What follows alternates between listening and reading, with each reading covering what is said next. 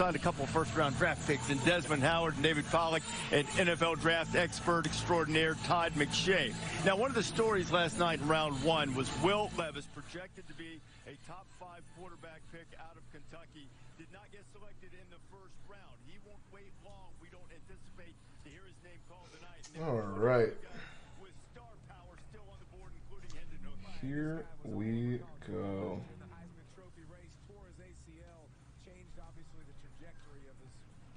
We are live on day 2 of the draft. Took a little bit to get sorted, but we are good to go.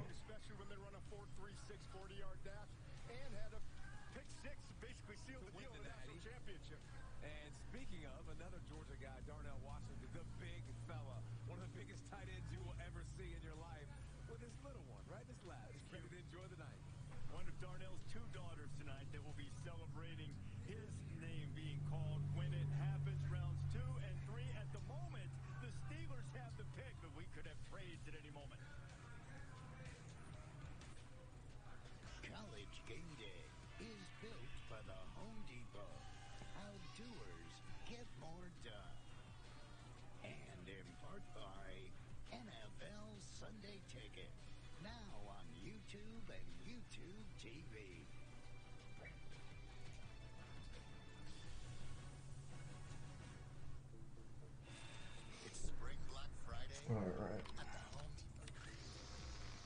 Whether you're planning a new patio or a backyard deck, a place to gather or get away, this is your season, your space, and your place to bring it all to life. Do more this season with Spring Black Friday savings at the Home Depot.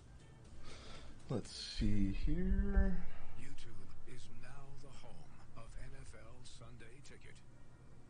Does this mean you can watch NFL Sunday Ticket without putting a satellite dish on your roof?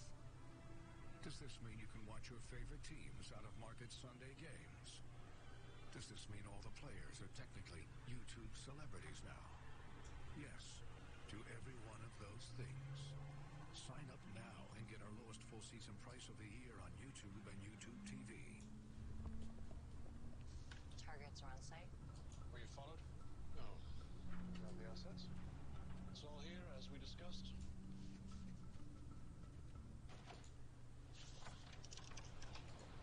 I'm in position.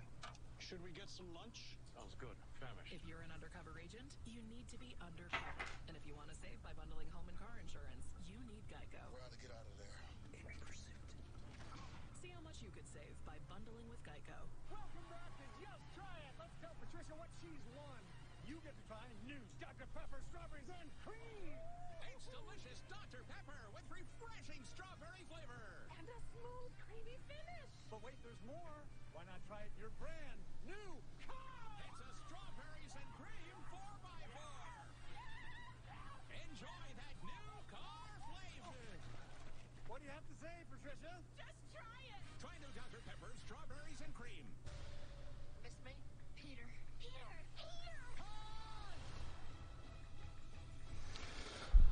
Just getting things sorted here. Peter Pan and Wendy, rated PG. The movie event now streaming only on Disney Plus.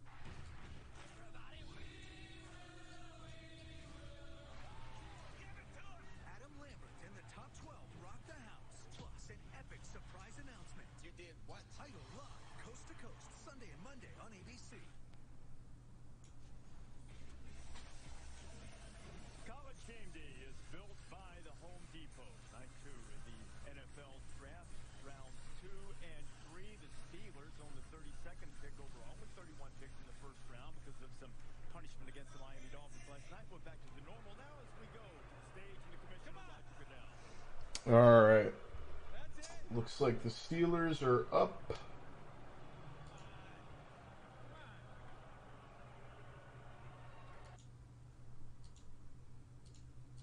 Thank you, Kansas City, for your passion. Thank you for being here. And welcome back to night 2 of the 2023 NFL Draft.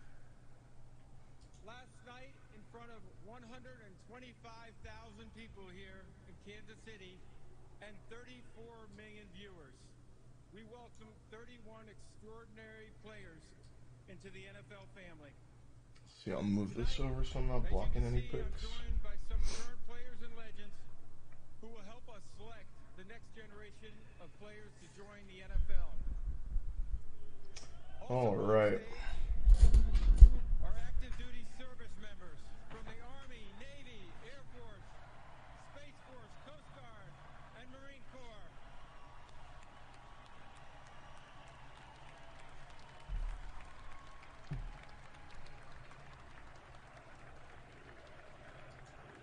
Go ahead.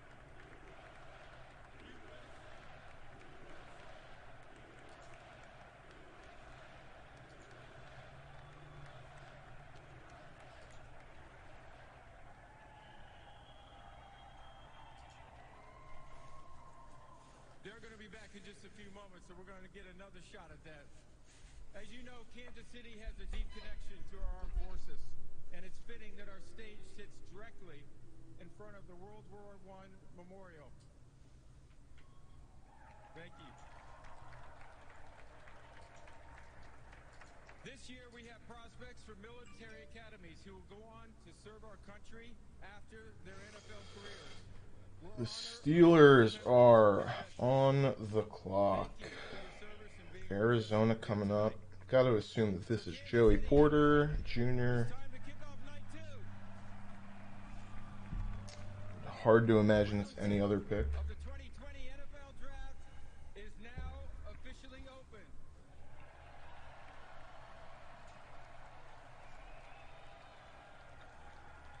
The Pittsburgh Steelers are now on the clock. It'll be interesting to see where Will Levis goes, falling out of the first round. We didn't know if he was going to go number 1 overall. A couple rumors leading up to this week. Falls out of the first round entirely. Teams like the Buccaneers, Vikings, Commanders all pass him up. They all need a quarterback. Interesting to see where he goes tonight. Some of the storylines for this second day of the NFL draft, including still waiting on some high-profile quarterbacks and where they will wind up, including Hendon Hooker, who is coming off a knee injury, and Will Levis, who sat through and waited last night. But they can take heart that there have been great stars go in day 2. You saw Drew Brees and Jalen Hurts, Derrick Henry, and Michael Strahan and Gronk among them. And speaking of Gronk, there are a ton of impact tight ends. Didn't really have a run on tight ends in the first round. And I know that so much of it is about the build-up to the first round, but there will be plenty of emotion. Let's see. Who are some receivers left? Let's see. Let's look at some of the players. One of the top storylines, Sam, certainly is Will Levis, Hendon Hooker, and how long they'll have to wait. Yeah, for sure, but no What's up, Wyatt? What's up? Wyatt, you've got the Cardinals up next. Who you want the Cardinals to take here? You got anyone you want? Look at Will Levis and Hendon Hooker. How do you see this going for him tonight? Well, I certainly think they will get drafted tonight. As you said, there's no shame in going in the second round. We've seen so many great players go that way. But these two guys were program changers at the college level. Hendon Hooker allowed Tennessee to come out. Porter? Yeah, I don't think... It's going to be hard to imagine the Steelers don't take Porter here, though. That's the only problem. I can't believe Porter fell out of the first round. When you go, it's where you go and what you do when you get there. For sure, let's be honest. I mean, there's some good players. See some of the edge players left. I mean, B.J. Ojolari is there. I think B.J. Ojolari is a really good player. Kind of need edge players. All right, sounds good. What? The Steelers are the only team that took one in the first 2 rounds last year when they took Kenny Pickett, and he played well and gave them a lot of confidence for being able to build around him in the future. So as you look forward to this tonight, Todd, and some guys that are still available that weren't there before, what's the dominant storyline in your mind? Well, to me, for Pittsburgh, if they stay home, I think Joey Porter Jr. bring the sun into town. Right, there you go. What a great storyline that would be, but they could wind up moving out. To me, the first storyline that we have to address is Will Levis, the Kentucky quarterback, is still on the board. We did not expect that. Actually thought he could go as high as number 4 to the Colts. So where does Will Levis go? Where does Hendon Hooker go? And you mentioned the tight ends, Reese. There could be 6 tight ends drafted tonight in the 2nd and 3rd round. It wouldn't be a record, but it would tie a 2-round record. All right, running backs to look out for tonight are Zach Charbonnet, Devin A-Chain. Maybe we see guys like Roshan Johnson, Israel Abanikanda, Tank Bigsby. Maybe Tyjae Spears sneaks in there. And tight ends have changed. The position has changed so much now. These guys are weapons now. They used to be, blockers, but you see big Darnell. Zach Evans. I like Zach Evans a lot. I think the league might be down on Zach Evans. I think that's the only problem. Yeah, I think Bigsby definitely has a chance to fall to day 3 now. I feel like there's been no NFL hype from him at all this offseason. I feel like maybe there's one team that loves him a lot and they'll take him, but all right. Steelers pick is in. Cardinals are on the clock.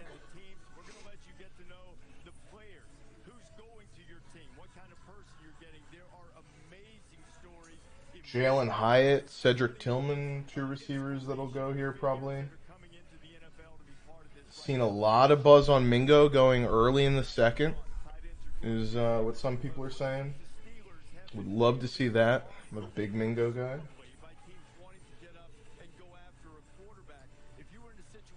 Marvin Mims. It'd be awesome to see him get a good landing spot tonight.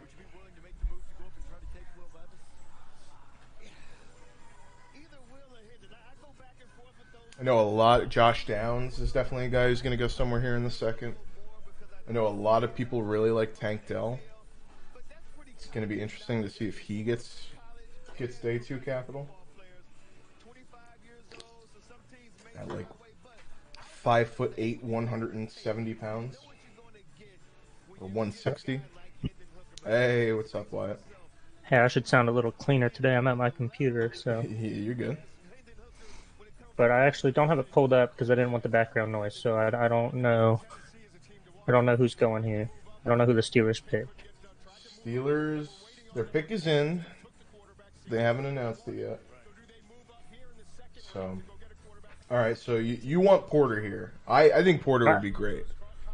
I think it's a pipe dream to be able to get Porter. I think we probably go Dion White. I think his name is the defensive edge. Oh yeah, Keon White from. Oh, Keon White. Yeah. Build the foundation on both sides of the line for the future, because obviously we're not going to really compete this year. Mm-hmm. All right, here we go. Wouldn't be surprised to see a wide receiver go to the Cardinals either, but it's kind of early. Yeah, and there it is. We knew it. Joey Porter Jr. Yep.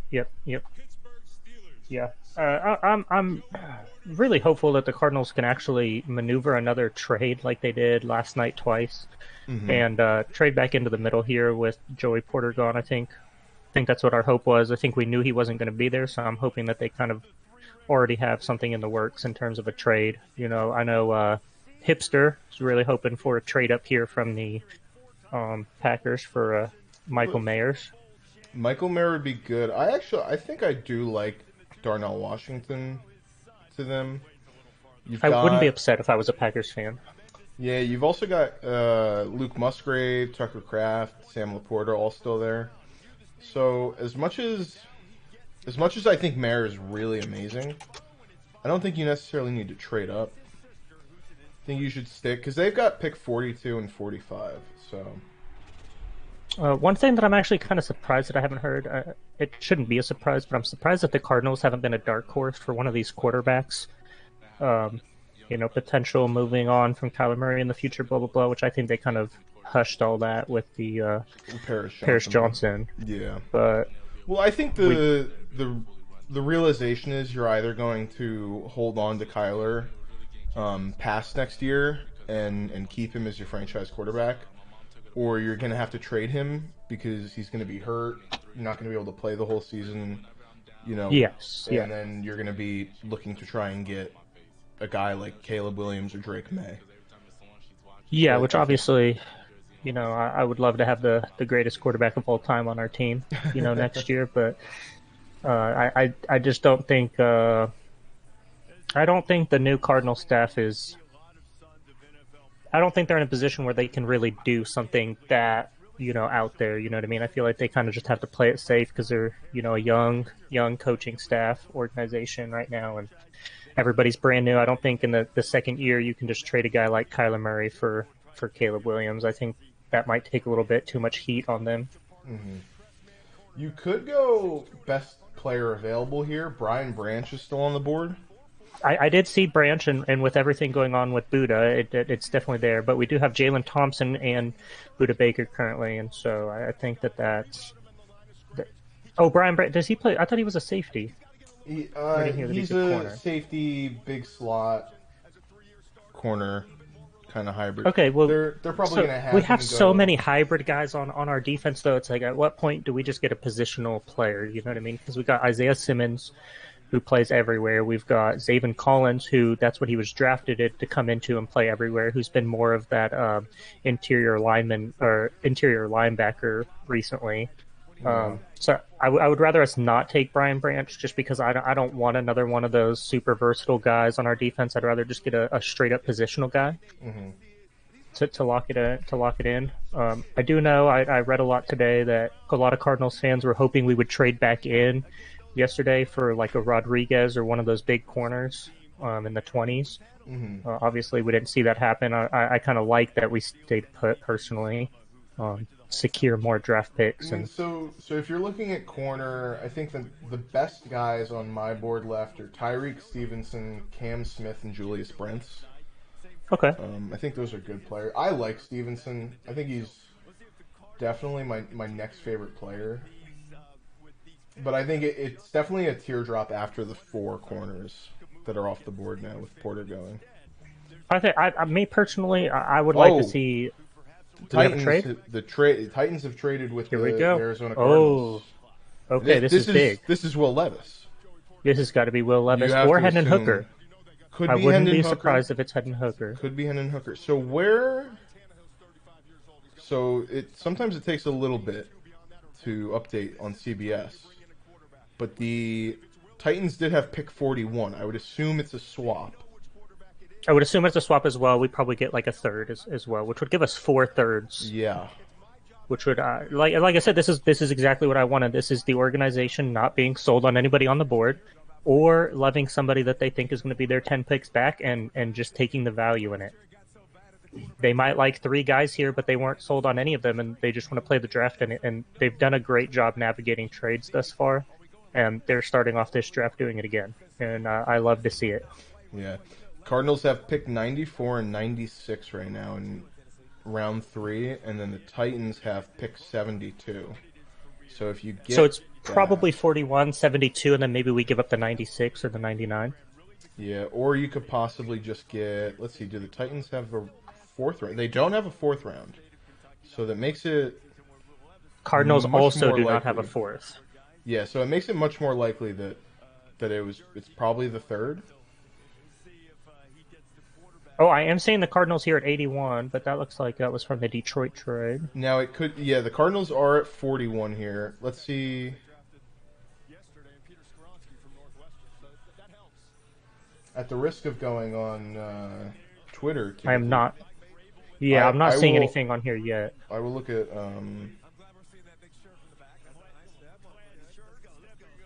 Pick is in. That's a quick pick from the Tennessee Titans. It's got to be a quarterback. It's got to be Will Levis. So I would not be upset. Cardinals trade pick 33 and 81 for pick 41 and pick 72. So it's just swaps overall. So you're moving back 10 picks here in round 2 to move up 10 picks in round 3. So definitely not. So it's not great, but if you're not in love with a guy, then... Well, I just came in. Will Levis, Tennessee Titans. Yeah. Wow. I would have liked to see a bigger trade from the Cardinals if they knew they were going to take their quarterback here. Yeah, and that's what you have to assume was going to happen. So I'm surprised they didn't get, at least like a future pick. Yeah, and like we're sure fourth. there's not a future second or anything involved in that. It's there just... it is. They're showing the coffee and the mayo. Oh. Yeah, I mean what I saw is just that was the compensation there. Was just I'm not a big fan of that. Then I mean I was a big fan of trading down, but I mean if you're just gonna pick swap and move back. No. Here it is. It's the pick swap and then a 2024 third. So you I don't hate that. I don't hate that then. Yeah, that's we ended up getting a third. I would have liked to have seen a second next year, especially knowing the Cardinals had to have known it was quarterback. Mm-hmm. I feel like when you know that it's a quarterback trade, you can always raise the price on that trade. So I would have liked to have seen a second, but I mean Tennessee Titans, they're going to probably be a bottom 10 team this year, and getting their third definitely a win in my opinion. Yeah, so this is interesting now with Will Levis going to Tennessee. Is how quickly do we see him at all this year with Ryan Tannehill? It's going to be interesting because I mean you have Ryan Tannehill, you have Malik Willis, they've taken two quarterbacks who've kind of just fallen in their lap. I don't know if they really obviously loved either of these guys, because obviously if the Titans were in love with Will Levis and that was their guy, then they would have obviously taken him in the first or traded back in late first to acquire him. So obviously it's not their guy. Obviously Malik Willis not their guy. And so it's going to be an interesting training camp in Tennessee this year.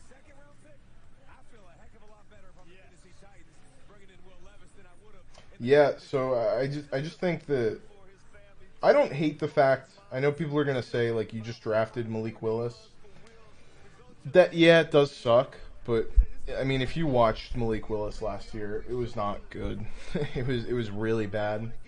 Not at all, but I think they're just trying to cover their base. They want to have two quarterbacks. Obviously Malik Willis was supposed to be a first round pick, just like Will Levis was this year, and he falls all the way down to third. So you get both of these guys in the training camp, and you know what? You get to light a fire under their butt, and it's a fight for that starting quarterback job now with Ryan Tannehill, Will Levis, and Malik Willis. So I think that's actually a good landing spot for Will Levis, because whoever's starting for the Tennessee Titans, by week 6, we know that's who performed the best in training camp, and you can have a little bit more trust in that quarterback moving forward. In my eyes, personally. Yeah. All right. Lions are picking here. Sam Laporta. Sam Laporta goes as the second tight end off the board before Michael Mayer. Wow. And one last thing that I'll say here, but before I hop off and I'll hop back on here in a couple picks, but what does the NFL know about Michael Mayers that we don't? Because I'm personally a very big Michael Mayers fan. Yeah. I've got hyped numerous times last night for him to go to the Chargers, the Chiefs, even the Eagles. And he's a good blocking tight end from what I've heard. He's a phenomenal blocking tight end. Yeah, he is. He can obviously catch the ball. He's obviously a smart player. I personally think he has the upside of a Travis Kelce, which I know is a very risky thing to say because one of the best tight ends of all time. But just in terms of being an all-around tight end, and everybody expected him to be a top 15 pick, and for sure in the first round, and now we're seeing him, potentially the third, fourth, maybe even fifth tight end off the board, and there has to be something that we don't know. I don't know if the upside is particularly there of a Travis Kelce, but I think his floor is so unbelievably high that this is a pick that if you take him, you're not going to bust. It's just going to be a very safe, good pick. You're going to have him on your team. Even if he's not, one of the most dynamic tight ends in the game, he's going to be a top 10 guy his entire career. That's the way I view him, and I'm surprised that Sam Laporta goes here. But the Lions have showed, when they took Jahmyr Gibbs and Jack Campbell in the very first big round, surprise. Very big surprise. They're going after their guys, and I guess getting another Iowa guy here. Well, you can see it in Dalton Kincaid, right? Because he's like that athletic phenom. He has that George Kittle, Mark Andrews potential. But I just don't see how Sam Laporta is a safer pick than Michael Mayers personally. I'm by no means an NFL scout. You have to trust those guys. But man, I need to reevaluate Michael Mayers because I'm starting to get a little bit scared. And I think if this might even be good for Michael Mayer, if we see just a really good spot, I was really hoping for a team like the Chargers. There's some Raiders teams here. Trade. The Raiders trade. The Raiders do trade. They trade from 38 to 35, so they move up 3 spots. And they just lost not Mark Andrews, I apologize. They just lost Darren Waller. They lost Darren Waller. Foster Monroe not on the team, so this definitely could be a tight end here. You have to think this has got to be a tight end, and I keep wanting to get out of here, and then we keep the fantasy hype just keeps coming, keeps dragging you back in. Well, why I want to ask you this here while we're talking about the Lions. What were your thoughts on the Jahmyr Gibbs pick? Because that's a pick that while I was thinking about it last night, it's really just stumping me. How you could have just taken Bijan at 6, but you trade and you back said it perfectly. 6 spots, and then you get Jahmyr Gibbs and a second, which I don't think is worth the value of a player like Bijan.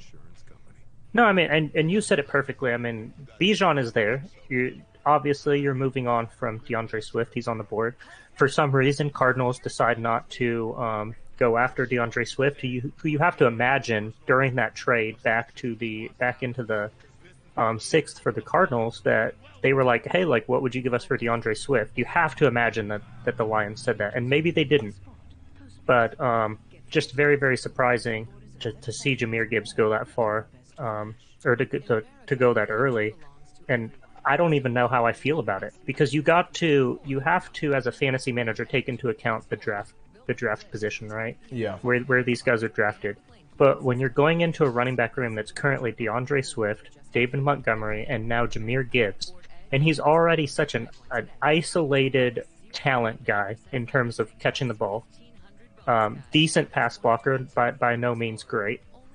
Decent at running the ball. I would say he's good to great at running the ball, but by no means a phenomenal, between the tackle runner.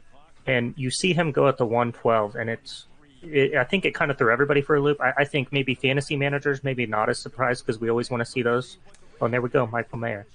There it is. You always want to see those running backs go early, so maybe fantasy managers not surprised. But man, if I was just an NFL fan with no fantasy shares, I would be completely stumped on the Jahmyr Gibbs, and I have no idea how to think about it or how to feel.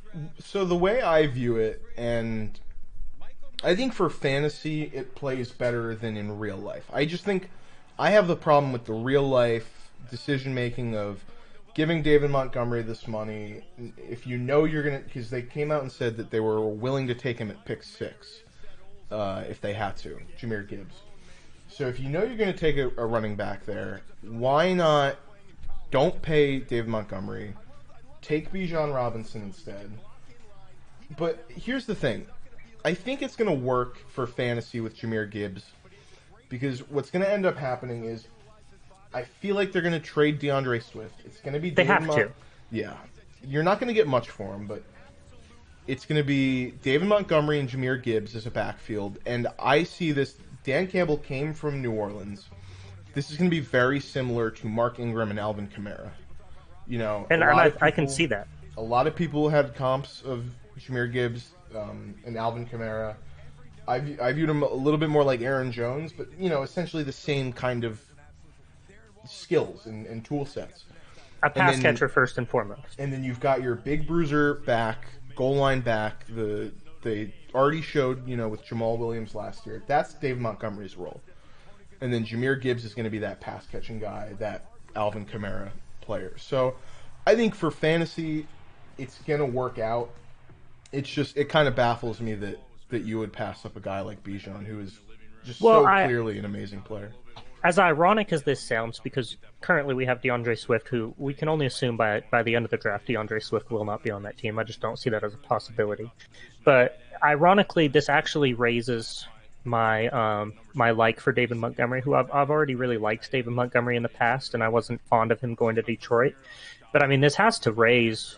This is a buy now opportunity, in my opinion, for David Montgomery, who's, everybody's going to say, oh, well, they just brought Jahmyr Gibbs in. That's only going to hurt David Montgomery, where I actually think the opposite. This is only going to help David Montgomery in terms of getting those goal line carries and between the tackle work. And you have to imagine that Jahmyr Gibbs is going to be primarily a pass catcher, but David Montgomery has to have a higher floor and a higher ceiling than Jamal Williams did last year, who proved to be, a league winner in some certain circumstances. Yeah. So I'll look at the Rams pick here, and then I'll hop off for a couple picks, and then come back for the Cardinals pick. Sounds good. Yeah, so I'm thinking about this Michael Mayer pick now. You've got guys like Devontae Adams, Michael Mayer, Jacoby Myers there for Jimmy G to throw to. I do like this pick. I think it's a good pick for them. Tight end was a big need.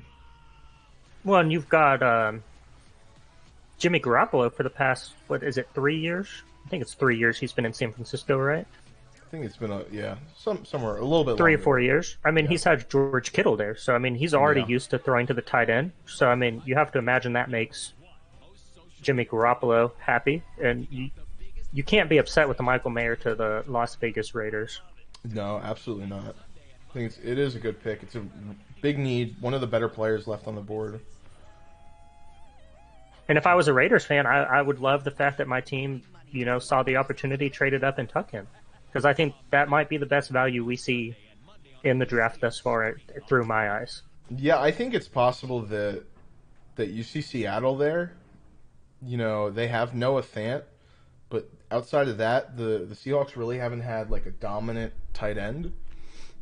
The Rams don't even have it. They don't have a tight end. So this is just the Raiders realizing that they had two teams ahead of them that could have taken a tight end here. Michael Mayer was too good to risk losing. Well, I know a lot of people have mocked or talked about the Los Angeles Rams here taking Hooker or Will Levis. Obviously, Will Levis off the board. Yeah. I never saw that as a possibility personally. I think the LA Rams still believe in themselves as being a competitor this year, and I think they're only going to pick somebody who's going to help them win. So you have to imagine that this is probably going to be Keon White, maybe one of the linebackers. I like Ojulari here. I just never know what the Rams are going to do. They very rarely pick because they don't have a lot of picks. And when they do, some of them are a little off the wall. Obviously, we saw Tutu Atwell go a couple years ago, which was just crazy that he went in the second. But I mean, we'll see. You've got Drew Sanders here, who's not a bad pick out of Arkansas as well. I don't see them going wide receiver here, personally. They could go offensive line. They kind of struggled with injuries and just overall play last year. I like a guy like Osiris Torrance is still left on the board. So you think if they go O-line, it's going to be the guy out of Syracuse? I can't pronounce his name. Matthew Bergeron? Bergeron? Yeah. It's possible. I think they could go guard. They could go tackle here. Looking at the prospects. Steve Avila here. Guard. Just going to be honest with you, I know a lot about the fantasy players, not too well versed on the outside of the skill position, so I don't know if that's a good pick or not. Steve Avila is a good player. He is my third overall guard prospect if you're not including Skoronski. So I've got Torrance, Cody Mock, and then Steve Avila. Okay. So I think it's a good overall player. They needed guard help. So overall, not a pick I would be scared of for your division rivals. And I'm looking here because I'm really hoping that the Cardinals kind of go offensive line or defensive line here. The next guard that I see just on this, prospects page on NFL, no idea how accurate this is in terms it's all through their grading system. But the next guard that I see here is Osiris Torrance out of Florida. Osiris Torrance is a player I really like. Yeah, so I wouldn't. He could have gone in the first round. So I'd be very happy if the Cardinals, guard is probably the biggest need on our entire team right now. Well, John Michael Schmitz is a player I also love. the center from Minnesota. But we do need a center. You I guys mean, that's a dire lose, need as well. Hudson. So did a good job losing a lot of very good players this year. The Cardinals did. They did do a very good job of that. I mean, you've got DeAndre Hopkins, who the GM came out and said today he doesn't see a trade happening. But as a Cardinals fan and a big DeAndre Hopkins fan, I would really like to see DeAndre Hopkins be traded and get a chance somewhere else. Yeah. Well, it is interesting. I think that's more so just GM speak of you're not giving me enough. I want more. Derek Hall is probably the Derek Hall here to the. Okay. They do need edge help. So they need edge help. There are definitely guys that I like BJ Ojolari is still here, who I love. Adetomoa Adebaware is more of like a hybrid defensive tackle player. I like Isaiah Foskey. I know a lot of people don't like him as much, but Tui Pelotu. So I know I keep saying this, but last thing before I hop off here for a couple minutes, you've got the Colts, who we can assume are not going to go skill position here. They've got Jelani Woods at tight end, who I think they at least believe enough not to take any of these guys here. They've got decent wide receivers in Alec Pierce and Michael Pittman. Running back, obviously, Jonathan Taylor. So it's safe to say they don't go skill position here in my mind. But you have the Carolina Panthers. They just got Bryce Young, kind of needing some wide receiver help. So you think we see the first wide receiver off the board in the second here to the Carolina Panthers? I think it's definitely possible. There are guys like Josh Downs, Jalen Hyatt here. I could see second round players. A lot of Jonathan Mingo hype at the moment. Jonathan I don't know how you feel on him. But I'm a massive Jonathan Mingo fan. But here we go. The Atlanta Falcons trade ahead of the Carolina Panthers. I could see the Panthers taking a guy like Luke Musgrave, a tight end who is definitely a big receiving threat. So you kind of get the pick is in both worlds. Pick is in. Falcons obviously traded up for somebody they really liked here. Yeah, they need edge help really badly. So you think we're going to see Keon White go off the board here? We could see Keon White. I'm not the biggest Keon White guy. I know some people like him. This is, if I had to take a guess, this is definitely on the defensive line here, because that's something that Panthers could have also looked to get better at. Well, I think I don't think I'm going to hop out of here for 2 minutes just to jump right back in. So I'll stay here until the Cardinals pick. We got caught up in conversation, so the draft keeps on pulling you back with trades. Well, and I've said this numerous times. I mean, as a fantasy manager and fantasy fan, first and foremost, NFL second. I'm not saying anything. I still love the NFL, but the fantasy just enhances my love for it. And round one is always fun, but round two day two for me personally, this is the best part of the draft. We get to see these running backs go. We get to see how much the NFL loves the wide receivers that we don't really know how to evaluate them. We don't really know the order of the running backs. So this for me, this is a big day. Way more excited about today than I was yesterday. Well, the thing with this day 2 and day 3 of the draft is you don't know who's going to go. You've got a pretty good idea at who's going to go in the first round, and then maybe they'll fall into the second, but you know they're going to go in the second round if they're first round picks and they're. Well, this has got to be your favorite spot and there goes Bergeron. Wow, Matthew Bergeron. Okay.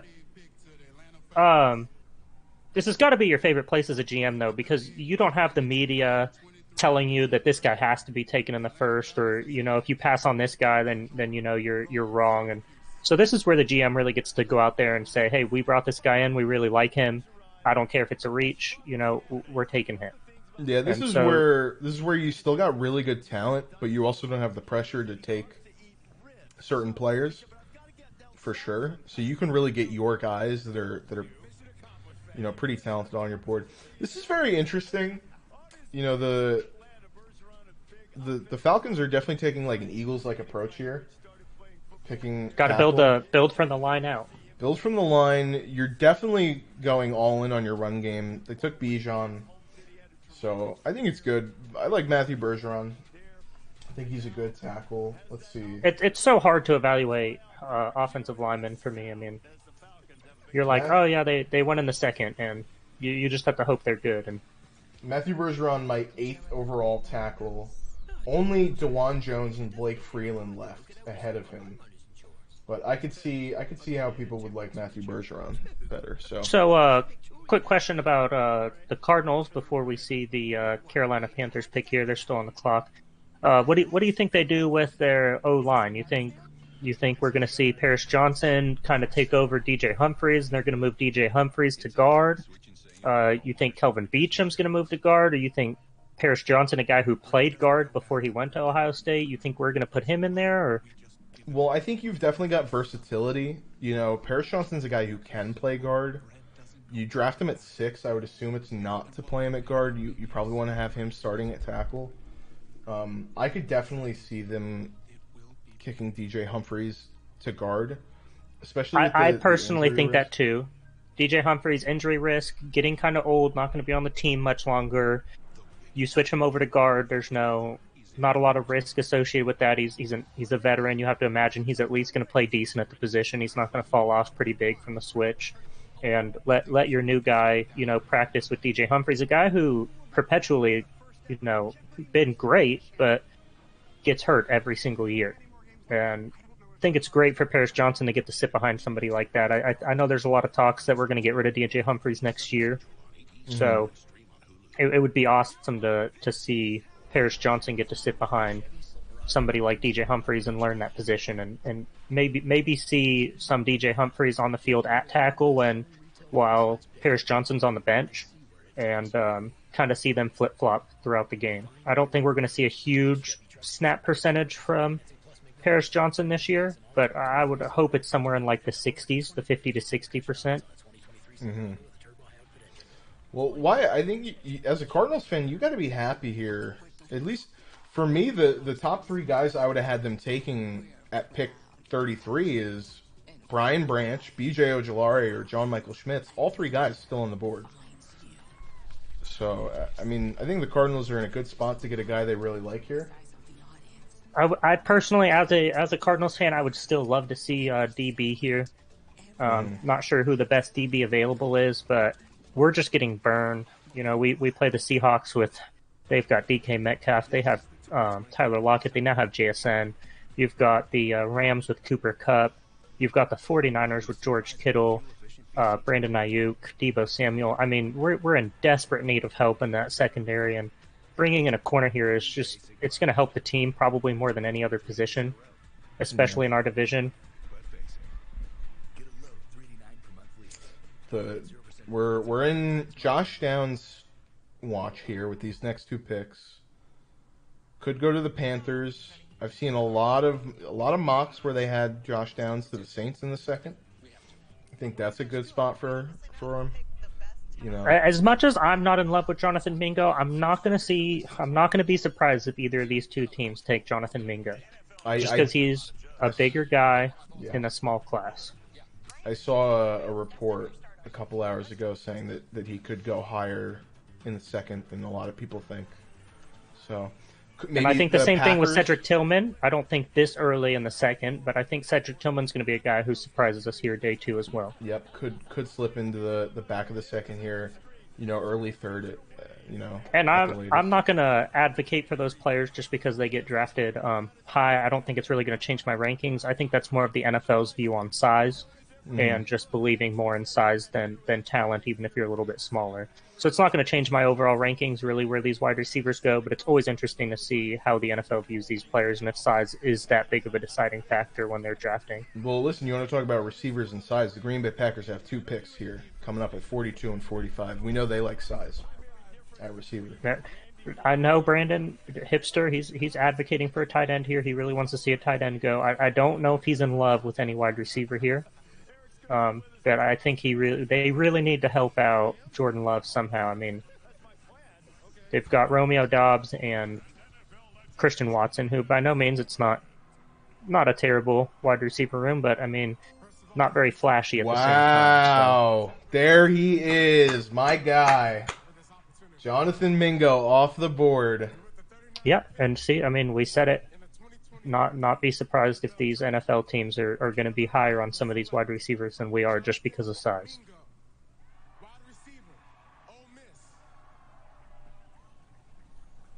So Jonathan Mingo, the big wide receiver from Ole Miss. Rebels have produced a lot of them lately. Jonathan Mingo will go to 6'2", 220 pounds. I think this is a really good spot for him. You've got DJ Chark, Adam Thielen, Terrace Marshall Jr. You know, Adam Thielen's getting older. Terrace Marshall hasn't proven anything. You know, you've got Laviska Shenault there, who's just a gadget guy. I think Jonathan Mingo can come in here and clear space. I mean, you're talking about a guy that did 22 bench reps. That's listen, this dude's pretty impressive. This dude's got grip. His huge hands as well. I'm just looking at his prospect page here. 10.5-inch hands. I mean, those are some big hands.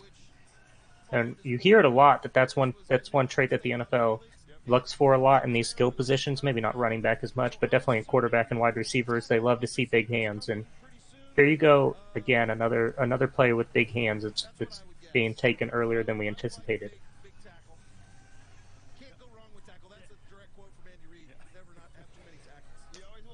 You love to see Carolina getting weapons for their young rookie quarterback, Bryce Young.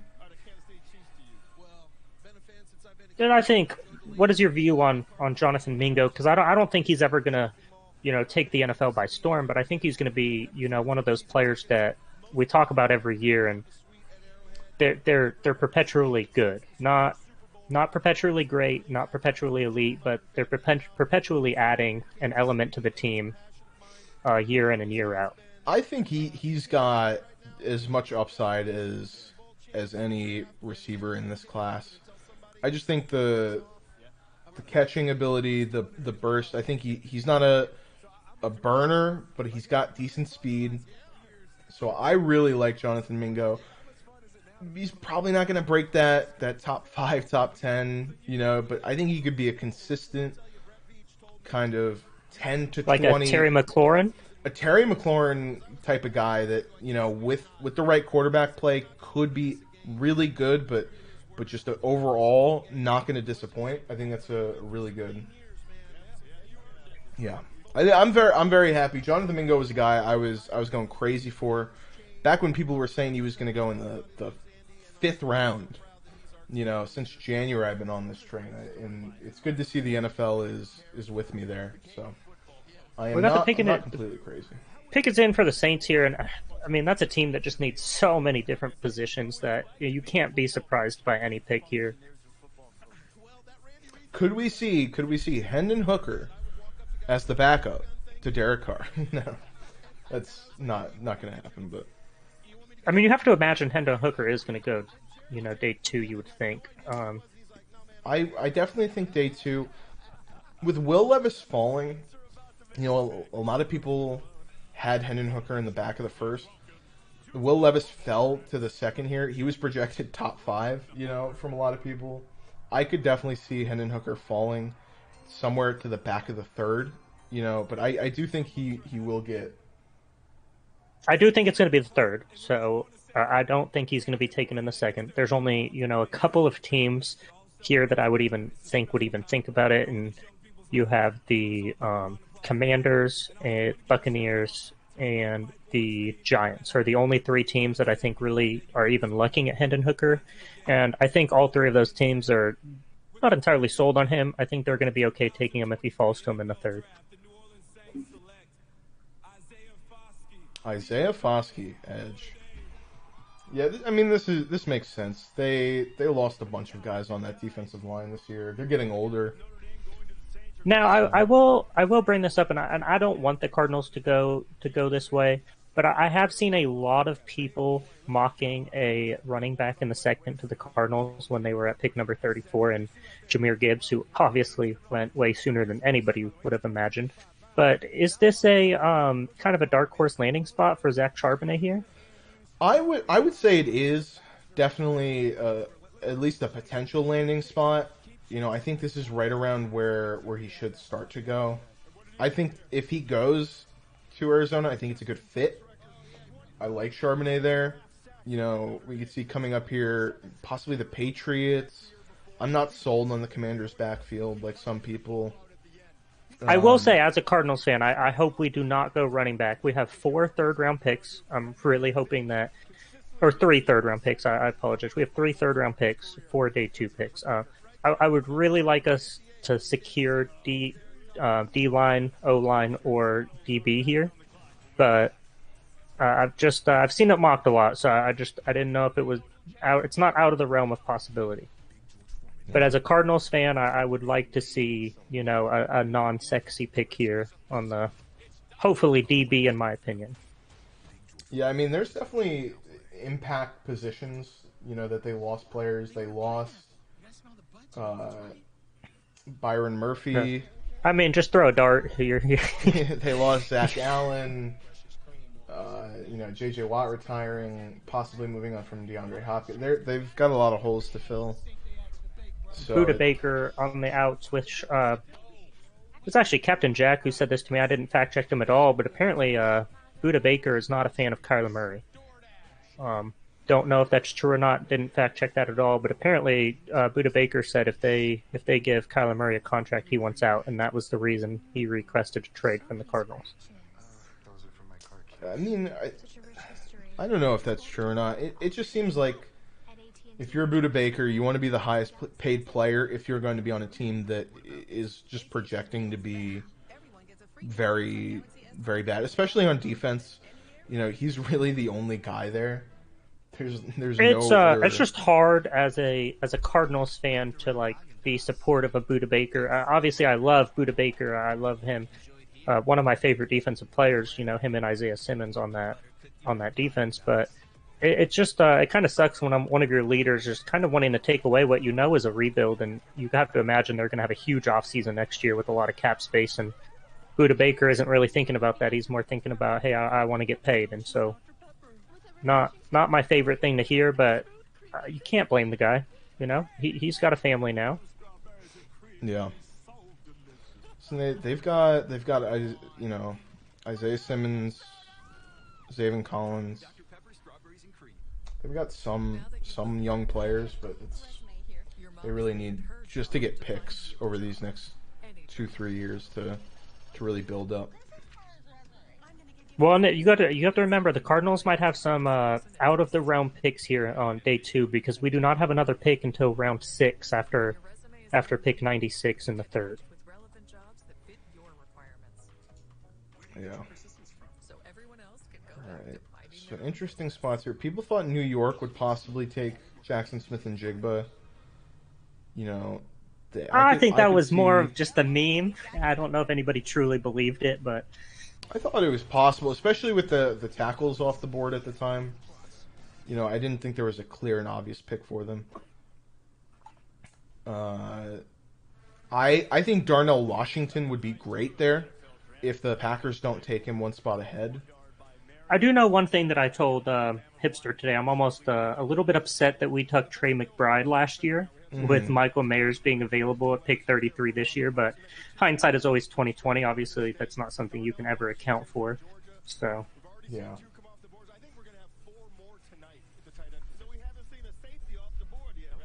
Let's hope for a DB here. I just sit here and wait for this pick is in to translate to a name. I will not spoil. I'll let you see it first, and then I'll react to it along with you.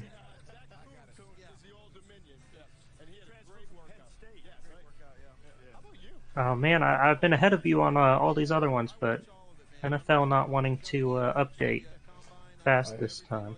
I know, last night I was getting the picks in at the same time as my live stream and and the CBS Big Board were in sync, but now they're a little bit.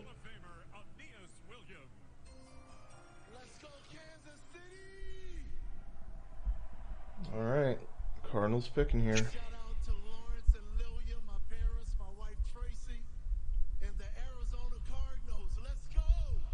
Come on, come on, come on. With the 41st pick in the 2023 draft, the Arizona Cardinals select B.J.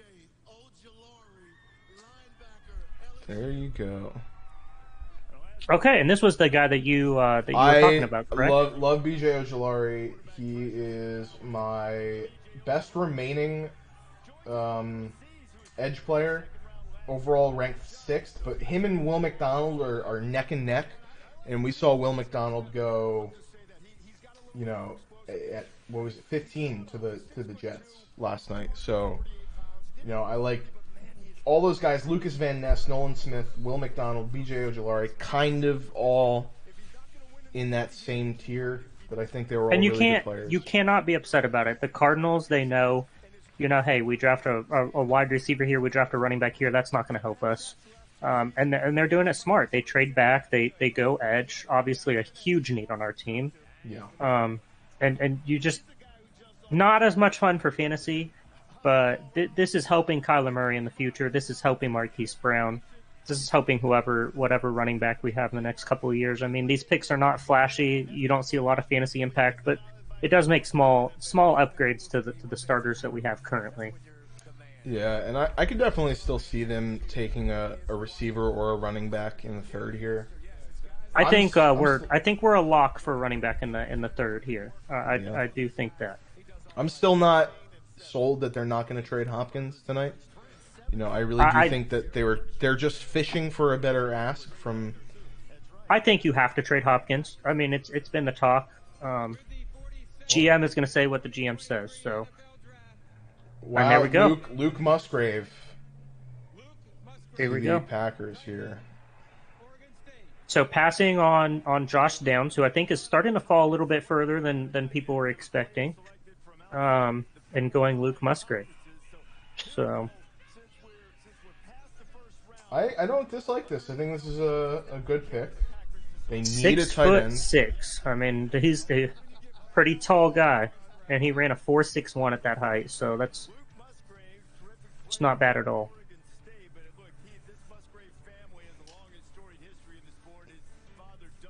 I think this is, you know, they have no tight ends there. You know, they lose Tunyon. They've got Josiah DeGuara, who's just not good at all. They need weapons for Jordan Love. So definitely a receiving tight end here. And you like to see it. People are probably surprised Darnell Washington probably didn't go before Luke Musgrave, but Packers notorious for taking who they want and not who they should. And I'm not upset with the Luke Musgrave pick at all here. You know, Jets pick is already in. They made this pick fairly quick. Oh my gosh, it was unbelievable. We got to open the parade. Rob Riggle and I got a golf cart, and we kind of got everybody going, getting everybody excited, and just the culmination. Well, I am probably going to hop out of here. I might, I'll join back in the 3rd because Cardinals have 3 third-round picks, so yep, it's going to be a busy 3rd for me. I'm going to keep your YouTube up and probably jump into a game of Valorant here with the. All right. Well, good luck with your big board up. Good luck grinding. Good luck grinding on that Valo. Yep. Well, thank you for the good conversation, and I'll be back here in probably about an hour. Thanks for hopping on with us, Wyatt. Of course. I'll talk to you in a bit. All right. I am just tweeting out Luke Musgrave here, real quick. Definitely gonna. No, it wasn't what you thought. Oh, this apparently just went on. Those are bird dogs, too. Are you a hunter? No, I'm not a hunter, but those are bird dogs. Look how unfazed Luke is. I think you've seen that ad before. Yeah. Hey, I think that kid from LSU might be from Kansas City. Is he from? We had 3 guys, K-State, Felix, and then there were 3 other kids from Kansas City that were draft prospects. All right. Nigerian descent. Yeah, he is. Yeah, he is. I think that might be the kid. Let's get some. I'm not sure though. I got more work to do now. Let's see what are people saying in our fantasy group chat about Luke Musgrave a little quiet here on Luke Musgrave. Jets pick is in. I would like Darnell Washington a lot here.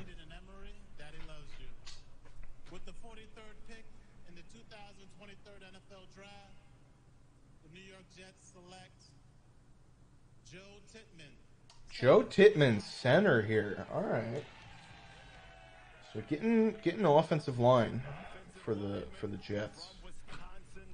Protecting Aaron Rodgers, the new quarterback of the Jets. Very surprised John Michael Schmidt's not off the board first.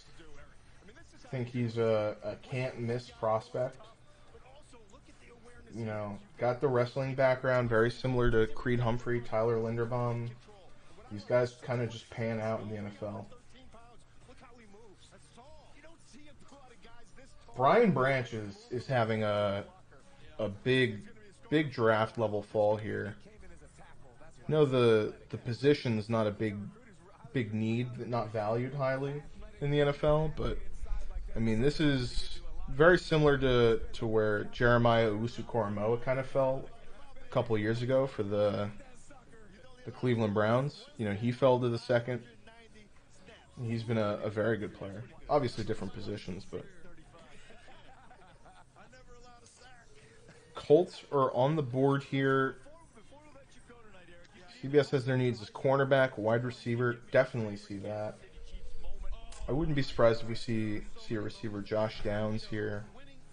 Winning the AFC Championship in Arrowhead with the Hunts there, holding that Lamar Hunt trophy, being down on the field, celebrating that moment. It truly is like that hurdle, right? When Patrick came, I said my feeling as a Chiefs fan and all of our feelings as a Chiefs fan. All right. Because it used to be, we're probably not going to make this 3rd and 8. And it all changed. Jonathan Mingo going makes me very happy. One of my guys that I loved early on. A lot of people said that he was going to go later. Day 3 pick. And here he is going at pick 39 as the 5th receiver off the board. He's my receiver 4. Going ahead of Quentin Johnston. You know, very late in the process, I kind of bumped Quentin Johnston down. I was afraid of his... I think he's just a very high boom-bust prospect, but I'm leaning more towards the bust. Just have a feeling about it. Sometimes you got to listen to your gut when you got a feeling. And he was going against our offensive line coach, Andy Heck. I don't like to bring that up a lot, but Derek Thomas, that's a major memory for me as well. Listening to him against the Seattle Seahawks break that record. We've already got a run on tight ends here. Very surprised to not see at least 2 tight ends go in the first round. We saw Dalton Kincaid go to the Bills, and then we're kind of quiet on that front. But here out of the gate early, Sam Laporte and Michael Mayer going back to back, 34 and 35. You've got Luke Musgrave going at 42. Darnell Washington still on the board. Very curious where Tucker Kraft goes. He's one of my guys this year. You know, Tucker Kraft. Zach Kuntz, Davis Allen's more day 3 guys, but I like those guys as well.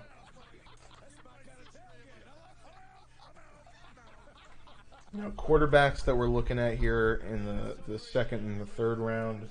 Hendon Hooker, Dorian Thompson-Robinson's a guy I like. We'll see if he sneaks in here to day 2 or if he goes in day 3.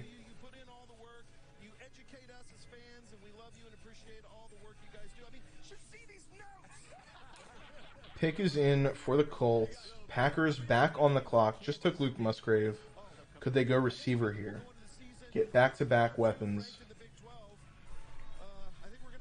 Could go Brian Branch here if the Colts haven't selected him already. Look forward to it, man. That's a great place to see a game, too. We look forward to it. We got one more pick, Scott. The people at home are saying get rid of the rest of them. No, your fiancé is ready for us to let you go. She's been gracious the 3rd time, too. Colts are a team that, you know, they've got Michael Pittman, they've got Alec Pierce, you know, they've got Jelani Woods at tight end, Mo Alley Cox. The pick is in. Julius Brents, cornerback. I like Julius Brents. I have Cam Smith and Tyreek Stevenson higher, but you can't blame the pick. I think it's overall good, high upside kind of guy.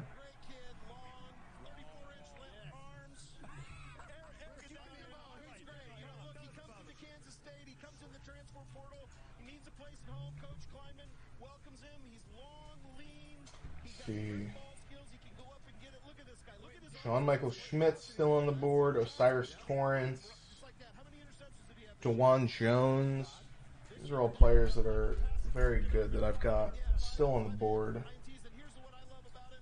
When he gets the ball, Still only one linebacker off the board. where he wants to go when he gets the ball. So there's a lot of kind of linebackers in the next tier here with Deion Henley, Trenton Simpson, Drew Sanders. Noah Sewell is a guy I know some people are down on. I like Noah Sewell. Thank you guys. You are best breakdown of the day. Last night with Felix, now with Julius Prince. Eric The first real true safety, Sidney Brown, is a guy I like. I think he's going to go early just because safety is a very weak class, so you're going to get your guys here probably in the second, third round. Wow. And the Packers trade with the Detroit Lions here. So you would assume that Lions moving up from 48 to 45. Packers going down here. Gonna be curious to see who they come up here for. They took their running back, their linebacker, their tight end here. They could still look to go corner. They signed Emmanuel Mosley to a one-year deal. Chauncey Gardner-Johnson, safety, one-year deal. You know, this is a team. Brian Branch would be a really good player for him here. I could see Adetomowa Adebaware.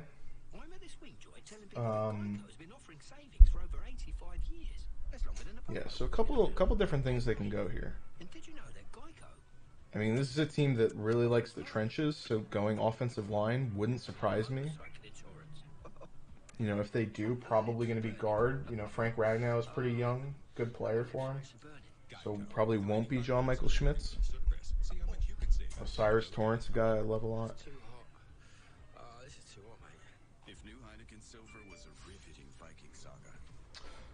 All right, while we're waiting for the pick, let's go back and let's look at some of the first round picks. Bryce Young, very much expected here. You know, a lot of Panthers fans happy with it.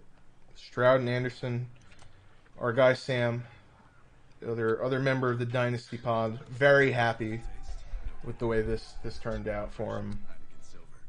Definitely wanted the quarterback, but also wanted to get a talented edge player. So they go ahead and do that. Texans are finally making moves. You know, they've signed so many guys to one-year deals that are old vets that aren't very good. So this is kind of them turning the page and starting their rebuild, essentially. Anthony Richardson. I'm very happy Anthony Richardson goes ahead of Will Levis. There was a lot of speculation about Levis going to the Colts. I'm just not a Levis guy. I just think he just makes too much decision-making mistakes, you know. Devin Witherspoon goes here, and this kind of starts the Lions spiral. I think they definitely wanted him, no matter what they say about them taking Jahmyr Gibbs with the 6th pick. But this is definitely the craziest pick of the draft in the first round for me. You know, Bijan goes at 8 to the Falcons. The Eagles knocked it out of the park. They got Jalen Carter and Nolan Smith. They're kind of they're becoming the Philadelphia Bulldogs, essentially, with all their Georgia players they're drafting. Let's see. Emmanuel Forbes was a surprise, especially Christian Gonzalez falling to 17 is great for the Patriots.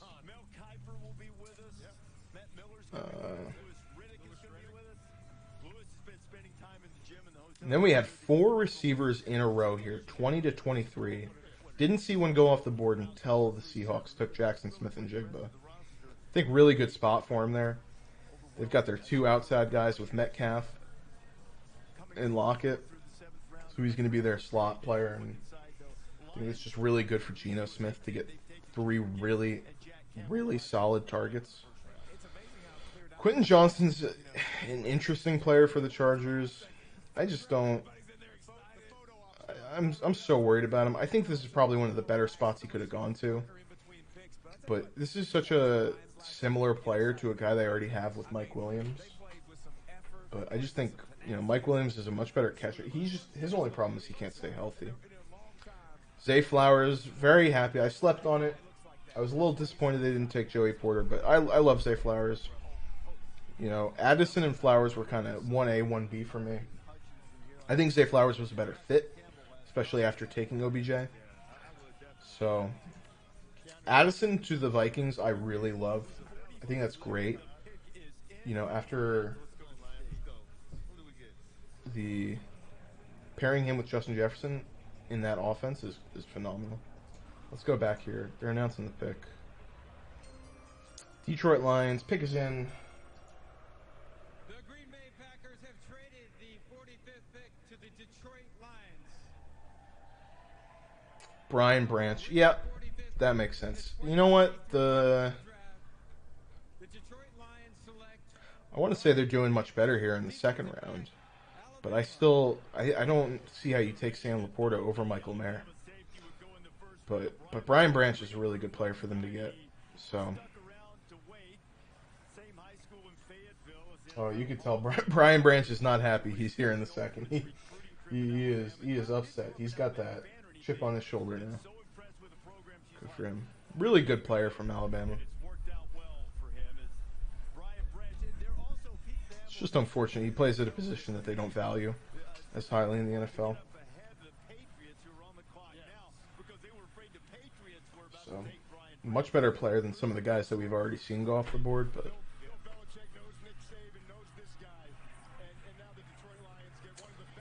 now the Patriots here on the clock. I could see them going DeJuan Jones. You know, they've already got a giant behemoth of a tackle in Trent Brown. So why not pair the 6'8", 300-pound guy with another massive tackle with DeJuan Jones from Ohio State.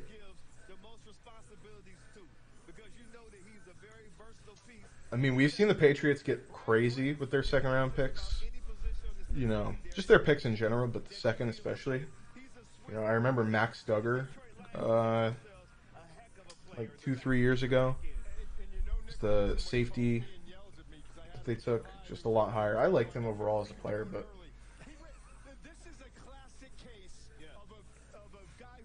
Commanders up next, and they need a tight end. They need a quarterback. This could be Will Levis, or not Will Levis, Hendon Hooker. This is probably the first realistic spot for him. You know, outside of maybe the Rams could have taken him, or when the Titans traded up. But I think we knew this was Will Levis. Just to enjoy the experience. You know, this is a once-in-a-lifetime opportunity, and just to be in front of the crowd like this means a lot. Yep, so Commanders are on the clock now. Osiris Torrance is just, he's too good of a player to be here. Thanks so much. Thank you. We've seen 2 interior offensive linemen go so far in the draft. Really cool moment for a high-character guy out of Alabama who realized that this is the start of the journey. Soak it up, right? Absolutely. Not a credit to him for staying. Let's take a look at what the Green Bay Packers traded and what the compensation was. Executes his assignments, his role, gives a lot of flexibility in the back end. He's a big hitter too, but his IQ, high football IQ, understands, you know, down and distance and formations. I tell you what, the Lions got a heck of a player, Brian Branch. Yeah, I mentioned that 4.58 in the 40-yard dash because he plays like a 4.38 guy. Let's see. Packers trade pick. Oh, the Packers have moved back already. They've moved back with the Buccaneers. Interesting. So the Packers just kind of they're trying to, you know, get some picks here. Don't really have a guy that they love, or they've got a bunch of guys that they love. So the Packers, let's see, that trade is pick 48 for pick 50 and 179. So 179, I believe, is a 6th-round pick. Or a very late 5th. Very early 6th, very late 5th. And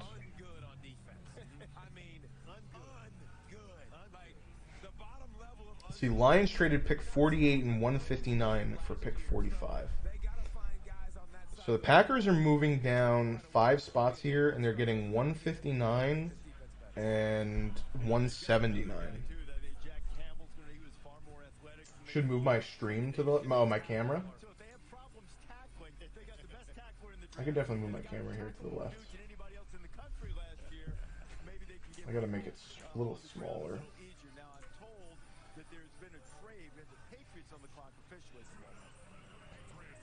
Yeah, there we go.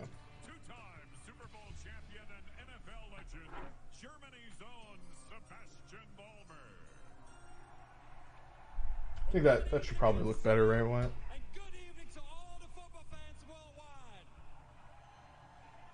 The 6-time Super Bowl champion, the New England Patriots, will play a game in Germany this year. So I wanted to give a special shout out to all the fans. Looks better, yeah. I mean, you're just not seeing the pick number, but it's... You can see the ones right here, so you could take a guess at what... I could also have it like this, so you could see them. Keon White to the Packers. Interesting. So there was no trade. Patriots stayed put, and they take Keon White, who finished his college career at Georgia Tech. He started at Old Dominion, and Keon is another guy who was in Kansas City for the first round of the draft. There was talk that he might be able to go in the first round, but now he's back in Atlanta, where he finished up his college career with a terrific season. He interned for a mechanical contractor. He's got a wide array of interests. Art museums, refurbish his old furniture. He can do a lot of stuff around the house and on defense. He loves challenges. When I spoke to him, he said, you know, when they move me from one position to the other, defensive end and linebacker, Is this... I always took it as a challenge. Just like finding an old piece of furniture, watching HGTV, then teaching themselves how to refurbish. Is this a tight end spot here? I don't know who the Commanders will take. It's probably going to be offensive line. I don't think their cornerback room is that great, but they did get Emmanuel Forbes. I wouldn't be terribly surprised if they double dipped.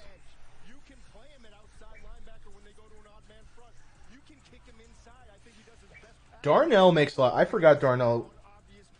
I just in my brain, I don't know why I assumed he was already gone. I think Darnell is a good player. Yeah, I like that here. Big freak athlete. Their offensive line is not the greatest, so getting a blocking tight end like Darnell here is also good. Pick is in. They're announcing it right now. With the 47th pick in the 2023 NFL Draft, the Washington Commanders select Jartavius Martin, defensive back, Illinois. Wow, Jartavius Martin. So they do have him as safety here, not corner, which is definitely where he's more likely to play. Jartavius Martin's a guy I like.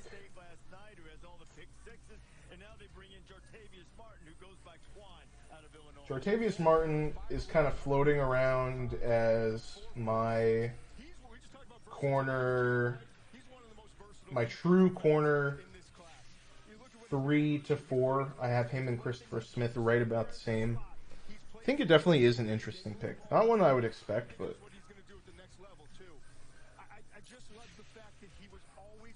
And then now we have the Buccaneers again. It's just... These were teams when I was doing mock drafts, like... The Buccaneers just have so many... Not glaring needs. I mean, they don't have a tackle.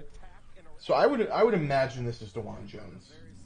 They don't have a left tackle on their roster right now. You know, that is serviceable. And they took Kalijah Cansey, who was a bit of a surprise for me. I would have to imagine this is a tackle. Whether this is Blake Freeland, you know, I think it might be a little bit of a reach. They did trade for this pick. They traded ahead of the Steelers. So I don't know who the Steelers would like that the Buccaneers needed to jump them for. Because the Steelers did get their tackle last night with Broderick Jones. Team Ramstein, we just received a priority tasking. Commander, check in when ready. Air mobility operations. We have mobility airmen accelerating. I couldn't think of a... I mean, this could be linebacker. This is actually probably a linebacker, if I had to take a guess. Who that is, I have no clue. I could see Drew Sanders, Trenton Simpson, Deion Henley are the best linebackers remaining right now. We are grateful for all that you do to keep us safe. The Green Bay Packers have traded the 48th pick to the Tampa Bay Buccaneers. Wow, Cody Mock.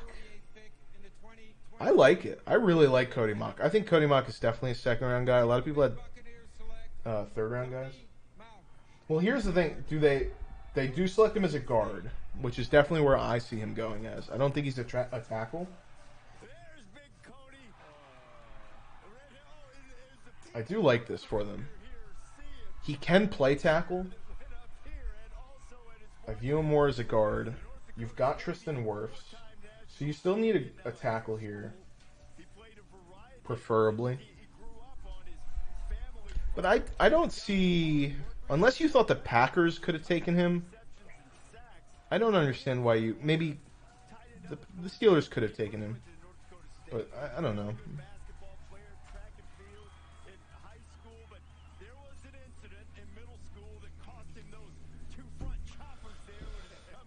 I mean, we saw the first two running backs go off the board at 8 and 12. A lot of people talking about how this is a deep running back class. I agree. I like the running backs here. Where do we see them go? This is an interesting spot for running backs, though. I do think after, after Bijan and Gibbs, there's a bit of a tier break. You've got Devin A-Chain, who's a smaller guy. Don't really know where he's going to go. What team is going to like him? I got my teeth knocked out in a 7th grade conference championship basketball game. Just diving for Zach Charbonnet here, if he falls, I don't think the Steelers aren't going to take Charbonnet.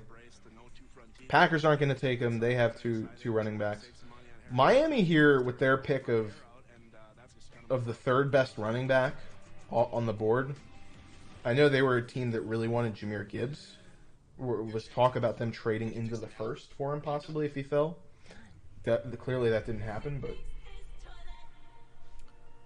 man, Charbonnet to the Dolphins would be unbelievable for fantasy. I'm talking myself into this pick being Charbonnet, and if it's not, I'm going to be disappointed. Even though I currently don't have any Charbonnet shares yet, but maybe. I've only done one draft so far. Most drafts are obviously after. We do have one episode out where we kind of review our chaos draft. Breakout night watching sports at Dave & Buster's. How's it feel? I just never imagined I'd be here watching on a 40-foot screen and to do it with my old man in the crowd. It's special. Get a power card with an entree only at Dave & Buster's. Seahawks coming up here. Wrapped around Haagen-Dazs. This is luxury. The Bears. Bears could go receiver. I could see Bears being a Cedric Tillman spot. Butter cookie wrapped Haagen-Dazs. But then again, they have DJ Moore, Chase Claypool. They're probably not.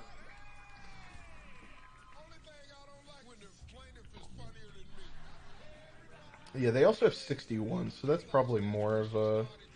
If they do go receiver, they'll probably go there. Definitely look to go defense here.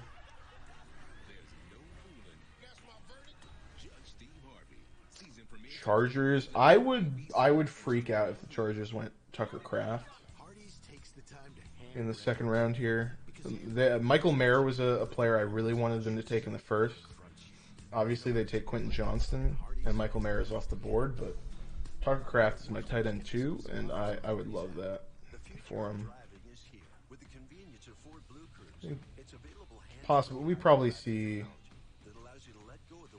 Kraft. Darnell Washington also could go. I mean, I could see Darnell Washington going here to the Packers. Or no, I could not see that because they just took Luke Musgrave. I mean, they could double up technically because, you know, when they're running 12 personnel, they're very different players. You could, yeah, you have Darnell Washington in line,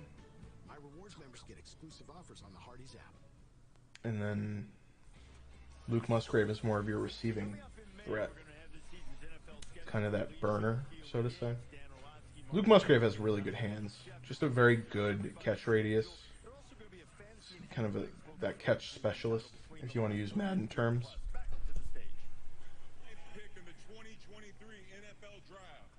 Keanu Benton.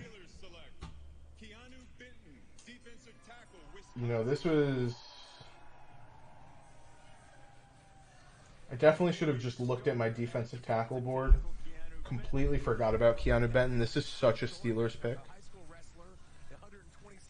That nose tackle is such an important position for them. The pick is in for the Packers fairly quick.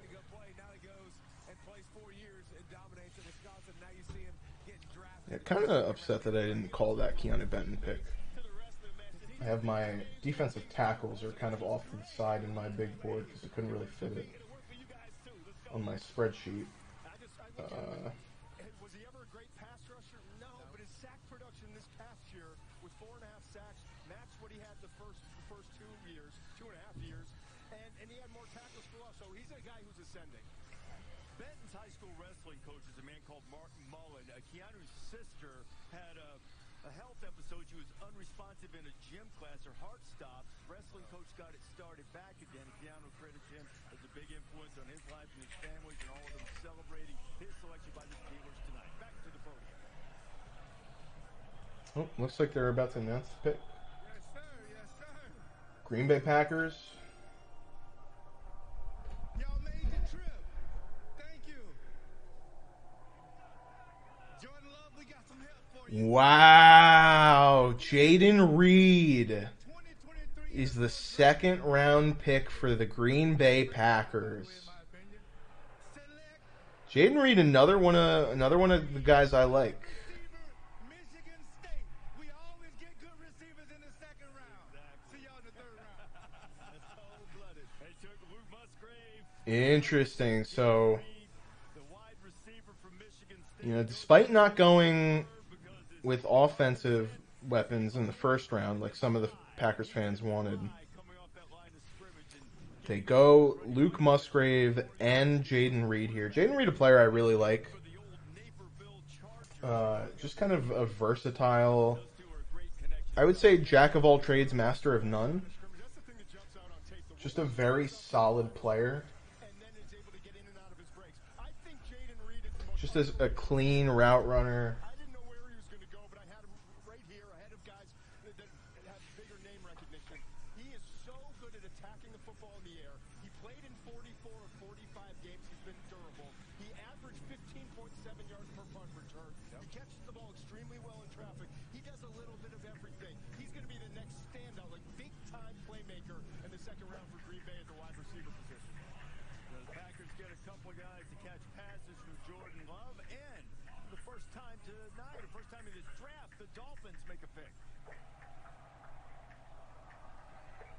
They are already up with the Dolphins pick. Here we go. Come on, let's go Charbonnet here. I mean, Devin A-Chain is just such a Dolphins pick here with the speed. But I just... In the third round of the 2013 NFL draft, and I just want to let him know I'm forever grateful and I appreciate Cam Smith. Me and my family will never forget that moment. With that being said, I like Cam Smith. Cam Smith is a good player. I like Tyreek Stevenson more, but Cam Smith is, after Stevenson, is the sixth best corner for me. Julius Brents is already off the board. So Cam Smith on his way to Miami. Man, the Seahawks are here at 52 and Osiris Torrance is off the board. This has to be the pick. or is on the board still. This has to. I had them taking Torrance at 20 with their first round pick. And I mean, this is just for them. That's an incredible player to get.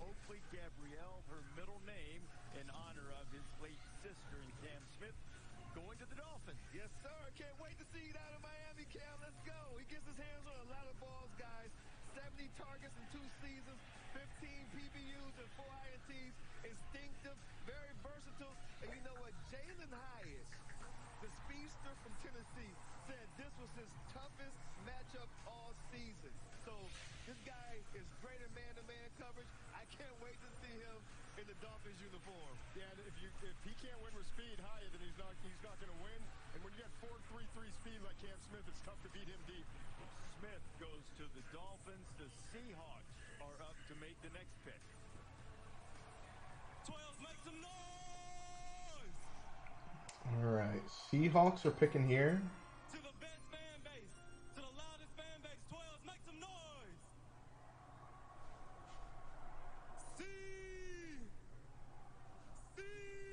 So very interesting story with Jaden Reed in our Chaos League.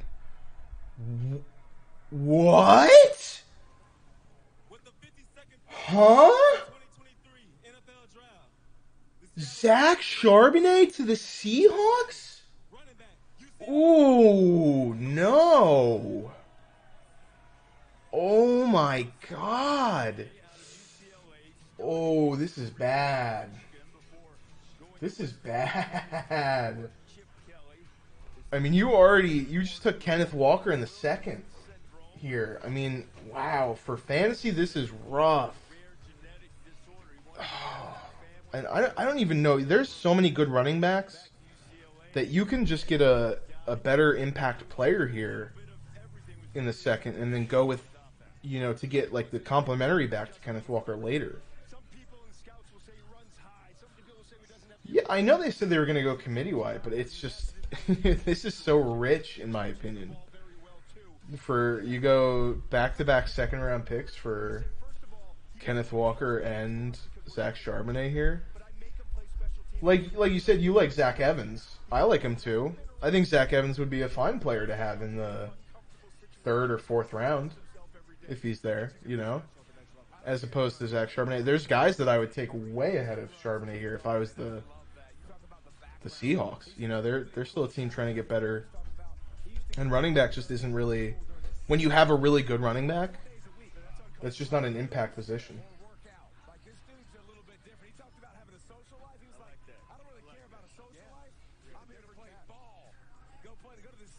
I mean, I know they just got Draymond Jones, defensive tackle here. They're still Adetomowa, Adebaware. They went Devin Witherspoon, but I think you're probably pretty good at corner there. They could go tackle, linebacker. They might think they're okay. It's just the Osiris Torrance there. Wow. All right. Well, here we go. Today, let's paint, spray, and stain with the most trusted paint brand. Bear, only at the Home Depot. Was the fridge here before? Yes.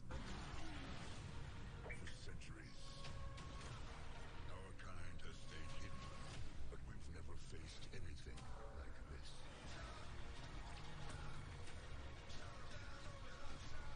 This is about the fate of all living things. Let them come.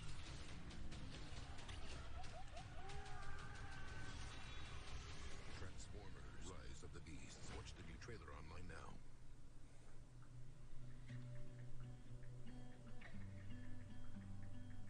You said close your eyes, don't look down. Fall into me, and I'll catch you, darling. We'll dance in the street like nobody's watching. It's just you and me, and the soil. Celebrate every kiss. Get 0 down special financing with the K Jewelers credit card. Sweet pillows of softness. This is soft. Holy shark. Excuse me. Roll it back, everybody. Well, you're gonna have a top offense at least. I mean, You've got DK Metcalf, Tyler Lockett, Jackson Smith and Jigba, Kenneth Walker, Zach Charbonnet. I mean, Geno Smith fans rejoice.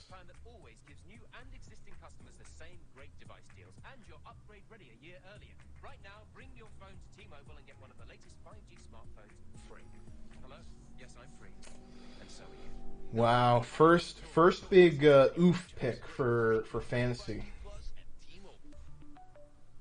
Not a fan here. Not a fan at all. Wow, what pick do I like less? The Jahmyr Gibbs pick or the Zach Charbonnet pick? That's the question. I think for fantasy, Zach Charbonnet is arguably worse. I think overall NFL decision making, it's definitely the Jahmyr Gibbs Lions pick. Let's see, third round here. We got Sam's Texans coming up here. Maybe I'll try and get Sam back on here for a little bit when his pick's coming up.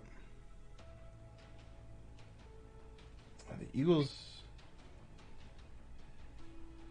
You know what? I completely forgot about this, Wyatt. The Cardinals should have had an additional pick here in the third, but they screwed it up with the tampering of Jonathan Gannon. So they lost 66 to the Eagles, which is kind of sucks for them, but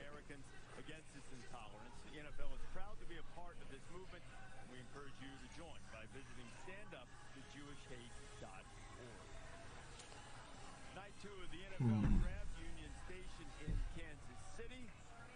We are in the midst of the second round, headed toward the latter stages. The Chicago Bears took an offensive lineman from Tennessee in the first round, Darnell Wright. That will make their first pick of the second evening. Let's see who the Bears choose. the Bears are picking. Member of the NFL 100 all-time team. Yeah, I know. It is crazy too, because it's like it's Jonathan Gannon. It's not even.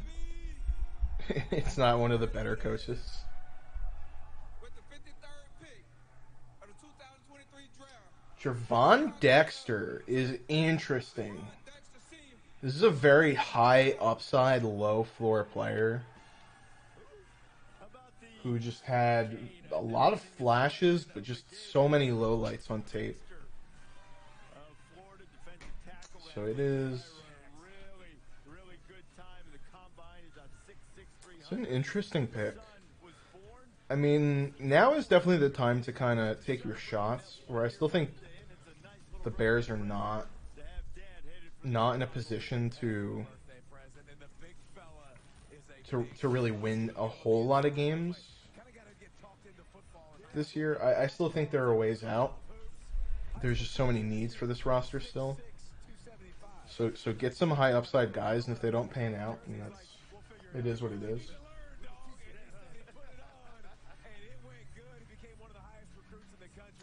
Chargers on the clock here. Let's see. This could be a fun pick. I think the Chargers. Zach Charbonnet to the Chargers would have been really fun. Obviously, that's not going to happen. Let's see. Running backs that I still really like left on the board.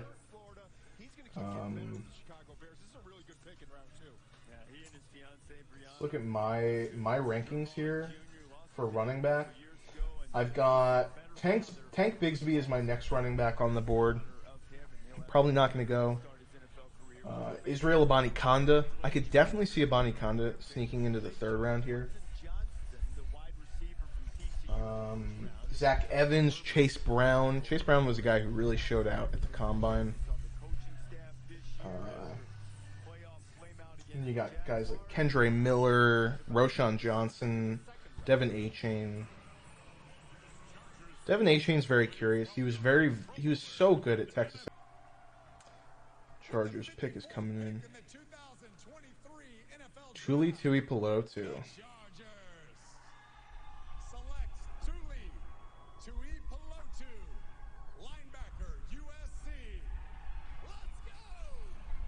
I like when they zoom in on some of these fans, and then they're announcing the player, and some of them they just look confused and they don't know who the player is, and then everyone starts cheering for no reason. I think that's very funny. I think this is a good pick for them.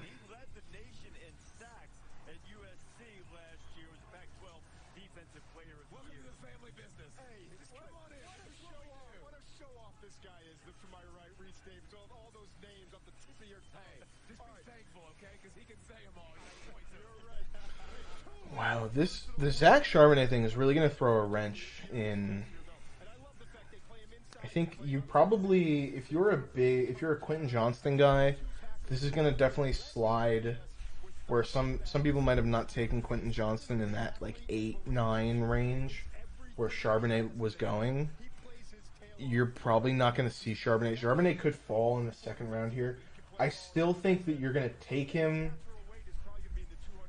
over some of these round 4 guys. Like, listen, even if we see in round 4 Kendre Miller gets really like a really good landing spot, round 5, you're still going to take Charbonnet because he's just the better player, and he's going to get work. You know, it just sucks. It really does. But I was going to say before the before the Zach Charbonnet pick came in and kind of threw everything off.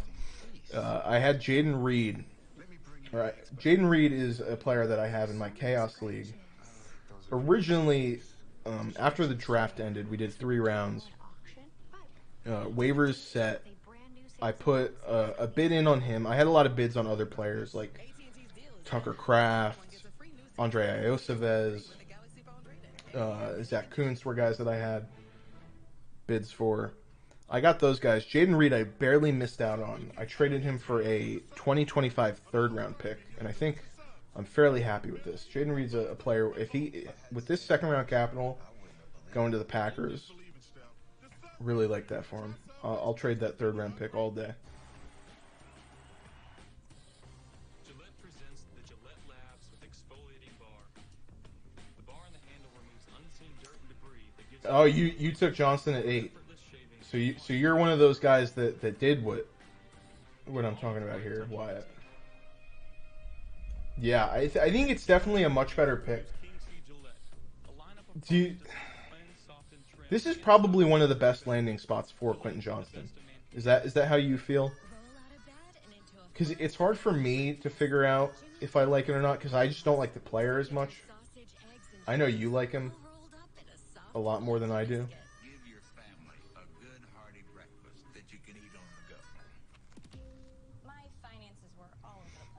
I mean, I was watching a little bit, you know, we did our live draft yesterday, but I was watching a little bit of the Pat McAfee show highlights this morning, and they had Tom Telesco on, the GM for the Chargers, and he was talking about how much he really liked Quentin Johnston. You know, he was definitely always going to take him over tight ends, which obviously they did because, you know, no tight ends were off the board there yet. But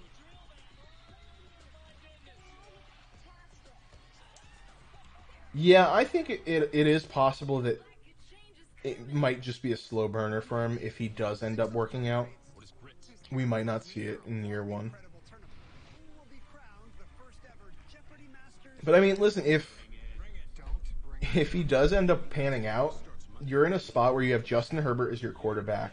Keenan Allen is, you know, he's old. He's probably going to be out of the door next year because they were talking about possibly cutting him this year, and they didn't. You know, Mike Williams, you know, it's hard for him to stay healthy. So you really have a chance in next year to potentially be the receiver 1 for a franchise quarterback who's got a great arm, friendly passing offense, you know.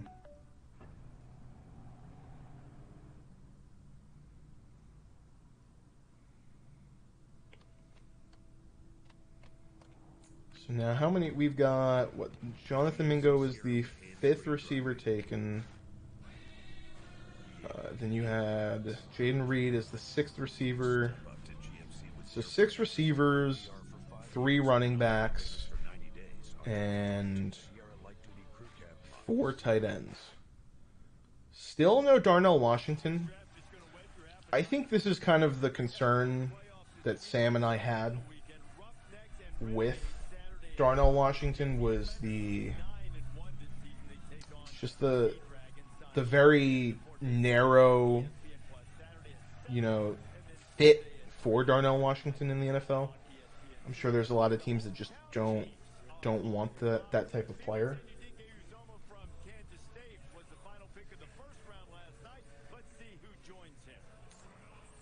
I mean, you've got Chiefs pick is in, Bears on the clock, Giants are coming up soon. Giants have to be thrilled if they get John Michael Schmitz.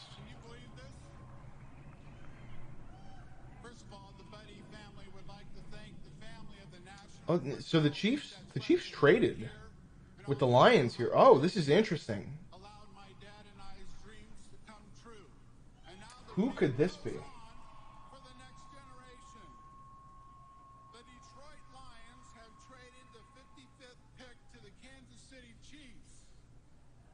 Rashee Rice. Wow. This is a Sam pick all the way. Sam would love this. Yeah. Wow.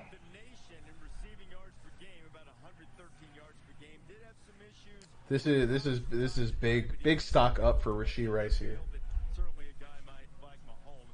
Especially with the fact trading up for him signals that this is a guy they really, really like. Obviously it's not always going to work out. They took Sky Moore last year, and that was kind of an pick. But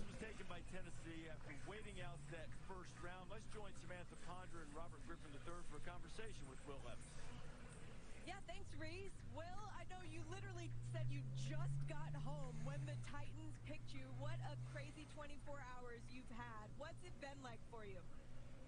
It's been insane. I mean, obviously, yesterday didn't go exactly how expected, but I needed to get home. We had a family gathering tomorrow, so thankful so much for Kansas City and how they treated me and my family while we were there, but had to get home, had some travel complications, but got home just in time and was ecstatic to get the call. Well, you're no stranger to adversity, having transferred from Penn State to Kentucky, but you're going to be joined. very interesting. Will Levis did not come back to the green room. How are you going to approach that? I mean, I guess it's understandable if I were him, but I'm just ready to learn. I just want to learn as much as I can from them, and I want I don't think they traded up for Sky Moore. Wyatt. I think he fell. A lot of people thought Sky Moore was going to go higher, but he ended up falling. I was never the craziest Sky Moore fan. All right, well, we've got the next pick coming up, so we're going to get to that, and then we'll get right back to you. Hold on for us. Got some breaking news. The Jacksonville Jaguars have traded the 56th pick to Chicago Bears. Huh? Oh, there we go. Tyreek Stevenson off the board. That sucks for Baltimore. This is probably the player I wanted the most. Outside of the corner, in the corner room.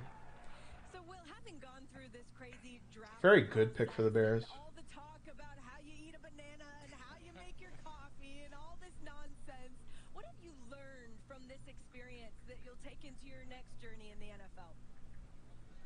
I mean, just to be yourself, and you want to make a connection with the team so that they believe in you for who you are as a player and as a person. And I definitely feel like I found that with the Tennessee Titans, and just very grateful to be a part of such an excellent organization. Yeah, we'll talk about that and how excited you are to get to Tennessee. Having the way that the first round went, does that put an extra chip on your shoulder as you step into the building? I mean, a little bit. I mean, I think that regardless if I went first overall or in the second round, that my work ethic wouldn't change. Circumstances can affect how you approach situations. Wow, Giants on the clock here. John Michael Schmitz would be the perfect pick for them. Without using hyperbole too bluntly. Making that short drive over. Congratulations on everything, Will. Let's get back up to the stage. Next pick is in. for smart. We're looking for tough. We're looking for dependable. With the 57th pick in the 2023 NFL Draft, our New York Football Giants select Wow, yep. I know a bunch of Giants fans who are and should be very happy about this pick. I mean, this is a player that was talked about being taken in the first by the Giants. And they get Deonte Banks, one of the best corners in the draft, and John Michael Schmitz. It is crazy the turnaround we are seeing from some of these teams like the Lions, Giants, Jets, teams that have over the last couple of years been not great, and they're rebuilding, their hirings. It seems like it's all going according to plan.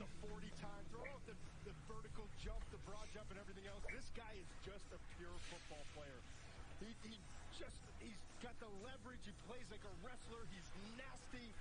There's nothing that will get in his way from finishing his block, and I love that about him. 5 years at Minnesota.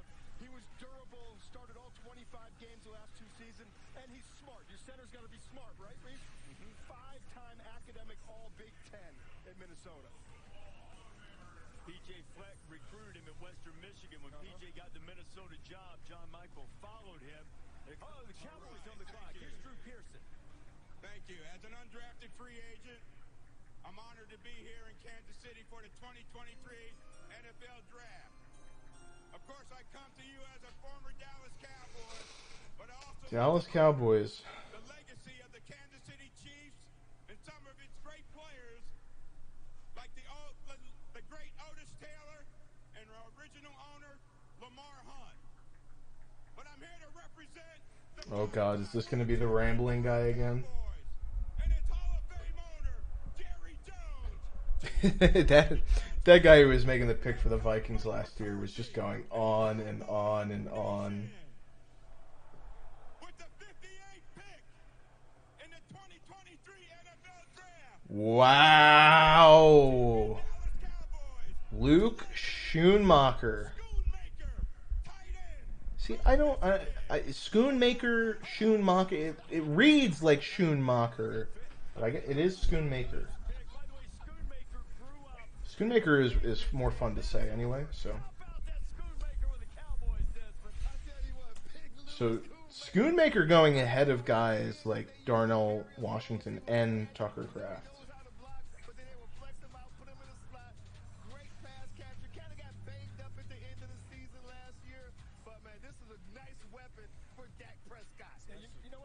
First of all, Reese Davis was pitching this to me yesterday, how there's not a huge difference between Mayer and Schoonmaker. Yeah. And the only difference is 23 picks. You're right.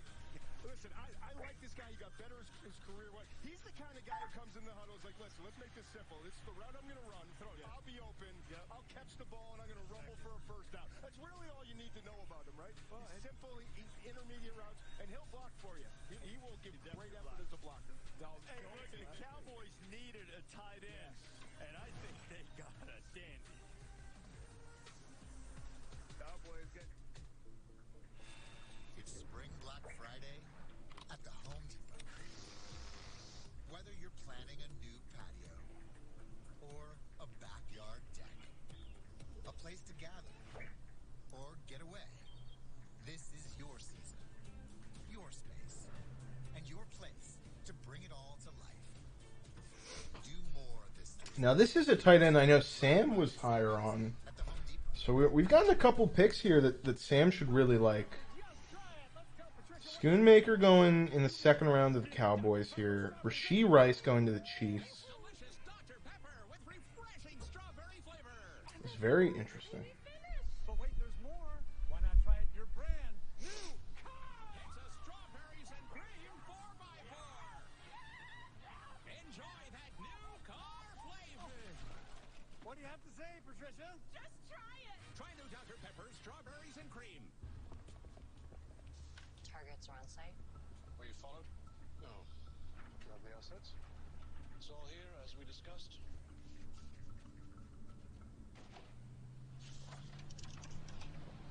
I'm in position.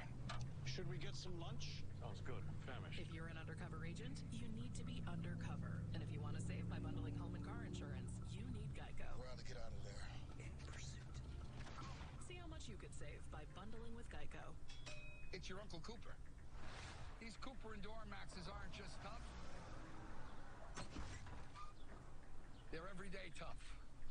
Okay, there's a lot of improvement. Go with the Coopers. It is very interesting. So, Schoonmaker for me was my 10th tight end here. I have it's kind of a split with 9-10. I have Brenton Strange and Luke Schoonmaker going just after Davis Allen and Zach Kuntz, who are, I think, a little bit better players. But just an overall serviceable player at Michigan. Going to the Cowboys. Definitely fills a need for them. They lose Dalton Schultz, who, you know, a lot of vacated targets going the way of Schoonmaker. He's going to fill in there. They've got Jake Henderson, Peyton Hendershot, or Jake Ferguson, Peyton Hendershot, two guys they drafted last year. So I guess not as high on them as some people were saying they were, if they're taking Schoonmaker here in the second. So that's interesting. Buffalo Bills pick is in. Bengals on the clock. Hopefully both of these teams fumble their picks. They make horrible picks here. That would be what I would like. No need for these teams to get better.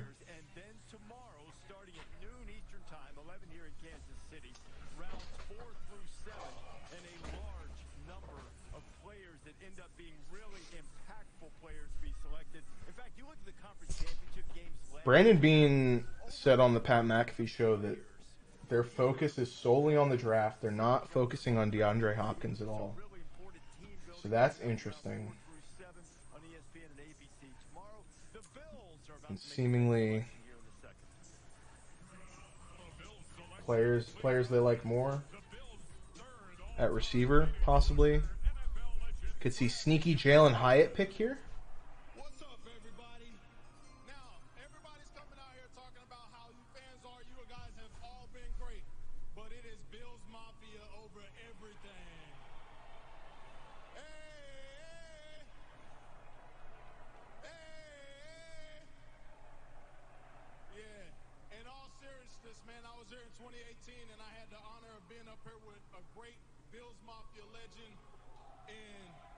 Osiris Torrent, yeah. Really good pick for the Bills. I hate it. Really, really good for them. Just a good player. Surprised he got down this far. I guess better the Bills have him than the Bengals. You know, even though maybe they don't need it as much. Probably wouldn't necessarily be the pick for them, but...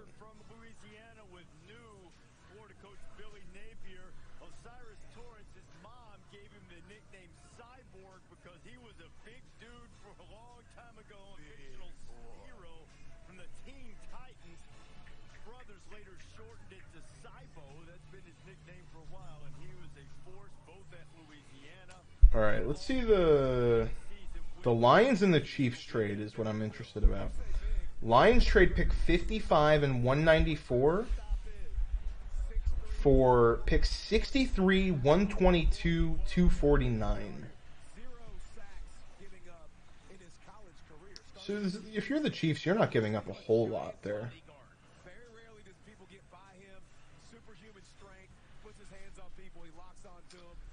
Eagles is a running back spot here. I'm going to be very interested if they go running back.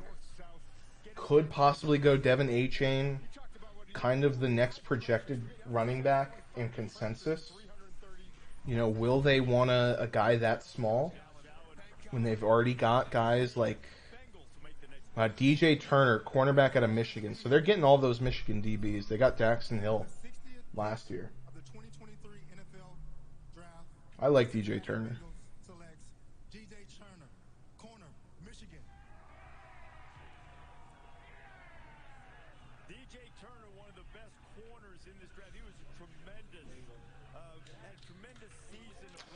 So now the Bengals secondary, they've got Chidobe Awuzie, Jackson Hill. They lose Von Bell and Jesse Bates.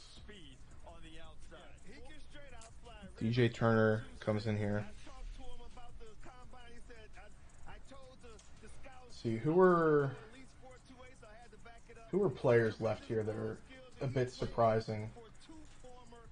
I would say all of the corners that I expected to be off the board by the second are off the board here.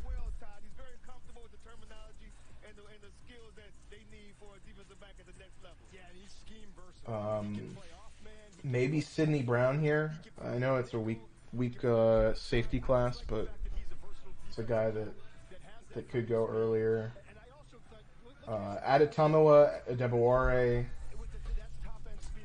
probably the best player left on the board right now.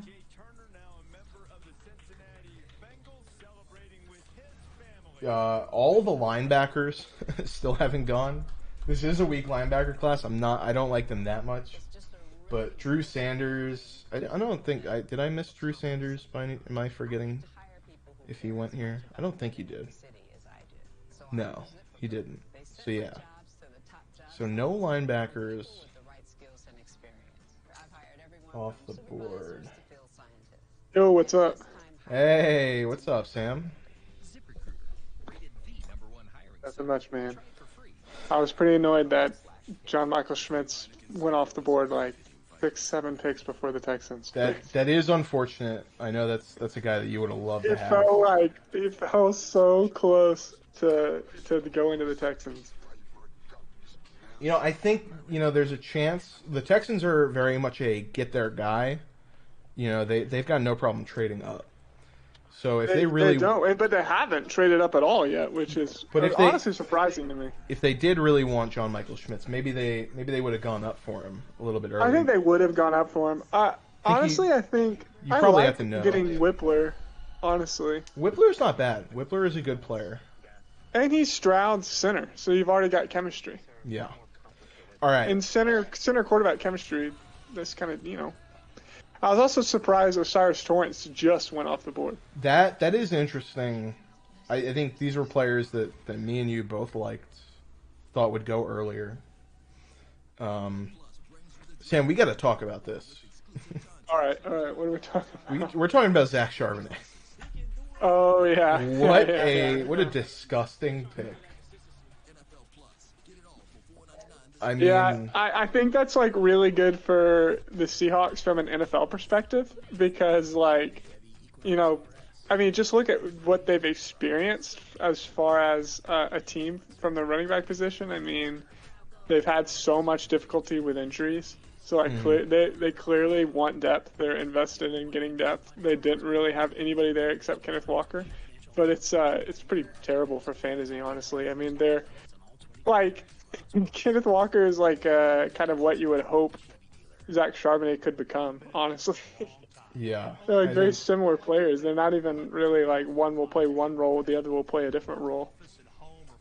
I mean, I guess the only thing you hope for is just a super dynamic offense where they're just scoring a lot and splitting not only carries but touchdowns. You really do need. I just can't think of a team that's had two running backs like that, though. Yeah, it's. I mean, you have Chubb and Kareem Hunt, but this isn't. I mean, this could. Yeah, I mean that's what you would hope for, right? Yeah. Kenneth Walker being Nick Chubb and best case, and you have Charbonnet being a Kareem Hunt. I could see that. That they could fill those roles, but that's the absolute best case scenario. And this team has a ton of wide receivers too. Yeah, I mean, good for Geno Smith. We talked about it with the Jackson Smith and Jigba pick, but just Geno Smith by himself is kind of winning right now. I know. His offense just being built around him. Pretty amazing.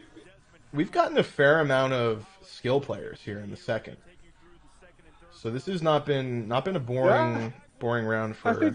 I think both of our guys got some pretty good draft capital and good landing spots. Yeah, definitely. My guy Mingo and your guy Rashee Rice. Yeah, I mean, you've got to be thrilled. They trade up first off. Trading so up they for love, him. Yeah. Exactly. The trade up that's even better, right? Oh, looks like the Texans have traded up to 62 from 65. Just a little too late. Yeah, when did that happen? Don't know. Because it's weird when they trade up like well before their pick. And what's the comp? I mean, I'm not surprised that they did this because they have 3 6th-round picks. It's probably just one of their earlier 6. It seems to be like the 170 to 190 kind of sweetens the deal for teams. Yeah, exactly. Just some kind of like. Wow. Brenton Strange. I haven't seen the pick yet. Oh, I'm sorry. I didn't mean to. No, you're good. You're good. I'm on TV. You're probably on the internet, which is a little faster. Wow, this is nice, Brenton. All right, it's fine. Just don't say the Texans pick. Yeah, I won't say the Texans pick. Now we know. I don't care about Brenton Strange though. I mean, there's been a lot of hype for him. This is a great landing spot for him as well. This is a great landing spot. This is a player that I wasn't low on. I think I was much higher on him post-combine, after the whole evaluation. A player that kind of rised for me.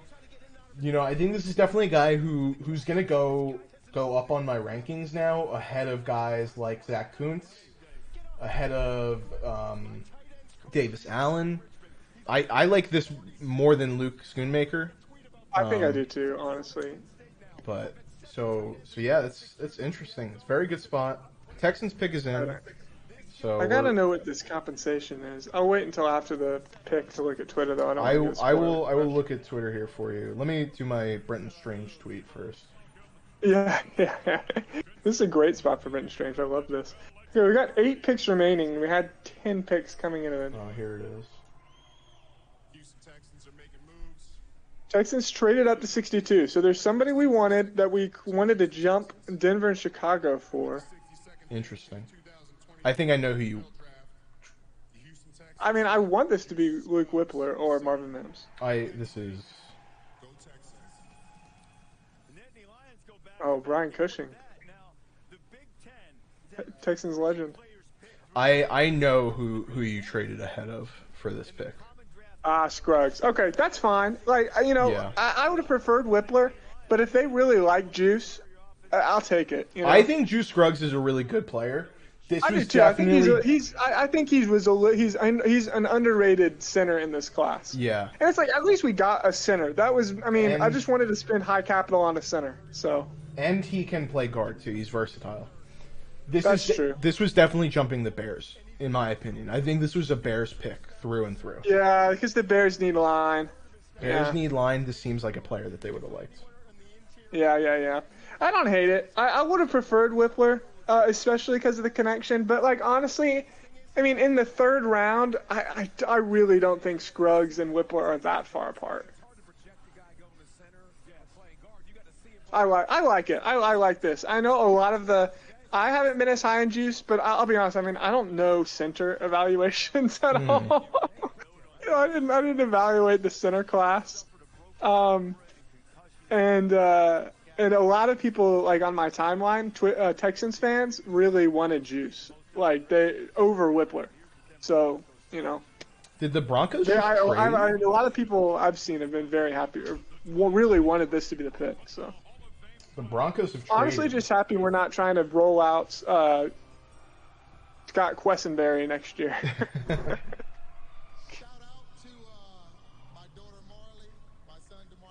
That's true, though. I like the flexibility to guard because there's potential that.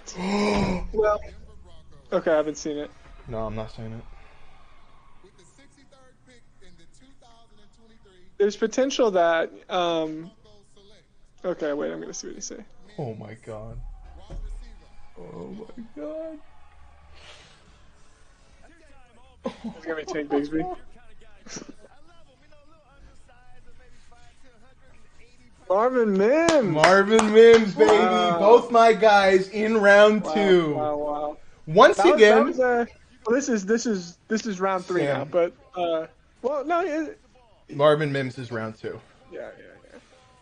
Sam. Oh yeah, I guess we traded from 65 into round 2, didn't we? What's up? Sam, there's a problem. Yeah. It's the curse. Yeah. It's the Broncos the fact curse. that now he's on the Broncos. Oh and no! Why is every player I like go to the Broncos? Tank Bigsby, you are a Denver Bronco. I'm sorry to say. Oh my god. Also, another team leaping who I presume would be the Bears, possibly the Eagles.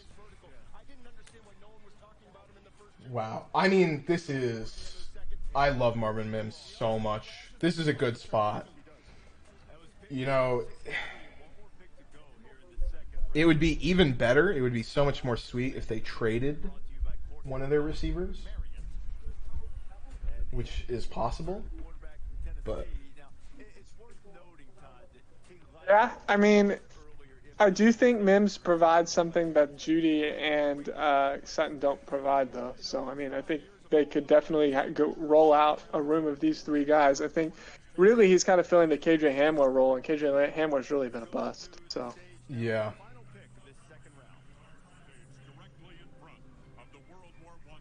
Wow, man. All right. I have to say, you know, again, as always, the Texans usually pick the positions I think they should pick, but not quite the players I want. So, you know, that's pretty much always what happens, which is fine. Although last year I really wanted Jalen Petrie, and we did get Jalen Petrie, so I was happy with that. Yeah, I would have preferred Whippler, but again, a lot of people in my Twitter timeline who actually watched the film and preferred Juice Scruggs. So also Brett Coleman, who I think you follow Brett Coleman too, right? Yeah. I just found out. I found him from that guest episode that they did on Stock Exchange. Oh yeah. And I really like his analysis and evaluation. His analysis he's definitely one of the best, just overall, analysis on, just not even YouTubers or anything like that, but just in general, a good overall analysis. Yeah, I really like him, but he had an interview with Juice Scruggs. Yeah. And I know he really liked Juice Scruggs as well, so that makes me feel good. Anyways, let's stop talking about the Texans.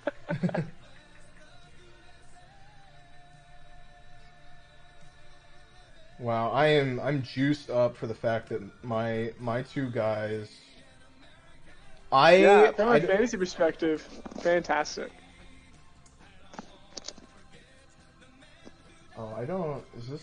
I mean, we both loved Mims. Oh God, I need to mute. Copyright strike, possibly. I don't. Oof. Are you playing it on YouTube? It's on now, the lowest volume, and I think I was watching a streamer do it yesterday, and they were getting away with it, so I just, you know. Oh, nice.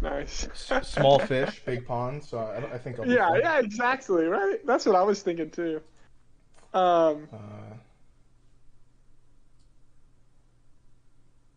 But man, this is it's hard to say. I honestly don't know if this is the draft capital is obviously great for Mims. Otherwise, I really don't know how to feel about this. Yeah.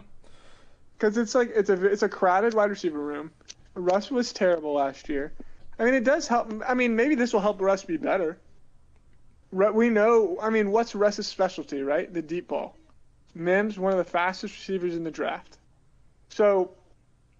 And essentially, I mean, what I see this as, we want to get Russell Wilson his Tyler Lockett. Yeah. Real quick, I'm looking at the trade here that the Broncos traded up to get him.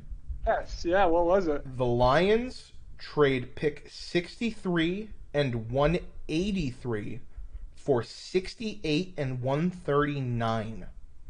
You moved down 44 spots to move up 5 spots. So they really like Mims, is what that tells me.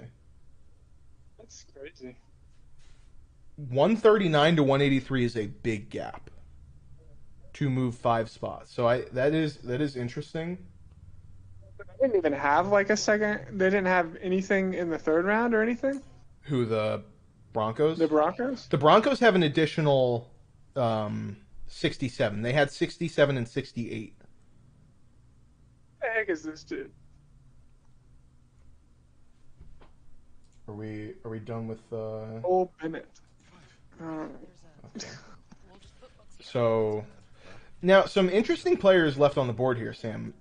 Zach Pickens is the Bears pick. Brett Coleman had Juice Scruggs as what I think, if not his number one of his very top center prospects. So I like Ricky Stromberg too. I think he's a really good player. I also really like Ricky Stromberg. I think he's underrated too. Yeah. I liked Juice and Ricky Stromberg as like options if we got to kind of the back of the third. Again, because I figured it would be JMS, Tittman, and Whippler as kind of the top three guys, but I guess they really. I mean, it's the third. Like, there's no such thing as a reach in the late second, third round, in my opinion. You just start taking your guys, you know. Okay, what did we? I just saw a tweet saying if you're asking, I've lost track of the Lions picks. They keep trading back. They're trading like crazy, man. I don't know what is going on. Which is great. They have a third, a fourth, 2 fifths, and a 7th left. So I guess they're getting next year's picks too. So Sam, I don't know if you know this. I did some rearranging of my rankings for all my players before the draft. And I came to the decision that I'm just out on Quentin Johnston, and I moved him down, and I did put Mingo and Mims ahead of him. So the fact that they both get second round capital makes me feel so much better. And listen, I do think that Quentin Johnston could be a really good player, but it's just a gut feeling that I have. Plus, on top, it's just such a risky pick. Man, okay, so as the Texans' second, third rounder comes up, I know we need a receiver, but is Drew Sanders still on the board? Drew Sanders is on. There has only been one linebacker off the board so far. So they have their entire. Wait, so pick. Trenton Simpson is also still on the board? Trenton Simpson is on the board. Dalen Henley is on the board. Drew Sanders is on the board. God. Noah Sewell on the board.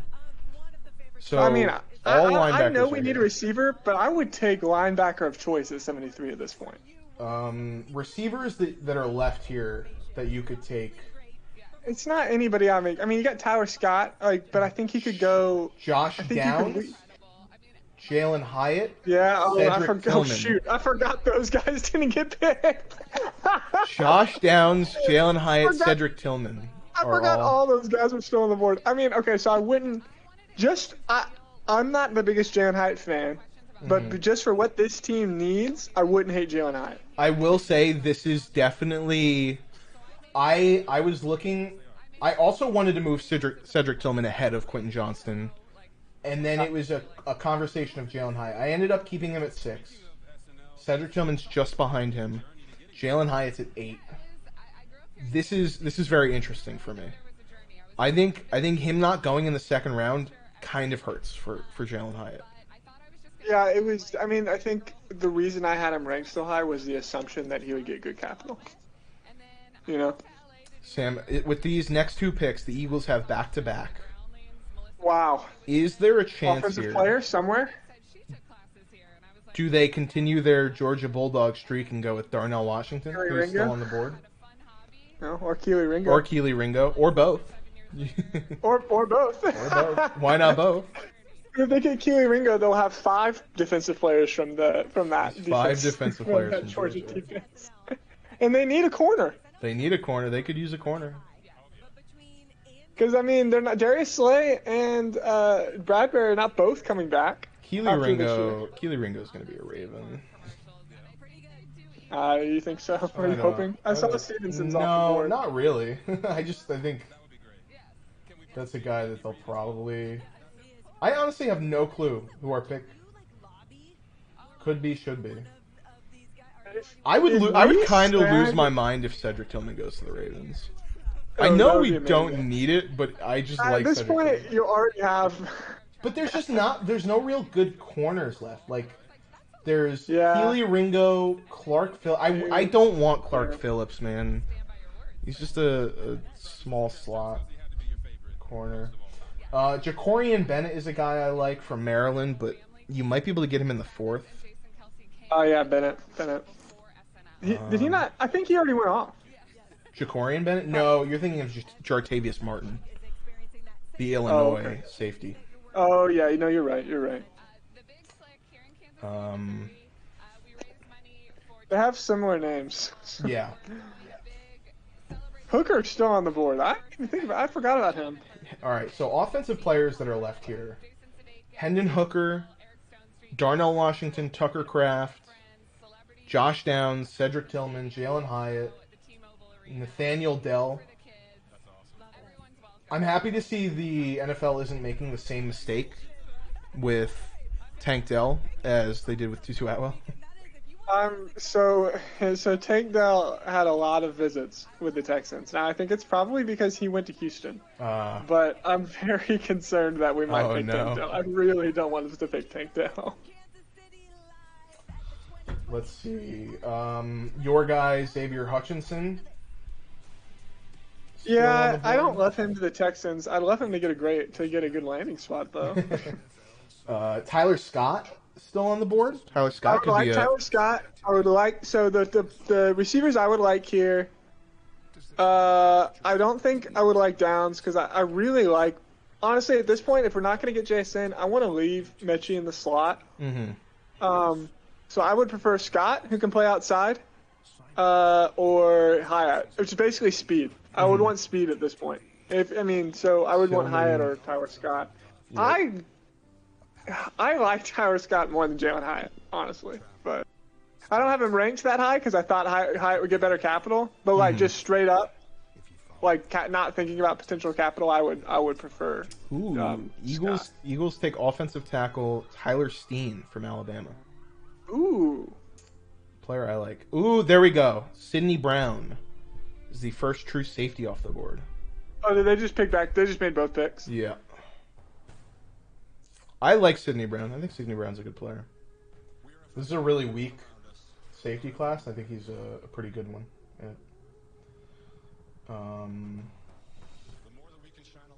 I cannot find the conversation, but from what I'm seeing, we gave up like a late 6th and a late 7th, I think, to move up. Late 6th, late 7th? Which is like, those are like nothings, right? So those are players that we're going to get cut. Yeah. So I really don't. I know we still have picks. I know we still have a little bit of a ways to go in the 3rd here. When did the Ravens pick in the 3rd? Did they pick in the 3rd? 86. Yeah, you don't have a second though, right? No second. We didn't have a second. I know there's still like a decent amount of picks to go because the comp picks and the 49ers have 20 of them. But yes, in the 3rd round, the end of the 3rd will last a while. but I feel like this is going fairly quickly. I thought it was going really fast. Yeah. So. Oh, here's the trade up. Finally, geez, been waiting. There have been a lot of trades. Okay, we sent pick 189 and pick 230 to trade up from 65 to 62. Mm-hmm. So I really don't care about that at all. So we kind of skipped over some of these 2nd round players. One of the bigger ones, Will Levis to the Titans. I wasn't even on. Yeah. Will Levis. What are your thoughts on him to the Titans? Okay, so first of all, as Malik Willis. Sidney Brown, Chase Brown's twin brother was picked. Yep, Sidney Brown. Wow, before Chase Brown. Hey, maybe in the 4th round, Eagles need a running back. Or they probably have a 3rd round pick. That'd be fun.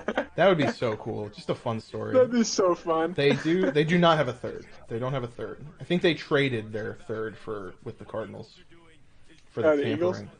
Yeah, it was the tampering swap. Oh, yes, that's right. They do have a 4th round pick though. No, they don't. They don't have a 4th. So the Texans are going to get okay, so we almost got John Michael Schmitz. We didn't. That's okay. We got a center. But, 73. The fact that we could get Drew Sanders or Trent Simpson is blowing my mind right now. Those are like early 2nd mocked players. early second. Broncos have made their pick. Drew Sanders was minus 150 to go in the first round. Yeah. I hate to break it to you, Sam. Drew Sanders is a did he just get picked? Denver Bronco. All right. Well, that's okay, man. I need to Trent- really stop Trenton my hopes Simpson. about this. This is so annoying. I know. You're so close. Every time it's so close. Smith was like 3 picks away, and then it was like, damn it. Well, You're gonna... I saw the Giants come up. Literally, I was in the group chat. I saw the Giants come up, and I go, oh, shit. Never mind. You're gonna take Deion Henley. That's what's gonna happen, right? It's gonna be the guy I wanted. The guy I wanted gets taken 3 players before, and then I'm like, oh, it's okay, we got Simpson, and then we're gonna take Deion Henley. Yeah. I have to say, I love Deion Henley. I'd be fine with it. I love Deion Henley. I think these linebackers it's just gonna be are one being of those like, undervalued. why did we had a top 30 visit with Trent Simpson though, so I mean, I know they like Trent Simpson. I cannot see them going receiver here. We spent all that money to bring Robert Woods in, and you have a coach who's a former linebacker. You're gonna get that coach or linebacker. You know, I don't think we're gonna get a 3rd round wide receiver.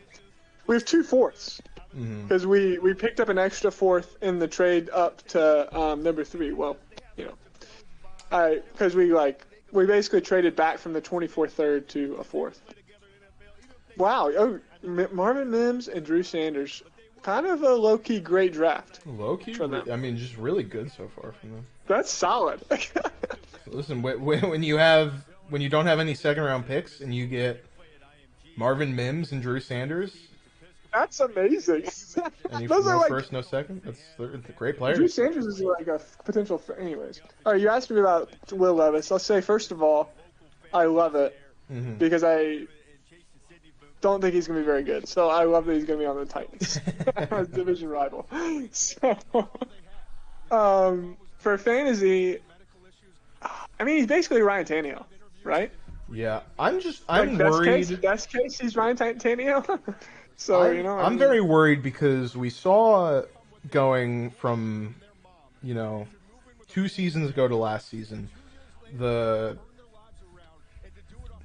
worsening of the offensive line, the lack of weapons, and then you go traded up again, 73-69. Classic. Interesting. Probably Deion used one Henley. of the other 6 rounders. Deion Henley. I like as soon as you said it, I was like, that's what's gonna happen. So you go to the Tennessee Titans, who do not have a good amount of weapons. They have Treylon Burks there. Your offensive line gets completely picked clean, and you have to rebuild it this year. So you have Peter Skoronski, but you still have holes that you could fill. So I mean, he's just going to go to the same sort of situation where he doesn't have a great line. His weapons are lackluster. Yeah. I think this is kind of just a bad situation for Will Levis, and it makes it easy for me to hate the pick even more, or just hate not like I'm out on Levis. I always was, and yeah, that's a great point. I mean, this is a team that still has wide receiver needs. I mean, they were mocked some potential wide receivers in the first round. Obviously didn't go that way. Has offensive line needs. I mean, they've got Skoronski coming in, so that helps. But it's a good point. It's really not a great landing spot for him. Also, but I mean, do you think he plays this year? That's a very interesting question, and to be honest, I couldn't tell you. I could see them playing Tannehill for this year. I could see if they're getting close to, if they're like middle of the pack, and I mean, they still have Henry, 3 and 5, 5 and 6, where it's looking like maybe they won't get to the playoffs. They'll probably just start him, see what they got with him, let him develop. Yeah, definitely. I think it'll 100% be Tannehill to start. He'll get a decent leeway, at least 5-6 games. Hey, I got my Twitch for me. I gotta get off Twitter. Um, You got what spoiled for you? The Lions pick? the Texans pick spoiled for me. Oh no. So Well, I'm thinking the Lions I'm here could hoping- be a receiver. I'm hoping it was just somebody being hopeful, but not a linebacker. Not a linebacker. Whoa. Okay. Who'd the Lions pick? I haven't seen it. I will not tell you. Okay. You let me react. Amon Ra. Hey. Wow, that's kind of weird.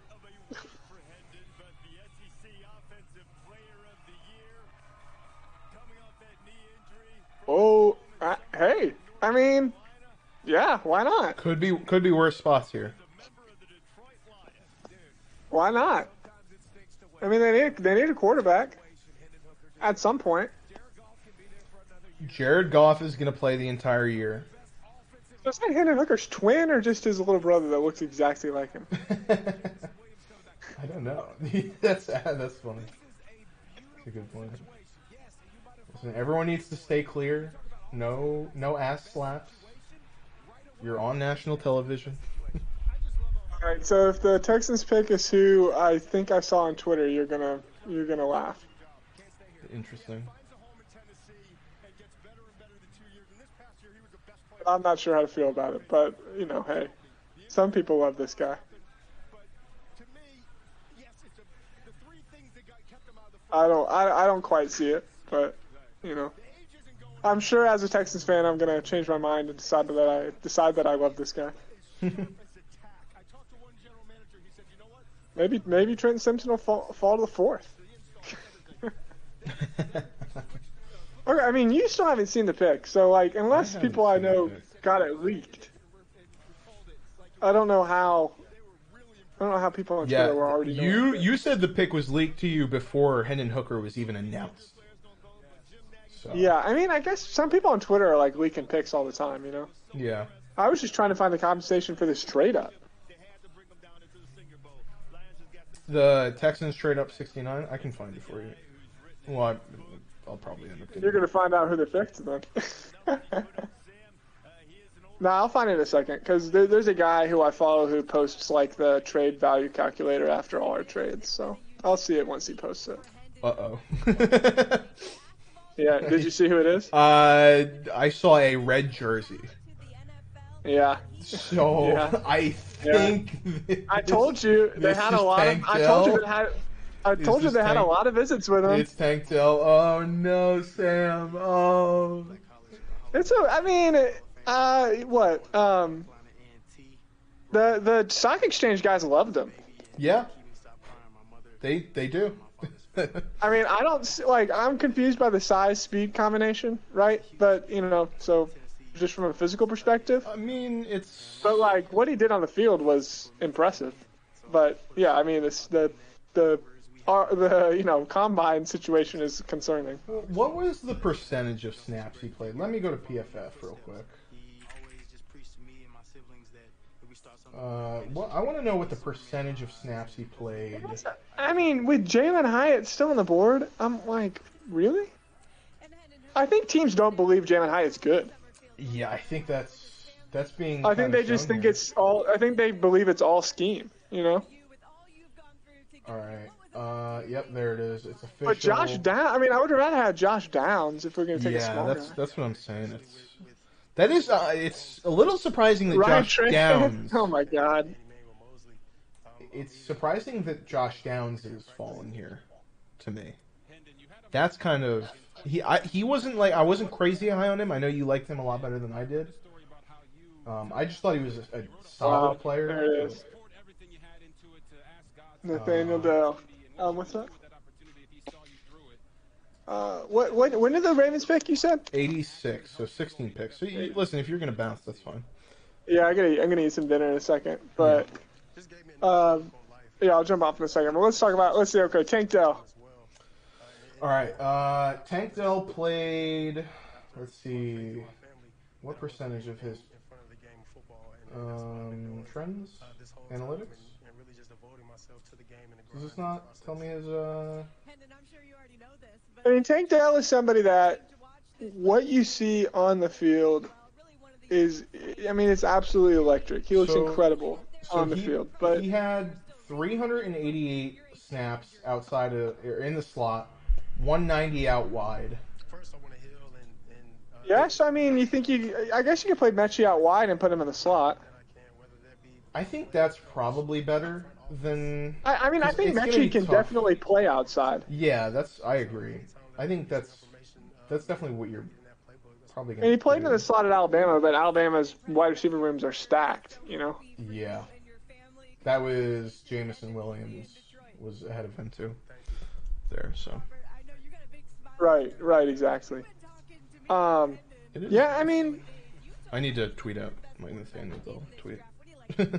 Anything you would like on behalf of the Dynasty pod to say about? I need to go read some tweets about why Tank Dell's going to be amazing for a little bit. You know, right now I knew it was going to happen because we brought him in for so many visits, and the Texans love to take hometown guys. I mean, Petrie's from Houston, Kenyon Green's from Houston. I mean, they would just love to take the guys from Texas. So. Wyatt, your pick is 72, so you're 2 picks away.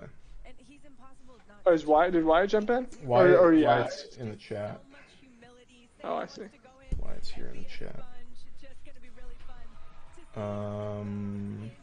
Wow, Byron Young from Alabama goes to the Raiders. The Saints here, this is a Josh Downs spot, right? You would assume. Yeah, the Saints were mocked a lot to get Josh Downs in the second. Yeah. Everybody, so one of my favorite Texans influencers, literally, he has been like campaigning for us to draft Tank Dell. So he's thrilled. You know, hey, I mean, at least we got a receiver. that's your. There you go. Hey, right? always a silver lining. You know. At least we got a wide receiver. You did Leighton get Zerline said, "Tank, let's LFG with 1,000 exclamation points." So Leighton Zerline loves him. Yeah, there you go. Very interesting here. All right, what else can I say? What's up, Wyatt? How are you guys? I haven't been able to pay too much attention. Happy about Tank Dell. Yeah, I know, Ryan. Being 165. Raiders got Tyree, Michael Mayer, Byron Young. Just a bunch of big dudes. Yeah. It's always funny when you have like the ironic nicknames. When you've got like guys named Twig, and they're like 300 pounds. You've got a little bit of an echo doing that, you know. Wyatt. Yeah, Wyatt, I can hear our stream in your background. I'm so sorry. You're good, I had my headphones on, so I couldn't hear. You're good. Wow. Did you see this pick? Oh my God, Kendre Miller to the Saints. Interesting. I still have to finish my Tank Dell tweet. Wow. Did you beat her? A minute ago, yeah. All right. Kendre Miller. Not the biggest Kendre Miller fan, but I mean, this is a great spot for him. It's a good spot. Good spot. Okay, it might be too chaotic for me to be in here. We've got a lot of stuff going on. I thought maybe I could sneak in here, but. No, you're good, dude. I'm about to drop off. So.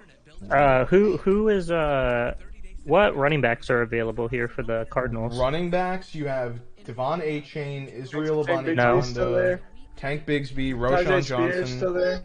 Tajay Spears. Yeah, Tajay. Okay. He's still on the board. Is Zach Evans still on the board? Zach Evans is still on the board.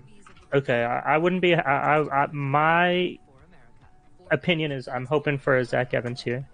Yeah, Kendre Miller is super interesting because he's going to be filling in with Jamal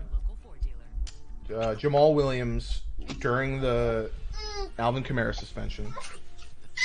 Okay, I'm gonna hop out of here. My baby's all right. Not making it easy. All right, what? Yeah. So wow, Kendre Miller going going here is... I don't dislike it. Marvin Harrison Jr. just tweeted Tank and CJ with the eyes emoji. So, hey, I mean, Marvin Harrison loves Tank. Maybe I should. Yeah, I mean, hey, you can't argue with Marvin Harrison. All right, I'm gonna jump off and eat some dinner, dude. Well, let's see the Cardinals pick. I'll see the Cardinals pick. They've had a good draft too. They've had a great draft. Trades, B.J. Ojulari, Paris Johnson. Love both of those guys.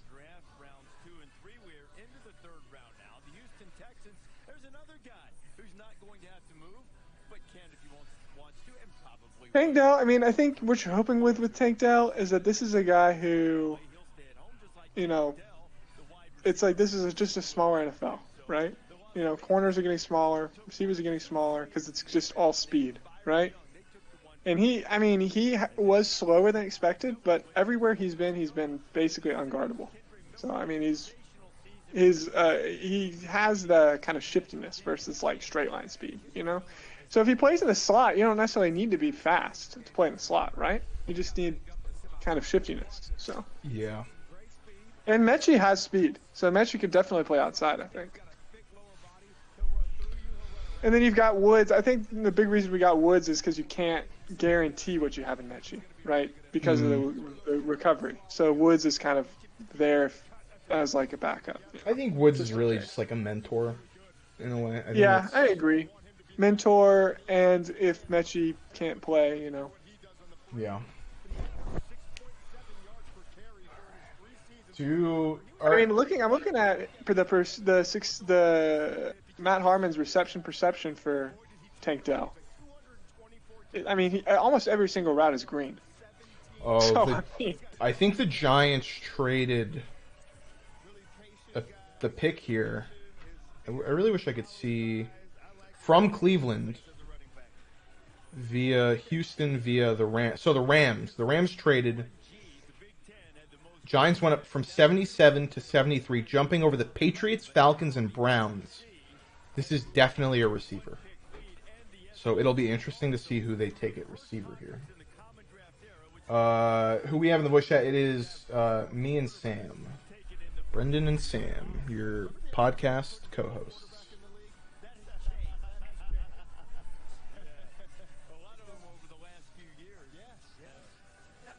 All right, I'm gonna go eat some dinner, dude. All right, you enjoy your dinner. Thanks for hopping on, joining me for a little bit. See you, man. Absolutely. All right. I might jump back on later. We'll see. All right, yeah. Especially if who knows? Maybe the Texans will make some more trades. All right, we've got 2 fourths, so we could come back in a third. I wouldn't be surprised. They could trade with the 49ers. They have a lot of connections. Yeah, there. one of those comp picks. Let's see who the Cardinals pick. Garrett Williams. Corner. I've heard of him. Oh, yeah, corner. All right. Syracuse. See you, man. All right. Peace out, Sam. All right. Garrett Williams isn't a bad player. I think the sort of high-end receiver, the sort of high-end corners, in my opinion, are off the board here.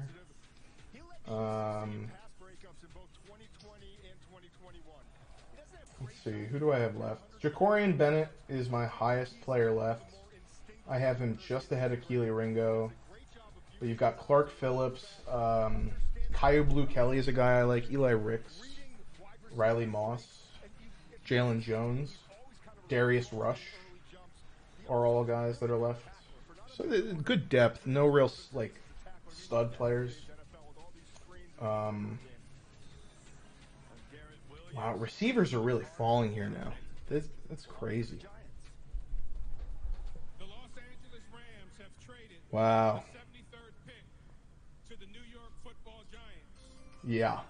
This is interesting. Jalen Hyatt to the New York Giants. Huh.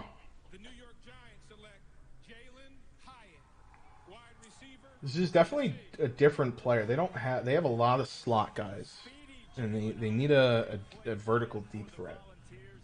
You know, they have Darius Slayton there, but they've got a lot of guys like Wandale. You know, they brought in Paris Campbell, so I think that's a good pick for them. I like Cedric Tillman more. You know, you're not going to take Josh Downs there because he's another slot guy. So.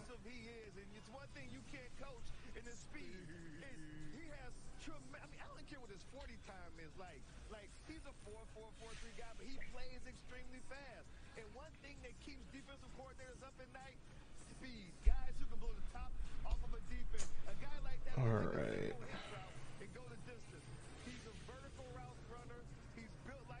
Cleveland Browns pick is in. Falcons are on the clock here. So coming up, we've got some receiver landing spots. You know, I could see all of these teams: Browns, Falcons, Patriots, Rams, Packers, Colts. Could all look. Even Steelers, Titans are teams. You know, the Steelers they're very good. They finally get a receiver that's 6 feet. Yeah, I know. They keep getting all these small. Even last year they had Richie Grant, or not Richie James, Isaiah Hodgins.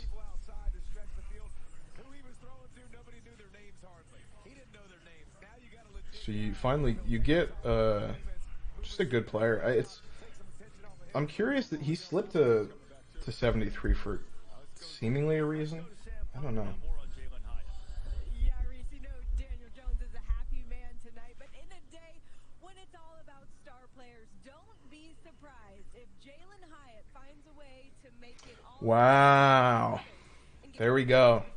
Another receiver here. Another one of my guys that I like. Cedric Tillman to the Browns. It's always the Browns and the Broncos that take these players that I like, and I'm always stuck in a trap with them.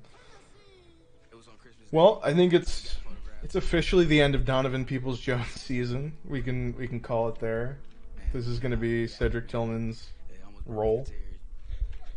So. His mom posted on Facebook, posted on Twitter. A lot of people retweeting me, and instantly when I seen the video, I got on Twitter, see if anybody knows Mom or Dad's info, so I can just reach out to him. Moments later, FaceTimed him. What's up, man?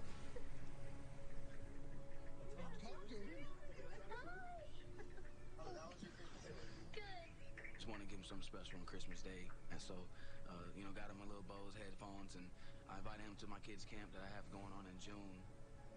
Merry Christmas. Merry Christmas. Wanted to use my platforms to give back to the Tennessee fans, just give them a present for Christmas Day from me. A lot more kids his age tonight in the New York area getting really excited about Jalen Hyatt, who joins us now. He's probably talking to his coach right now. That's a little more important. I can pause if you need me to, Jalen. Congratulations to you on heading to the Giants. What was the first thought that went through your mind when you got that call? I'm sorry. It's loud here. You're going to have to say that one more time. No problem. You're the man of the hour. I will repeat, Jalen, when you first got that call from New York, what was your first thought? Oh, yeah, I was blessed, man. I worked for this. Been a while since just been training and everything, and how everything just... So, Falcons pick is in. I'm just tweeting out these offensive picks. Definitely, I think we could see Tyler Scott here to the Falcons is a player that I would like. They could definitely take a corner. That's my dude, man. He's going to go out there. He's going to do what he has to do. I think they got a great pick. He's a great player. One of my best friends, man. I'm proud of him. Really cool to see that tonight. I am wondering, though, because this is a big move for you, Jalen. You're from South Carolina, but you've been living in Knoxville. Now you're going up to big city. I know Jersey also, but what do you think about going to New York and New Jersey coming from South Carolina? Yeah, it's going to be different. My first time, visiting New York was when I went to the Giants. So just can't wait to, get there, meet the people around there, meet my teammates, meet the coaches again, and just can't wait to take over New York City. So I'm ready to do what I got to do. I'm sure Daniel Jones and company are so excited to have you.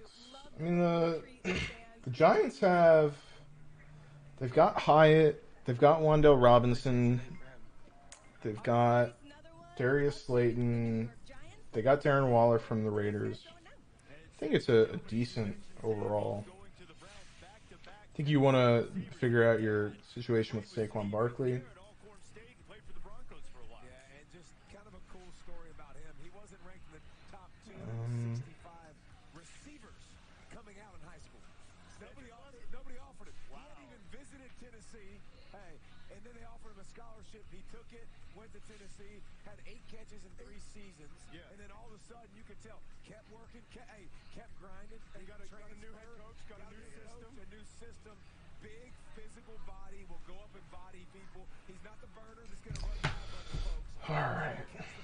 Haven't seen too much movement on running backs. Outside of, I mean, we had Charbonnet going in the second to the Seahawks. And then we just had Kendre Miller. And that's been it. So a little slow on running backs, even though this is kind of a stronger running back class than normal.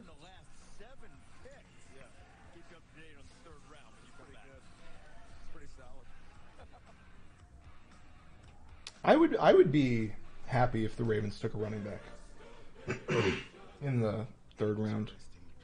I wouldn't dislike it, just because there's no real corner that you would want to have.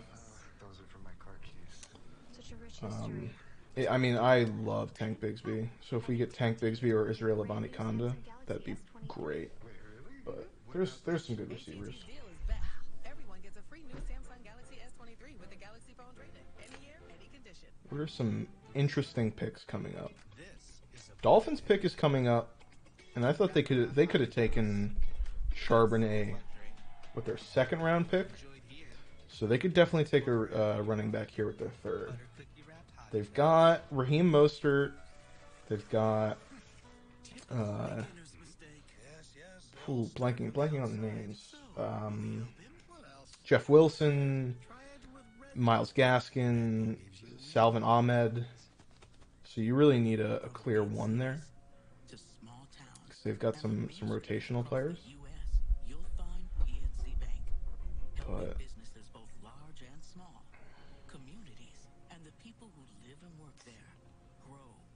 the Titans here, I would take a guess and say the Titans will look to get a receiver here, considering there's a bunch left on the board. Darnell Washington is still available, so I'm a little surprised about that.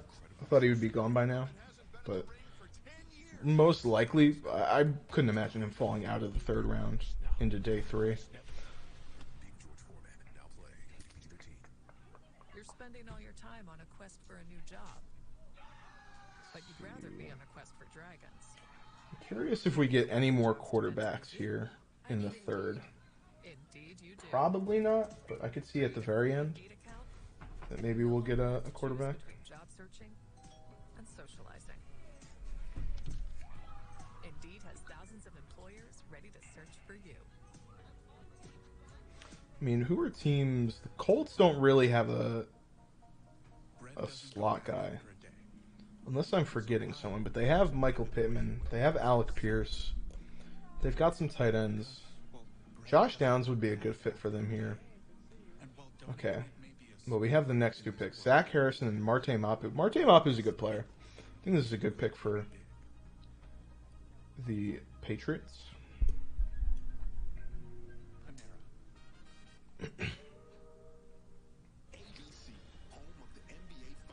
Zach Harrison. Watch Nikki Verdine on Good Morning Nashville. Local coverage you can count on. I guess the Devils Rangers Saturday on ABC and ESPN Plus. I'm surprised. I like Byron Young from Tennessee a lot as an edge player. So him not going yet, him going over behind some of these guys, some of these edge players. Kansas City at the Food Frog, the best place in town. We're down at the dive bar, the Quaff, or beneath the old mob headquarters at the Majestic, or on the Plaza, or in Overland. Been some good picks here. Drew Sanders is really good. I like the Sidney Brown pick. Or else you should fly back from whatever lettuce-eating wasteland Jalen Hyatt, Cedric Tillman are good picks here. Round two, Joey Porter. Just an absolute steal from the Steelers. Michael Mayer is a good pick. Oh, so many trades. Look at how many trades there are. And these are like 3, 4. I know there's... You just get more and more trades later on, but this is... I feel like it's more than usual for a second and third round. Jonathan Mingo, Rashee Rice, Marvin Mims all going in the second. Kind of our declared my guys for this rookie class. So it's good to see. Definitely surprised. Luke Schoonmaker and Brenton Strange going is interesting.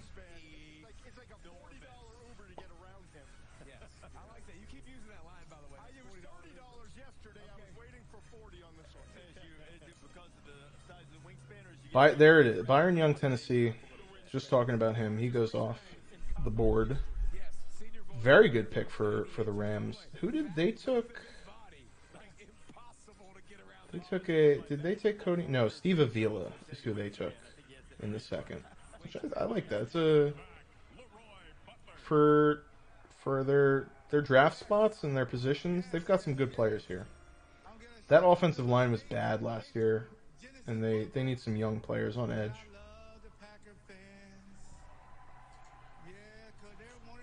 Packers pick is coming in here.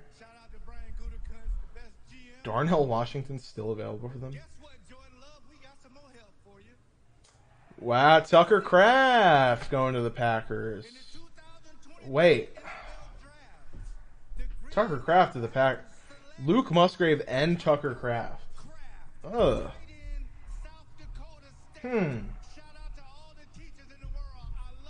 Interesting.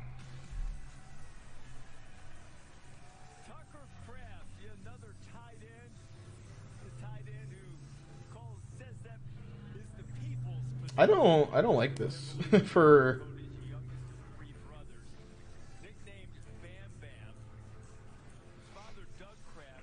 I don't like this for Tucker Kraft's fantasy value. But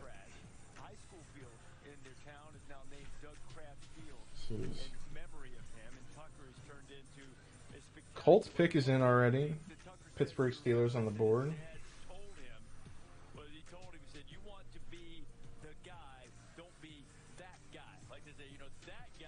Yeah, very funny here. Sam's my guy for tight ends. We both really love Michael Mayer. He's our number 1. Sam's number 2. Luke Musgrave, mine number 2 in this class. Tucker Kraft, both going to the Packers here. So very interesting.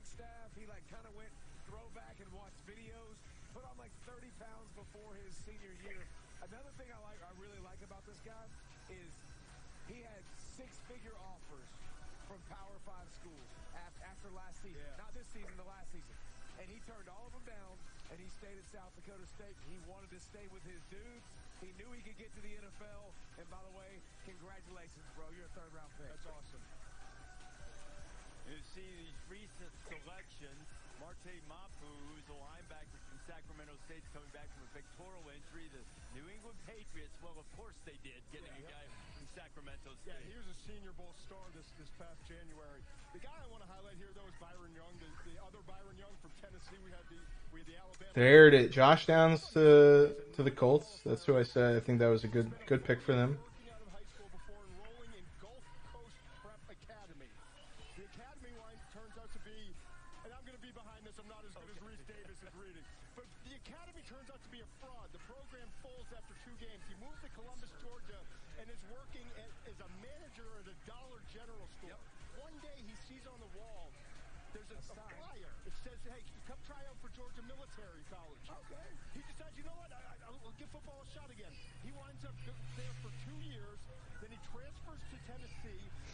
All right, Josh Downs. I like Josh Downs. Who you're getting weapons for Anthony Richardson. So you're gonna have you have Michael Pittman, Alec Pierce, Josh Downs, Jelani Woods.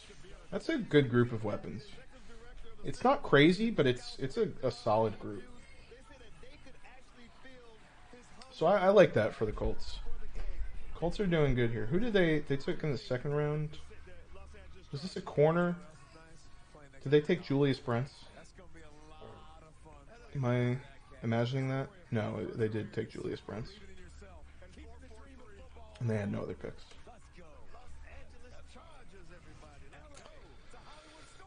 We are creeping up closer to the Ravens pick. I am slightly dreading it.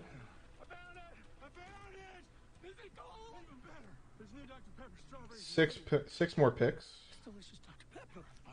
Panthers have their pick in. This could be Keely Ringo. I told you we'd find Dr. Pepper in them deals.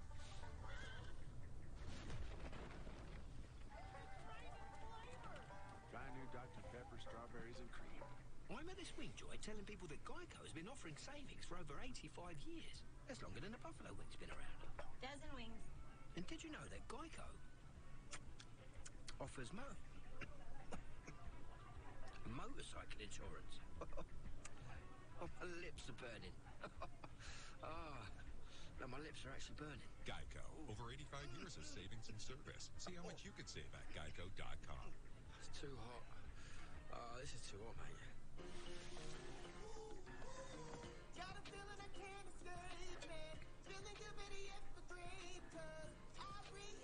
For the life you're making, Etsy has it. I'll be here in 5. We ready? There's a... We'll just put books here. That's bad. Left. All right. Today, let's paint, spray, and stain. It's been a fairly fun second day here so far. I think a lot more offensive skill position picks than normal, which is very fun and awesome. I think it's mostly because we didn't have a lot of tight ends going in round 1. We did have four receivers, but there are a lot of round 2, round 3 guys that are fairly good. So, I mean, wow. The Patriots add Luke Musgrave, Jaden Reed, and Tucker Kraft to the Green Bay Packers.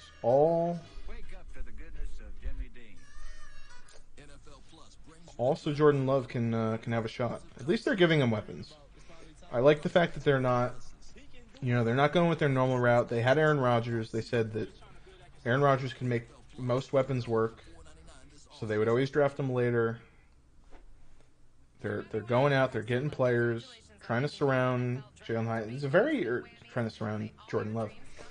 This is a very young team. Now you've got Christian Watson, Romeo Doubs, Jaden Reed, Luke Musgrave, Tucker Kraft, all second or first year guys as your top pass catchers.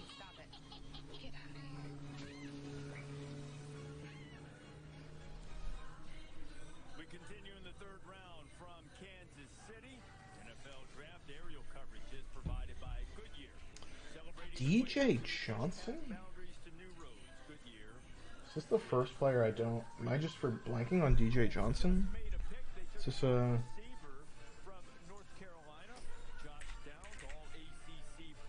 Is this a highly touted player that I just don't know about? That has slipped my draft radar?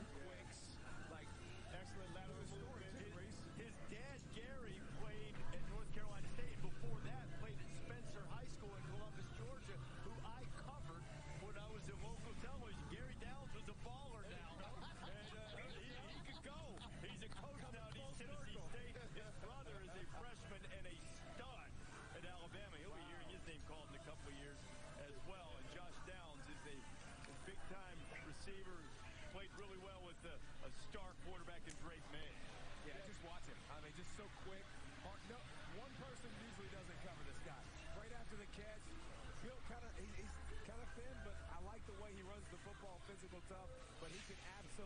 Oh no, I do. I didn't do any hard evaluation on DJ Johnson, but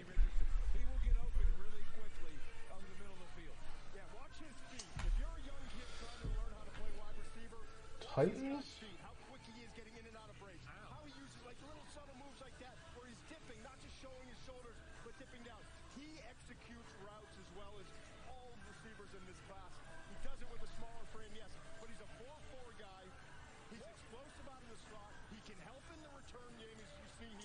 Titans pick is in. Titans went Peter Skoronski, Will Levis. You would have to take a guess and say this is a receiver here. Unfortunately for them, or maybe even a tight end. This could be Darnell Washington. You know, they need a... I mean, they have Chigakonkwo there. You know, lose Austin Hooper. He's with the Raiders now.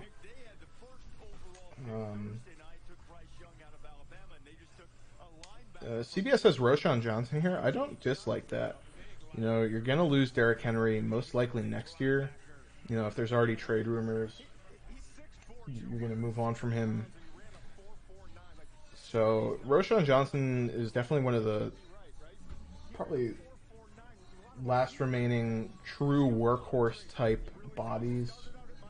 I like Tank Bigsby, Israel Abanikanda. I think they're both good backs that can fill that role, but Roschon's definitely prototypical size for that.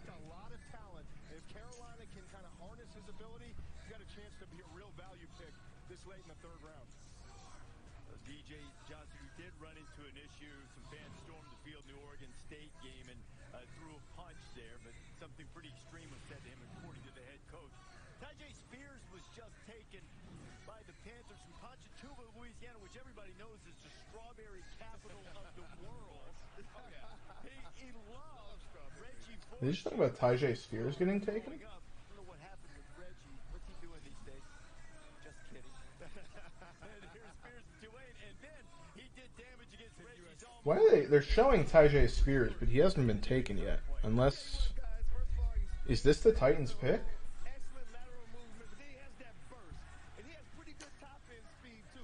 Why are they showing Tyjae Spears? They're doing like their full breakdown on him. Okay, it is Tyjae Spears. That was very slow. Oh, okay. Huh. Tyjae Spears is an interesting pick for Tennessee.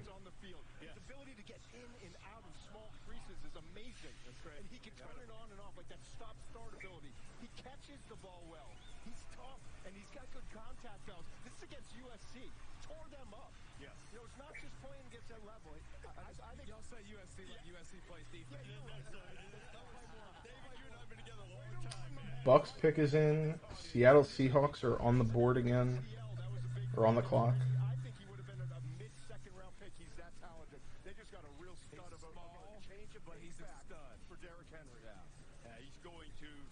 Tennessee Titans there, 81st pick overall. Had 4 touchdowns, over 200 yards in that game against USC in the Cotton Bowl. Now the Titans have come out here with pretty good draft pick. You love Skoronski, the offensive lineman. They get Levis for their quarterback of the future. Now they've added Spears. Next will be Tampa Bay. Tampa Bay Buccaneers selection. Please welcome. I could see this being a running back. Definitely a linebacker. There are some good linebackers. Deion Henley, Trenton Simpson both left. Drew Sanders was taken already, but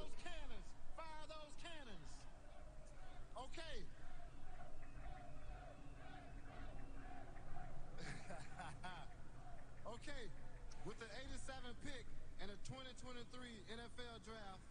Yaya Diaby from Louisville. Interesting.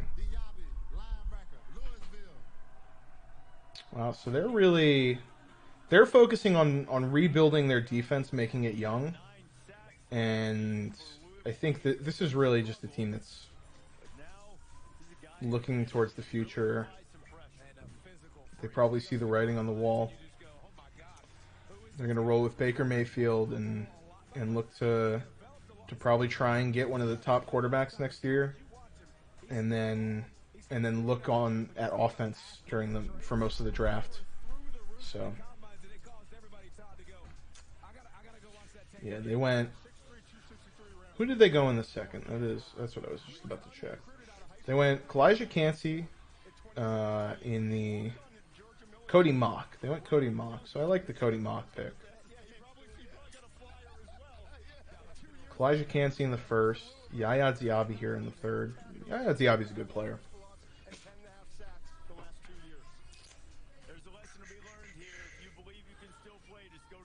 The Denver Broncos have traded here? No. This is a trade back. This was with the who traded with them? Rams? Patriots? I forget who traded with them. And your phone is locked into their network too. No 2-year upgrade for you, Jonathan. But T-Mobile has a way out. Introducing the Easy Unlock. Bring your AT&T. These next couple picks will be interesting. Denver Broncos have done good so far. They only had 2 picks here. In the third round, they traded up into the second for Marvin Mims, a player that I love. And then they got Drew Sanders with their pick in the third. So I think that they always do a good job of drafting linebackers.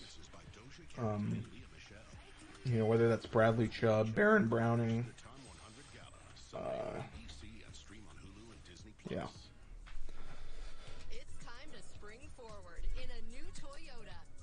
We had the Dolphins didn't pick yet. I think they traded with someone, right? Yeah, they traded with the Rams, so they have not made their pick. Once again, could be running back.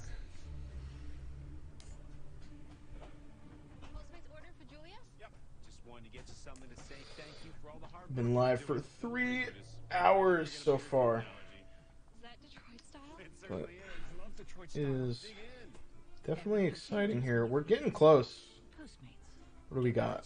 15 picks left? About, give or take. If we're not counting 83, 84, so 6, 10. It's about like 17 picks. Ravens on the board. Not a lot of corners have gone, so do they like Keely Ringo? Did Keely Ringo go? I don't think he went, no. They like Keely Ringo. They could go Keely Ringo. They could also go linebacker. If for some reason, I don't think Broncos will go with a linebacker here. They just took Drew Sanders. The Chargers, who did they draft in the second? Tuli Tuipulotu is who they took, if I remember correctly. Yeah, Tuli Tuipulotu. So they could go linebacker. They still have Kyle Van Noy there. I know they drafted Kenneth Murray a couple years ago. He hasn't really panned out for them. So they could definitely look to go linebacker here. I would not be surprised if we see Trenton Simpson on the board and the Ravens take him as a BPA. So they haven't picked up Patrick Queen's 5th-year option yet. They have Roquan Smith there, Tyus Bowser. Could they look to get better? Riley Moss, corner out of Iowa for the Broncos. I like this. I like Riley Moss. I think he's a good player. Broncos are making some good picks. I'm liking the Broncos draft. The Denver Broncos select Riley Moss, defensive back, Iowa. Could the Chargers go offensive line here? I could be wrong. I think there's Blake Freeland hasn't gone off the board. I like Blake Freeland a lot. Jordan McFadden's a guy that I also like, but he's probably going to go later. I took an acting class this past year. It ended up being one of my favorite classes at Iowa. There's a couple times, you know, we had to dress up in front of the class and like do some actual acting. So that was uncomfortable for a little bit, but you know, you got used to it. People who are from Iowa don't understand, all right? Casey's Pizza is amazing. I'm not gonna bash them for being just a gas station. They got everything there. I'm a karaoke guy. I like Piano Man. We're talking about Riley Moss and karaoke and gas station pizza. That's the...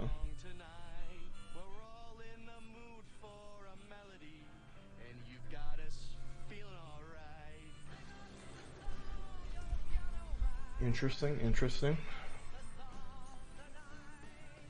Devin A. Chain. Yeah, this just fits with the... Yeah, this fits exactly what the Dolphins want to do. It's just speed. Just pure speed.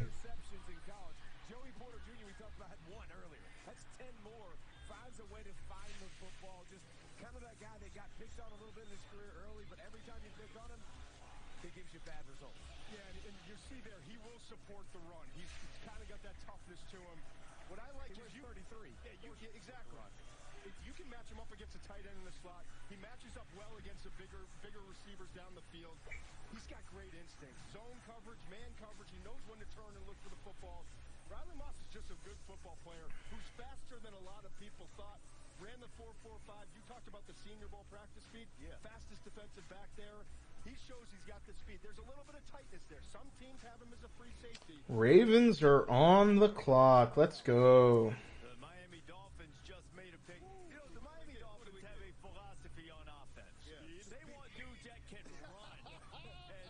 And Devon A-Chain out of Texas A&M, this dude is a track All-American, too. He can go.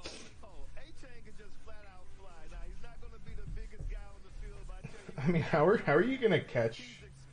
You've got Tyreek Hill, Jalen Waddle, Devin A-Chain, Raheem Mostert. It's crazy. Who is the fastest tight end in the NFL? And how can the Dolphins get him on their team? And Tucker Kraft is a player I really would have liked to the Dolphins, but... Dayon Henley goes to the Chargers. So the Ravens have a big board of cornerbacks to pick through. There's some good players.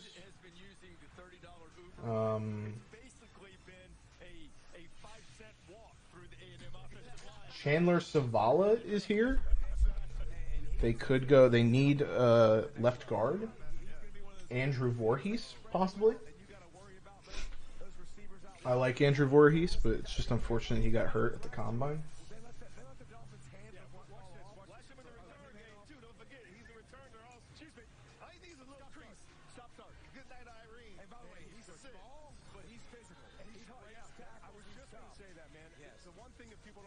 Like I said, Trenton Simpson here. Let's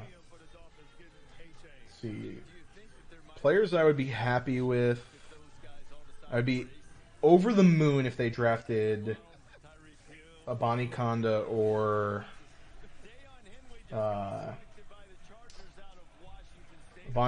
Tank Bigsby. Corners that I really like are Jacorian Bennett out of Maryland. Keely Ringo would be okay here. I mean, he's just fallen far enough. This is a good place for him. I like Caillou Blue Kelly. Eli Ricks could be someone they look at. They always like their Alabama guys. Jalen Jones, Darius Rush is another guy. These are all good players. So I think they really... I don't really want Clark Phillips. So one of those corners, a running back. Who are the receivers left here that they could take? I don't think they would. They already took Zay Flowers in the first. But just, I don't even think there's really much guys that I like here left. The guys that I like left are much later picks. Like Andre Iosivez, Raheem Jarrett is a player I like, but it's too early for him. Puka Nacua is a player I like.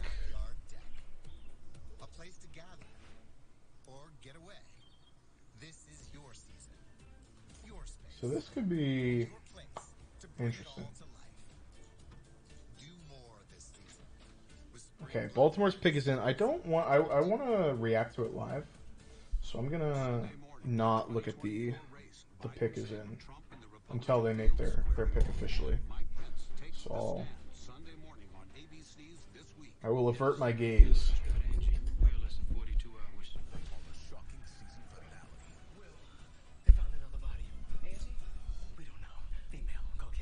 Very interesting. The Ravens haven't traded yet.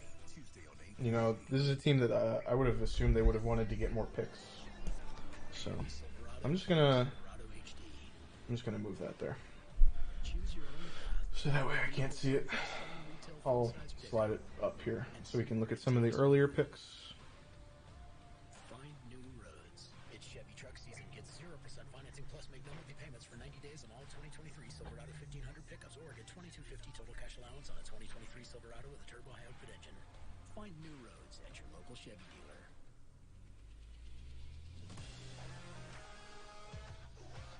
Hockey in Music City just hits different. It's one big honky-tonk party. It's the sea of gold in the crowd, the goals, the saves, the celebrations. It's an experience like no other. Experience Predators hockey all season long. Visit NashvillePredators.com/season tickets and join the Loyal Legion today. That's NashvillePredators.com/tickets, and we'll see you at Bridgestone Arena. I hope they don't make the pick during the commercial. I feel like that always happens with the Ravens, especially on day 3, because they always the pick always happens during commercial.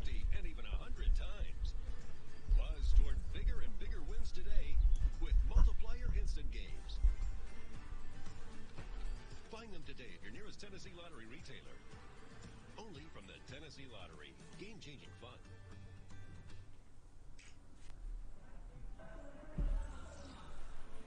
Aerial coverage provided by Goodyear, celebrating the drive. All right, we are back. Let's see. This is. I feel like it's got to be Keely Ringo. Baltimore, what's going on? I'm not gonna sit here and troll y'all like Jason did about the Titans. He's a little delusional, but Let's go, Torrey Smith. Love Torrey Smith. Absolute baller.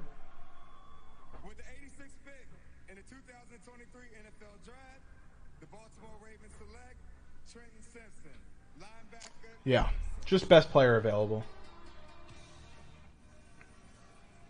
Trenton Simpson. I mean, you had no clue. You have no clue what's going on with Patrick Queen's 5th-year option. Likely signals that he's going to be gone. So I'm okay with the pick. I'm perfectly fine with this. Overseas for much of his youth, he made it known that what he really desired was more time with his dad. My father is Timothy Simpson. My father was in the military for 26 years, 17 deployments, finished as a sergeant major, the highest level of the Army. That's where I got a lot of my discipline and hard work and the ethic from him. I went 2 years without seeing my father because he was overseas, and it was really tough for me. One night I ended up writing a letter to my dad, stressing to him how important it was that I needed him there as I was entering 10th grade. He read that letter, and I think he took it very personal. He moved to North Carolina, and ever since then, he's haven't missed no games. Clemson representing my dad on military appreciation meant so much to him and so much to me as well. Me running down the hill with the flag, I carry those colors and that flag with pride. I grew up on military bases. Coming up as a kid and all those military guys just looking at me, they knew how much talent I had, and they always encouraged me, to always telling me I was going to make it to the NFL.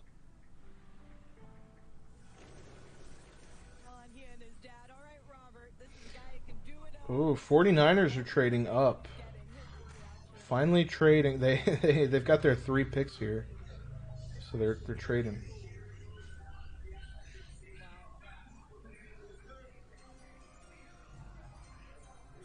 An emotional day and an exciting time to be a Raven. Let's be honest, they got a lot of good going for them right now. The NFL draft changes lives, and Trenton Simpson could possibly transform this Ravens defense. He plays all over the field. Right here, you see him out outside linebacker, getting to the running back. He played snaps at outside linebacker, and at the safety position. Jair Brown. Not bad. Not a bad player. And this is why the Ravens take linebacker here. I haven't even mentioned Jair Brown up to this point in the list of corners I named off. So there's going to be corners here. If there's a guy that they like, you know, they pick in the middle of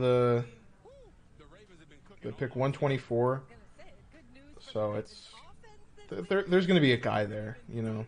There's some players still left. You know, receivers, running backs are going to go. I think there's going to be a running back run in round 4. It just seems like day 3 is kind of like the catalyst for him. Hopefully we'll see. I would like Bigsby or Abani Kanda. Abani Kanda specifically for the Rams here. I think would be a super good fit. So.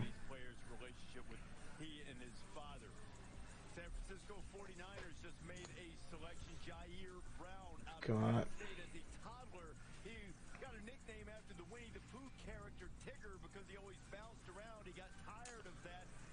Jaguars pick is in. Darnell Washington falling out of day 2 would be crazy. But I mean, wow, are the Bengals really going to get Darnell Washington at the end of round 3? That would be crazy.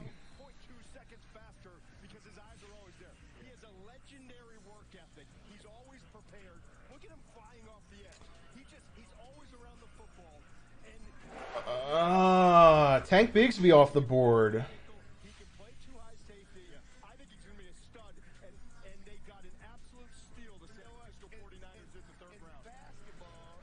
How do I feel about Tank Bigsby to the Jaguars? This is a guy I absolutely love. Fell in love with him last year, before the season started. Huh. He's behind ETN. I'm not the craziest ETN guy. ETN is not a guy that they drafted. And oftentimes we see players. This is definitely in no way, shape, or form the best landing spot.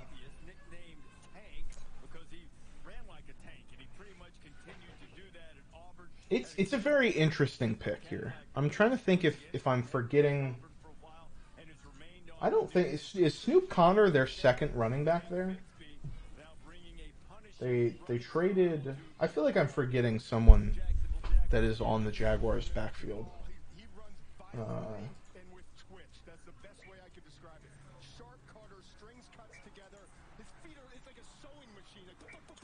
Let's check.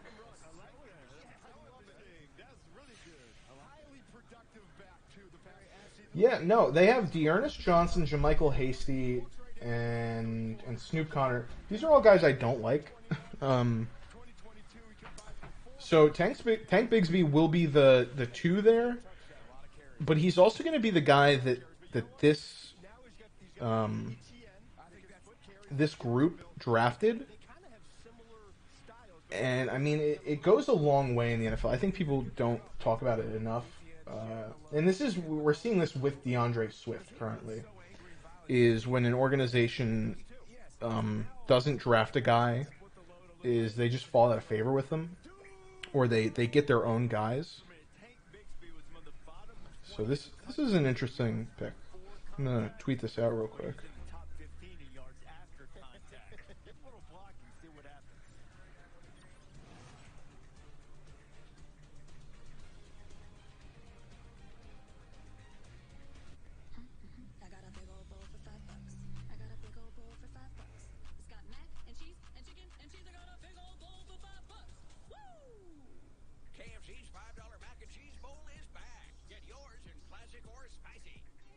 This is a butter cookie wrapped around Haagen-Dazs. This is luxury. Enjoyed here or wherever you are. Butter cookie wrapped Haagen-Dazs. It's time to hit refresh. To be buttoned up, to feel your best and look it. By using Just for Men shampoo and hair color to eliminate gray in 5 easy minutes. It's time to look forward. Just for Men shampoo in color. I used to pre-rinse dishes because my old detergent didn't actually get them clean. But new Cascade Platinum Plus has me doing dishes differently. With double the Dawn grease fighting power and double the scrubbing power, you can load this and get this. New Cascade Platinum Plus. Dare to dish differently. Rumor has it you're considering a trade to leave the booth for the bar. Listen, Nikki, I'm always looking for the best opportunity to watch, but I'm just focused on getting the next round of beers. Yeah. Get a power card with an entree. Let's see. Oh, Tyler. I was talking about receivers earlier, and I did forget about Tyler Scott. He's probably the last guy that I would like here in this early. The season finale, Tuesday on ABC. The future of driving is here with the convenience of Ford Blue Cruise. It's available hands-free highway driving technology that allows you to let go of the wheel with confidence while keeping your eyes on the road. It's available on select Ford vehicles, and it's earned Consumer Reports' top-rated active driving assistance system. Be future-ready with Ford Blue Cruise. Don't miss 0.9% for 60 months plus $1,500 bonus cash, plus $1,000 towards Ford accessories on F-150. Only at your local Ford dealer. Hi. I love what you've done. Thanks. Look, I finally cut the cable, switched to Verizon Home Internet. Cable internet wasn't cutting the mustard, right? No. This Man. Tank Bigsby going 2 picks red after the Ravens. cut my bill down to Just feels bad. a month. Exactly.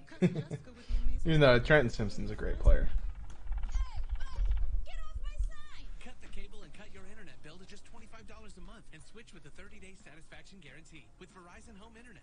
Verizon.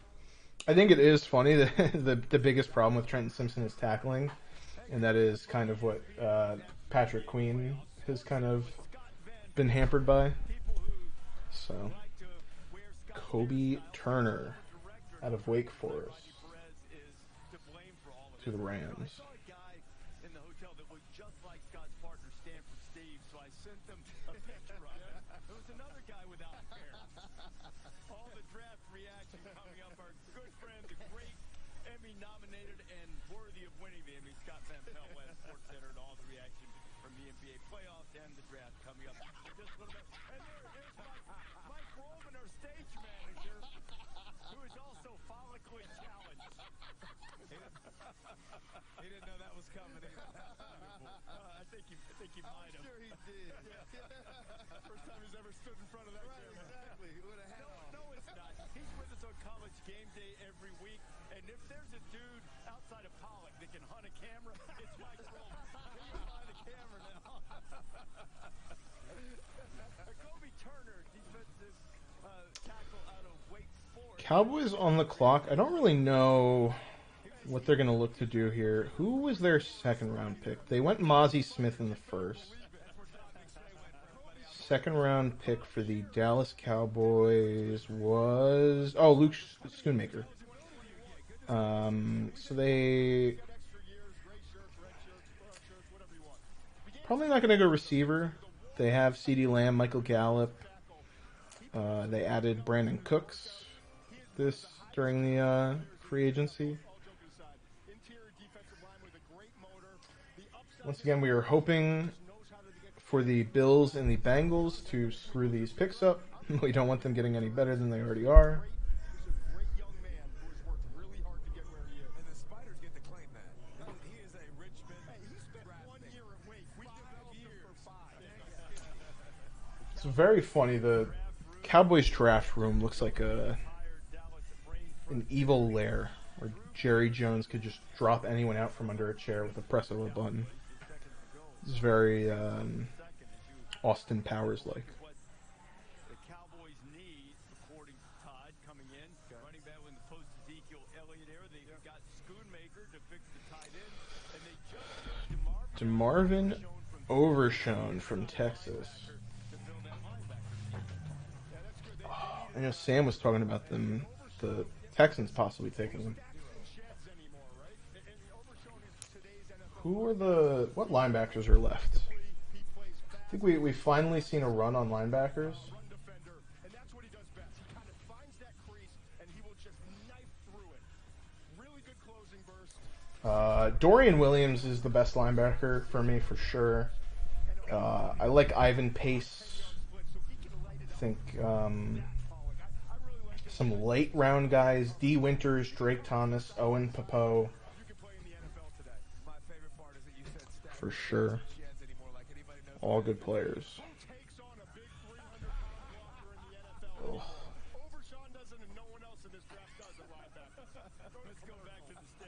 I could see the Bengals going Jordan McFadden here.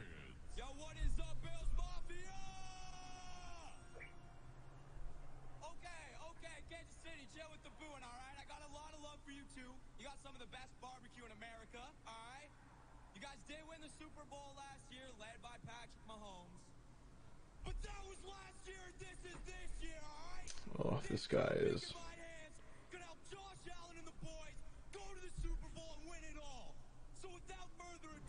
Yeah, there's Dorian Williams. Just as I said it. You know, they let Tremaine Edmonds walk in free agency, and then Dorian Williams. This is Matt Milano, Dorian Williams going to be in there. Bengals should be feeling pretty good here. They went with the Chiefs. They trade with the Chiefs here. So who are the Chiefs? Chiefs are going ahead of Cardinals and Steelers. This is probably Adetomowa Adebawore. I screw that up.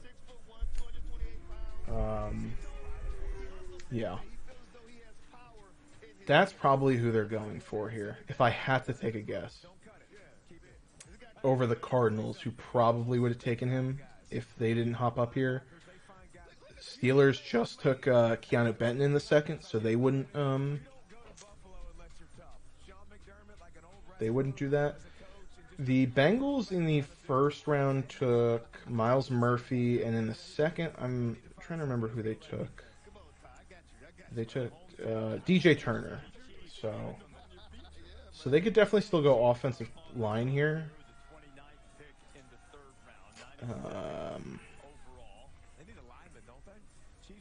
I think close. 10 more picks. 10 more picks. And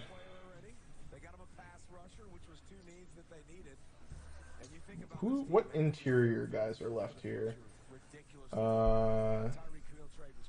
Chandler Zavala, Andrew Voorhees, Emil Ekiyor are all guys.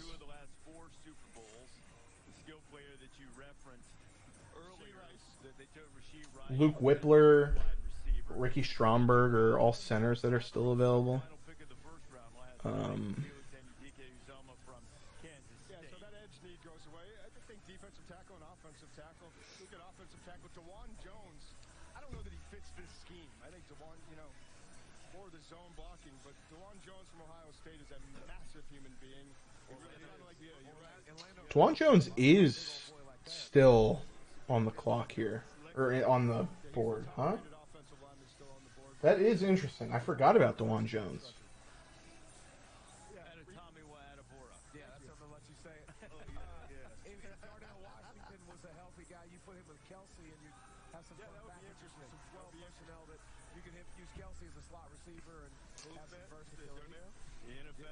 DeJuan Jones, Darnell Washington.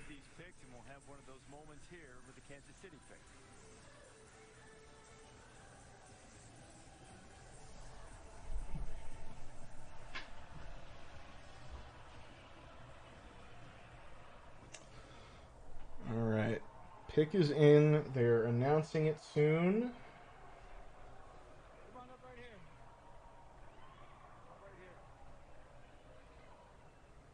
To complete the Kansas City Chiefs selection, we are honored to have with us the family of fallen hero Master Sergeant Bernard Dagon of the Kansas Army National Guard.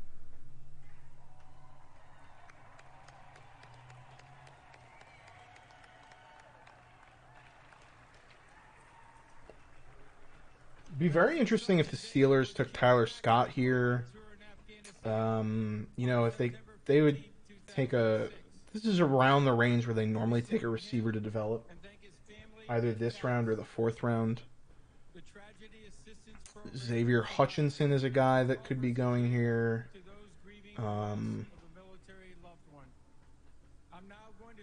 Very curious as to what they do.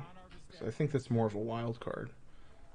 I mean, they could go... They went Broderick Jones. Do they go Broderick Jones and DeJuan Jones to make sure that offensive line is good?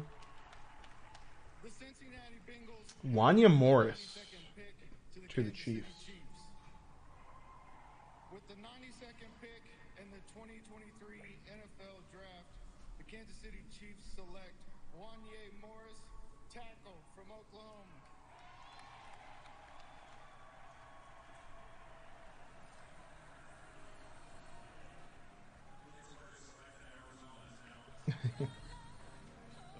I think Sam is panicking a little bit with all the linebackers coming off here. I think Noah Sewell is still here. I like Noah Sewell. I could see him possibly going here. Cleveland would be a spot for him. The Vikings are here. They're going to take a corner. Did the Vikings didn't have a 2nd round pick? Yeah, they didn't have a 2nd round pick this year. I guess they just traded back a bunch here in the 3rd to get a couple more picks. So we are rolling here.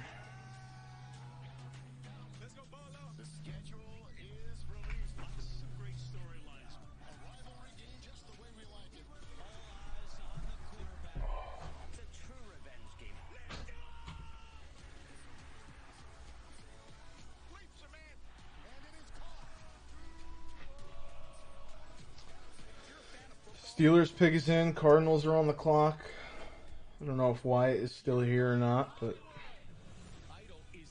your team is back up. Who did the Cardinals took? Garrett Williams. This is a good pick.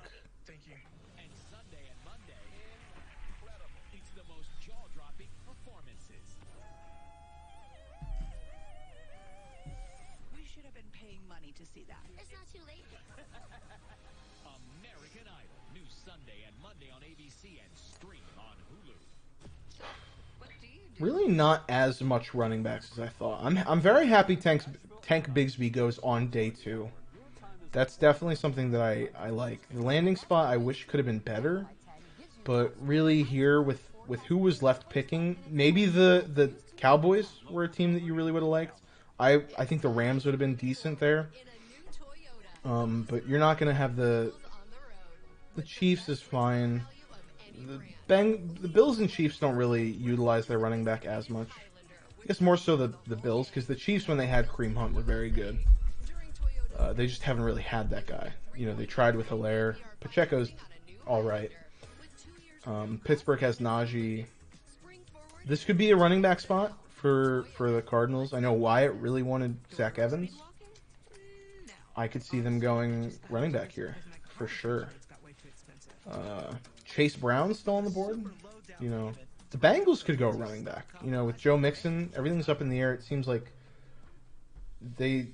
I don't know if they want Joe Mixon on their team. You know, they definitely want to look to move on for sure by the end of the season. You know, next year they want to have a new plan with running back. The Cardinals actually have 2 picks here. So, very interesting.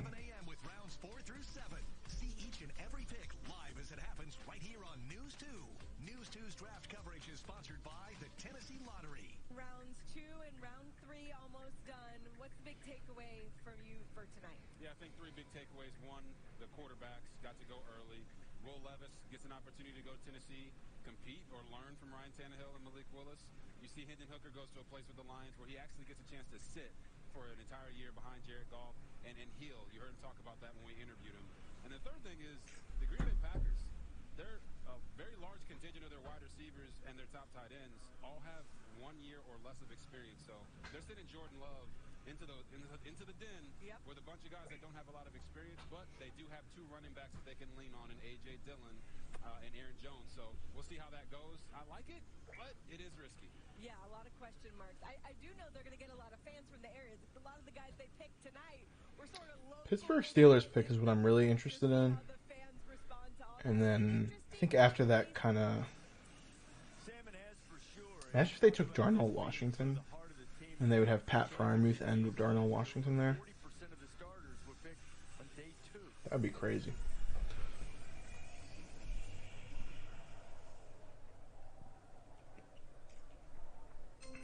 With the 93rd pick in the Wow. That's crazy. Oh my god, I just called that. Steelers taking the huge tight end of the 2-time reigning national champions. We saw Darnell earlier. There he is with his 2 daughters and his fiancée.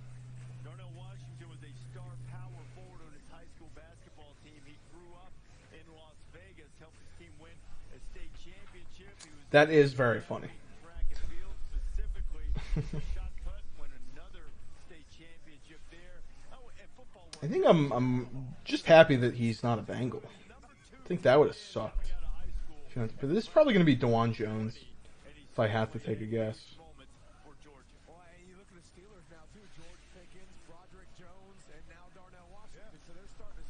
I mean, this makes a bunch of sense though, because this is an offensive line that has just kind of struggled recently. So adding essentially a 6th offensive lineman, because Darnell Washington is 6'7", 264, which is just massive. He is a massive human being, and he runs so fast for a guy that size. But I mean, when you're 6'6.5" with 34.5-inch arm length, 11-inch hands, I mean, he swallows everything that's near him. And I think he builds speed. He's one of those guys, like, he's kind of slow off the line at times, but he builds speed as he goes down the field. If they utilize him properly here, he can become a little bit more of a consistent weapon in the passing game and can provide a little bit more down the field than he had to at Georgia. He's athletic. Obviously, you saw him on the basketball court. Good footwork. He is a guy who's pretty much Michael Wilson to the Cardinals here. I'm not the biggest Michael Wilson fan. You know, he's not a fast guy. Ran pretty slow at the combine. Had injury problems. I just thought overall his tape was lackluster. But to get a guy here in the 3rd round at receiver is interesting. Now you're going to have currently DeAndre Hopkins, Hollywood Brown, Rondale Moore, Michael Wilson.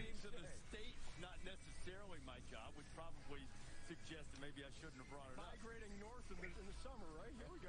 15 picks last year. That was the 2nd most in the modern draft there, and I believe the most for a draft that had fewer than 300 players selected. They've had 4 players chosen this year as the reigning national champs. That is tied for the most of any school. So Kirby Smart's been kissing those trophies because he's been able to get some real talented guys to come to Athens and play between the hedges. Yeah, we've got the Bengals coming up on the clock right before that. The Lions, the Lions in there, man? Wow, Michael Wilson.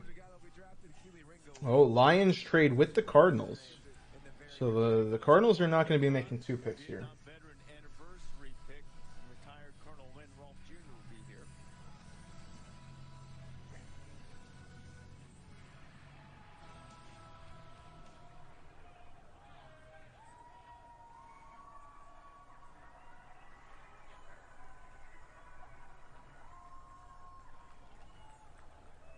To help make the Cincinnati Bengals selection, we are honored to have retired U.S. Army Colonel Lynn Rolfe Jr. with us, who proudly served our nation as an officer and Army civilian for more than 4 decades.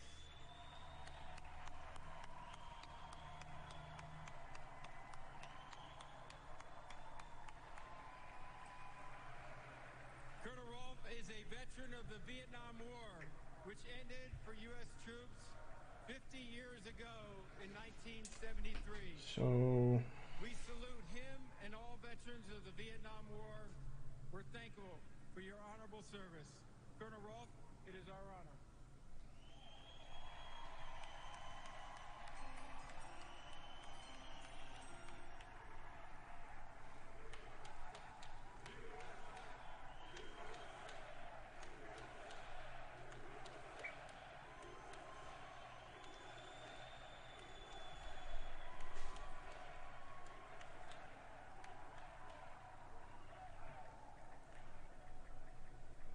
Well, Commissioner, thanks. I'd like to thank you and the NFL and our VFW for allowing me to represent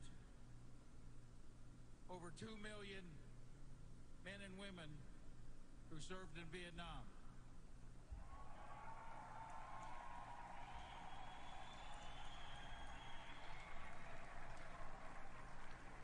But especially we need to remember and never forget the 58,220 that didn't come home and gave their lives.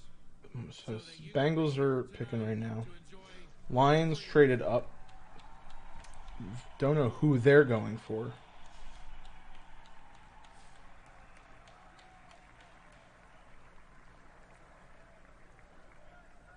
And now for my homies back in southeastern Indiana and the Houday fans out there. Jordan Battle, safety out of Bama. I like Jordan Battle. Jordan Battle is he my second or third safety? He is my second safety. I have Christopher Smith behind him. So Jordan Battle is my second safety off the board here. I think this is a good pick for them, unfortunately. Bengals get better, which sucks for the Ravens, but Oh, absolutely. You know, when you play for Nick Saban, that secondary, he's a high performer, reads defenses very well, looks at the quarterback, let the quarterback take him to where the ball is going to go. Just a real productive guy on the back end. They had two extraordinary safeties on the back end. That's why I thought they were so talented, despite the fact that Jalen Hyatt lit them up. Hold on. Jalen Hyatt just scored another touchdown. But no, I like what Jordan Battle brings to the defense, man. High performer, high football IQ. The guy's going to hit you, too. Yeah, he's great ball skills, too. Physical, he does. You're looking like that pick six against Kentucky. He had really impressive. Look at 4.55. He just has average speed, but I like him in the box, close to the line of scrimmage. He is tough, and he loves to hit. Thumper. Jordan Battle on his way to Cincinnati as we draw closer to the end of the third round. Broderick Martin. What if beer could get to the right place at the right time all the time? Not like that. Like this. Getting this beer all over the world. Right when they need it. Yes, with IBM Consulting, AI-powered software can help automate your All right. Michael Wilson tweet is out. We've been live tweeting all of these on Twitter, giving some input on these offensive players. We have 6 more picks, and then I can go and eat some food. Oh, I think it. What was it? It was pick. You're in pick what? 60. Like the 60s. We're in the pick 60s before at like 8:30. It's been like an hour and a half, and we're pretty much done. I feel like this has been a fairly quick. Started what? 3 hours ago?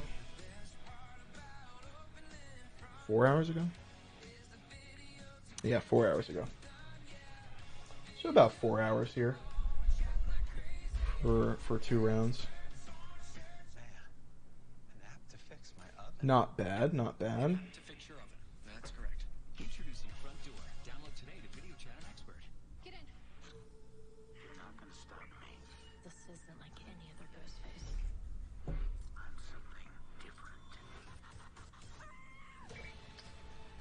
showing a Scream 6 trailer. I saw Scream 6. It was fairly decent. Didn't like the end, but... Pineapple. You gotta smell the butt to know if it's right. Hear that noise? Make it quiet. Precious cream always in the bag. Does cream rules everything around? All right, chefs, we gotta go get the beans. Safety acts with me. Chef, they definitely said no beans. Actually, they want fava beans. They're so good at this. We get groceries. DoorDash. This is a butter cookie. Wrapped around Haagen-Dazs. This is luxury. Enjoyed here. All right, let's see. Which third-round running back are the 49ers going to take with these two picks here? Their annual tradition. We're getting close to the closing picks of night 2 of the NFL draft, and the fans have been excited and electric for the entire two-night extravaganza here in Kansas City, and still more to come on Saturday with rounds 4 through 7. Hope springs eternal when you come through the draft. You think you found some guys who will be cornerstones. Here are the last 5 selections. One that we didn't quite get to. Arizona taking Michael Wilson, the wide receiver from Stanford. 6'1", We've got 200 pounds, a strong receiver on the outside who played for David Shaw in the farm.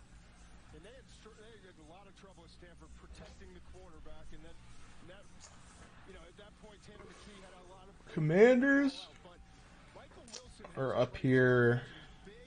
This has to be interior offensive line. I like Chandler Zavala best here. He's my highest remaining interior offensive lineman. Cleveland Browns here could go a number of ways. 49ers, probably. I think Blake Freeland would be a good pick for the 49ers. The Raiders can go a number of ways. So I think this is teams that are picking the same needs right here. So I think a lot of these picks could be. The SEC leading the way with 29 picks so far. We're into the compensatory last few picks of the third round.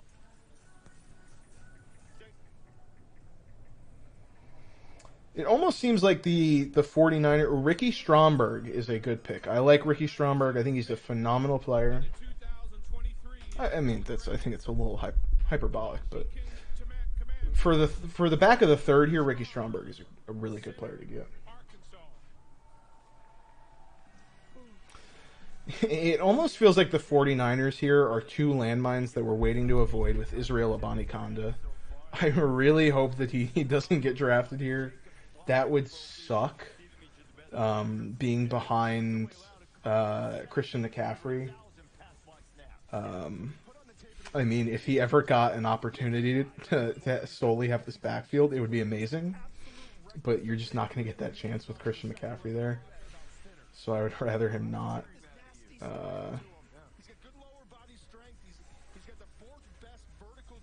With that being said, I feel like I've called a couple of picks tonight, and I think I've just jinxed myself into being upset here.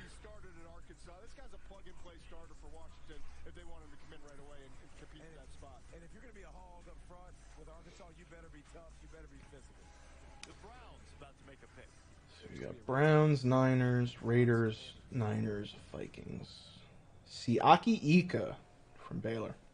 That makes sense. The Browns' defensive line outside of Myles Garrett has been just bad. The Cleveland Browns select Siaki Ika, defensive tackle, Baylor. Siaki Ika coming from Baylor, but he did play 13 games for LSU in their national championship season in 2019. And after moving to Baylor, Here we go, 49ers.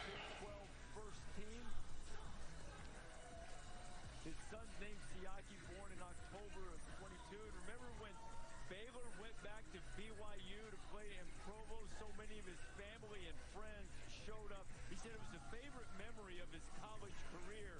People from his hometown of Salt Lake City coming to see him play. He got close to 100 tickets. All right, pick is in for the Niners. Raiders are on the board.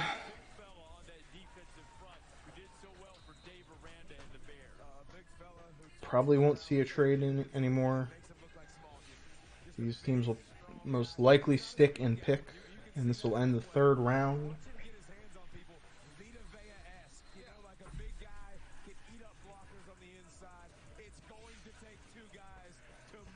Keely Ringo is an interesting player here for the Niners. Okay. Oh. In the 2023 NFL Draft, the San Francisco 49ers select Jake Moody, kicker, Michigan. The 49ers fans did not react here. Oof. The 49ers fans did not look happy. I mean, listen, from all accounts, Jake Moody is a good kicker, but he is also a kicker. So...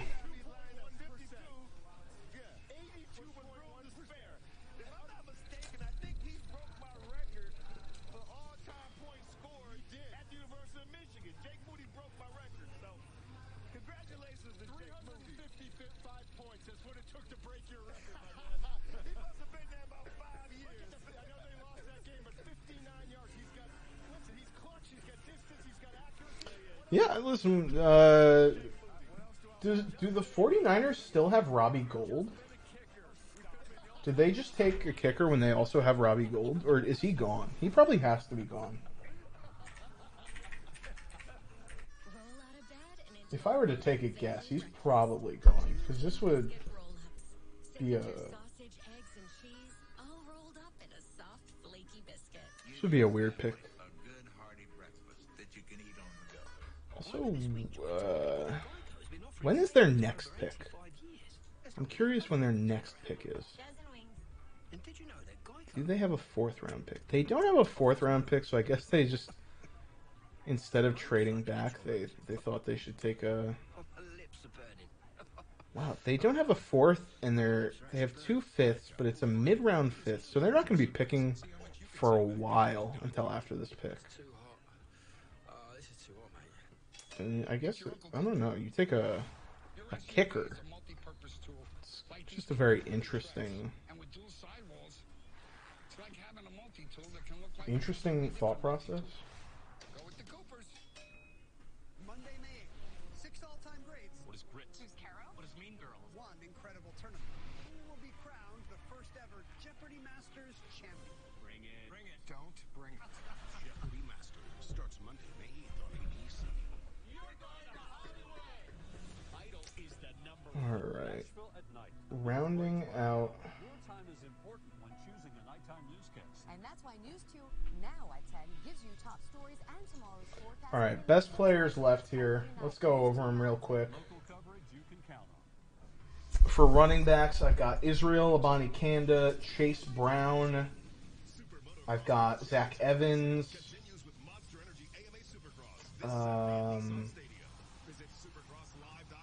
See Roshan Johnson. For receiver, really only Tyler Scott here. I like guys like Raheem Jarrett, Andre Iosivez, Puka Nacua. Those are some later round guys. You could take a shot on Keyshawn Butte, but I mean, it's a big risk. Receiver or tight ends, Zach Kuntz, Davis Allen are guys that I like, but you know they're fine. Dorian Thompson-Robinson is a good quarterback that I like here for the later rounds. He's got some good corners left on the board. Keely Ringo, surprised he's fallen this far. He was getting a lot of first-round hype early in the year. Jacorian Bennett is a player I really like. Jalen Jones, Darius Rush is kind of a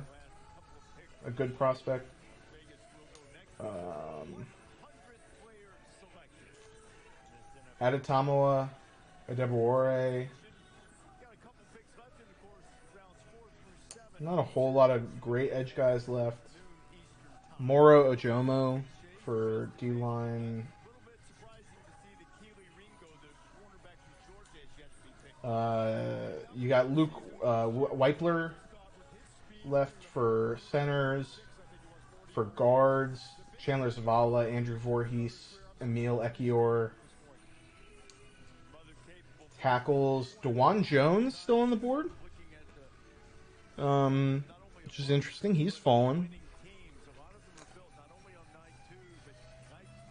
DeJuan Jones still on the board. Noah Sewell is a player I like a lot. Probably the last remaining linebacker I would draft fairly high.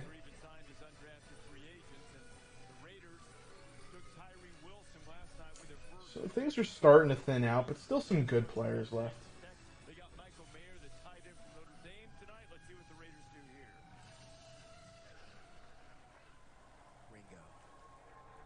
Oh, I think someone just spoiled it. Oh, no. Trey Tucker. Hmm.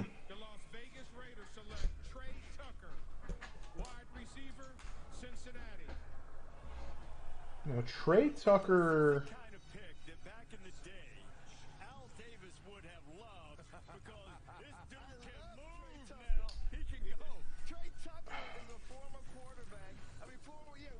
I was not expecting Trey Tucker to be drafted ahead of Tyler Scott. That's very interesting to me.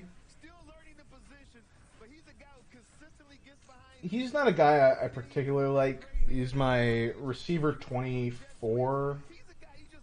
I think it's just an okay pick. Yeah, he's my wide receiver 24 in this class. They're definitely better players. I don't really like this pick that much.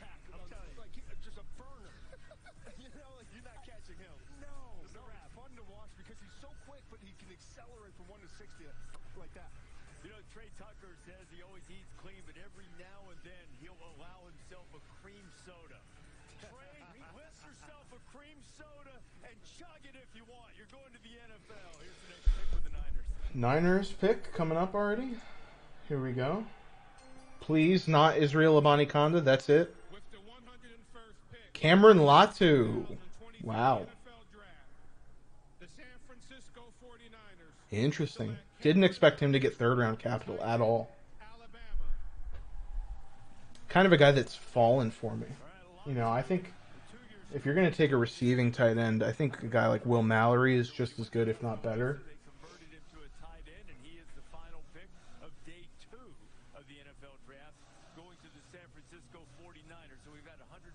Wait. Did they just say final pick, but there's the Vikings still are on?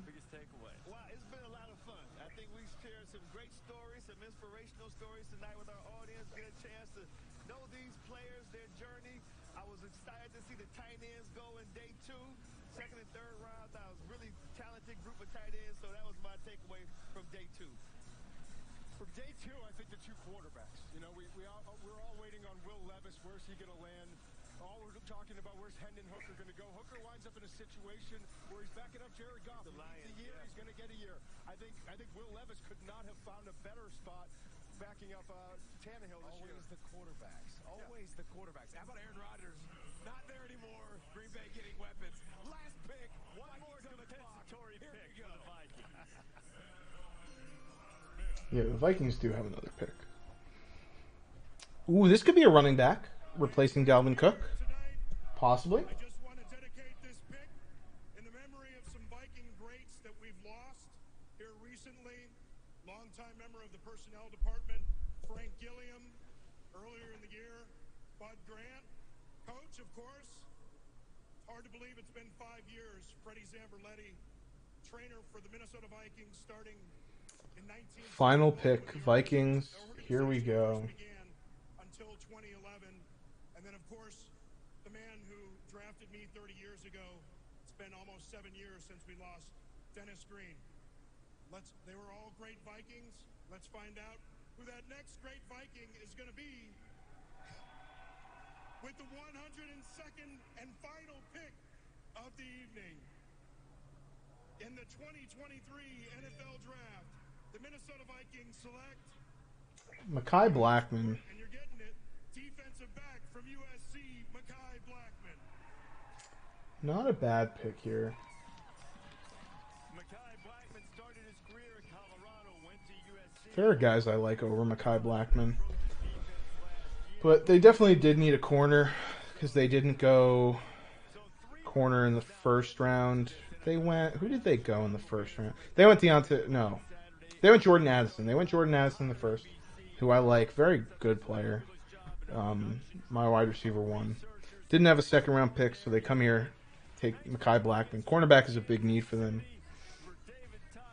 So, not bad. Not a bad second and third round, but that is going to do it for me. Thank you for watching, and have a good night, and peace out.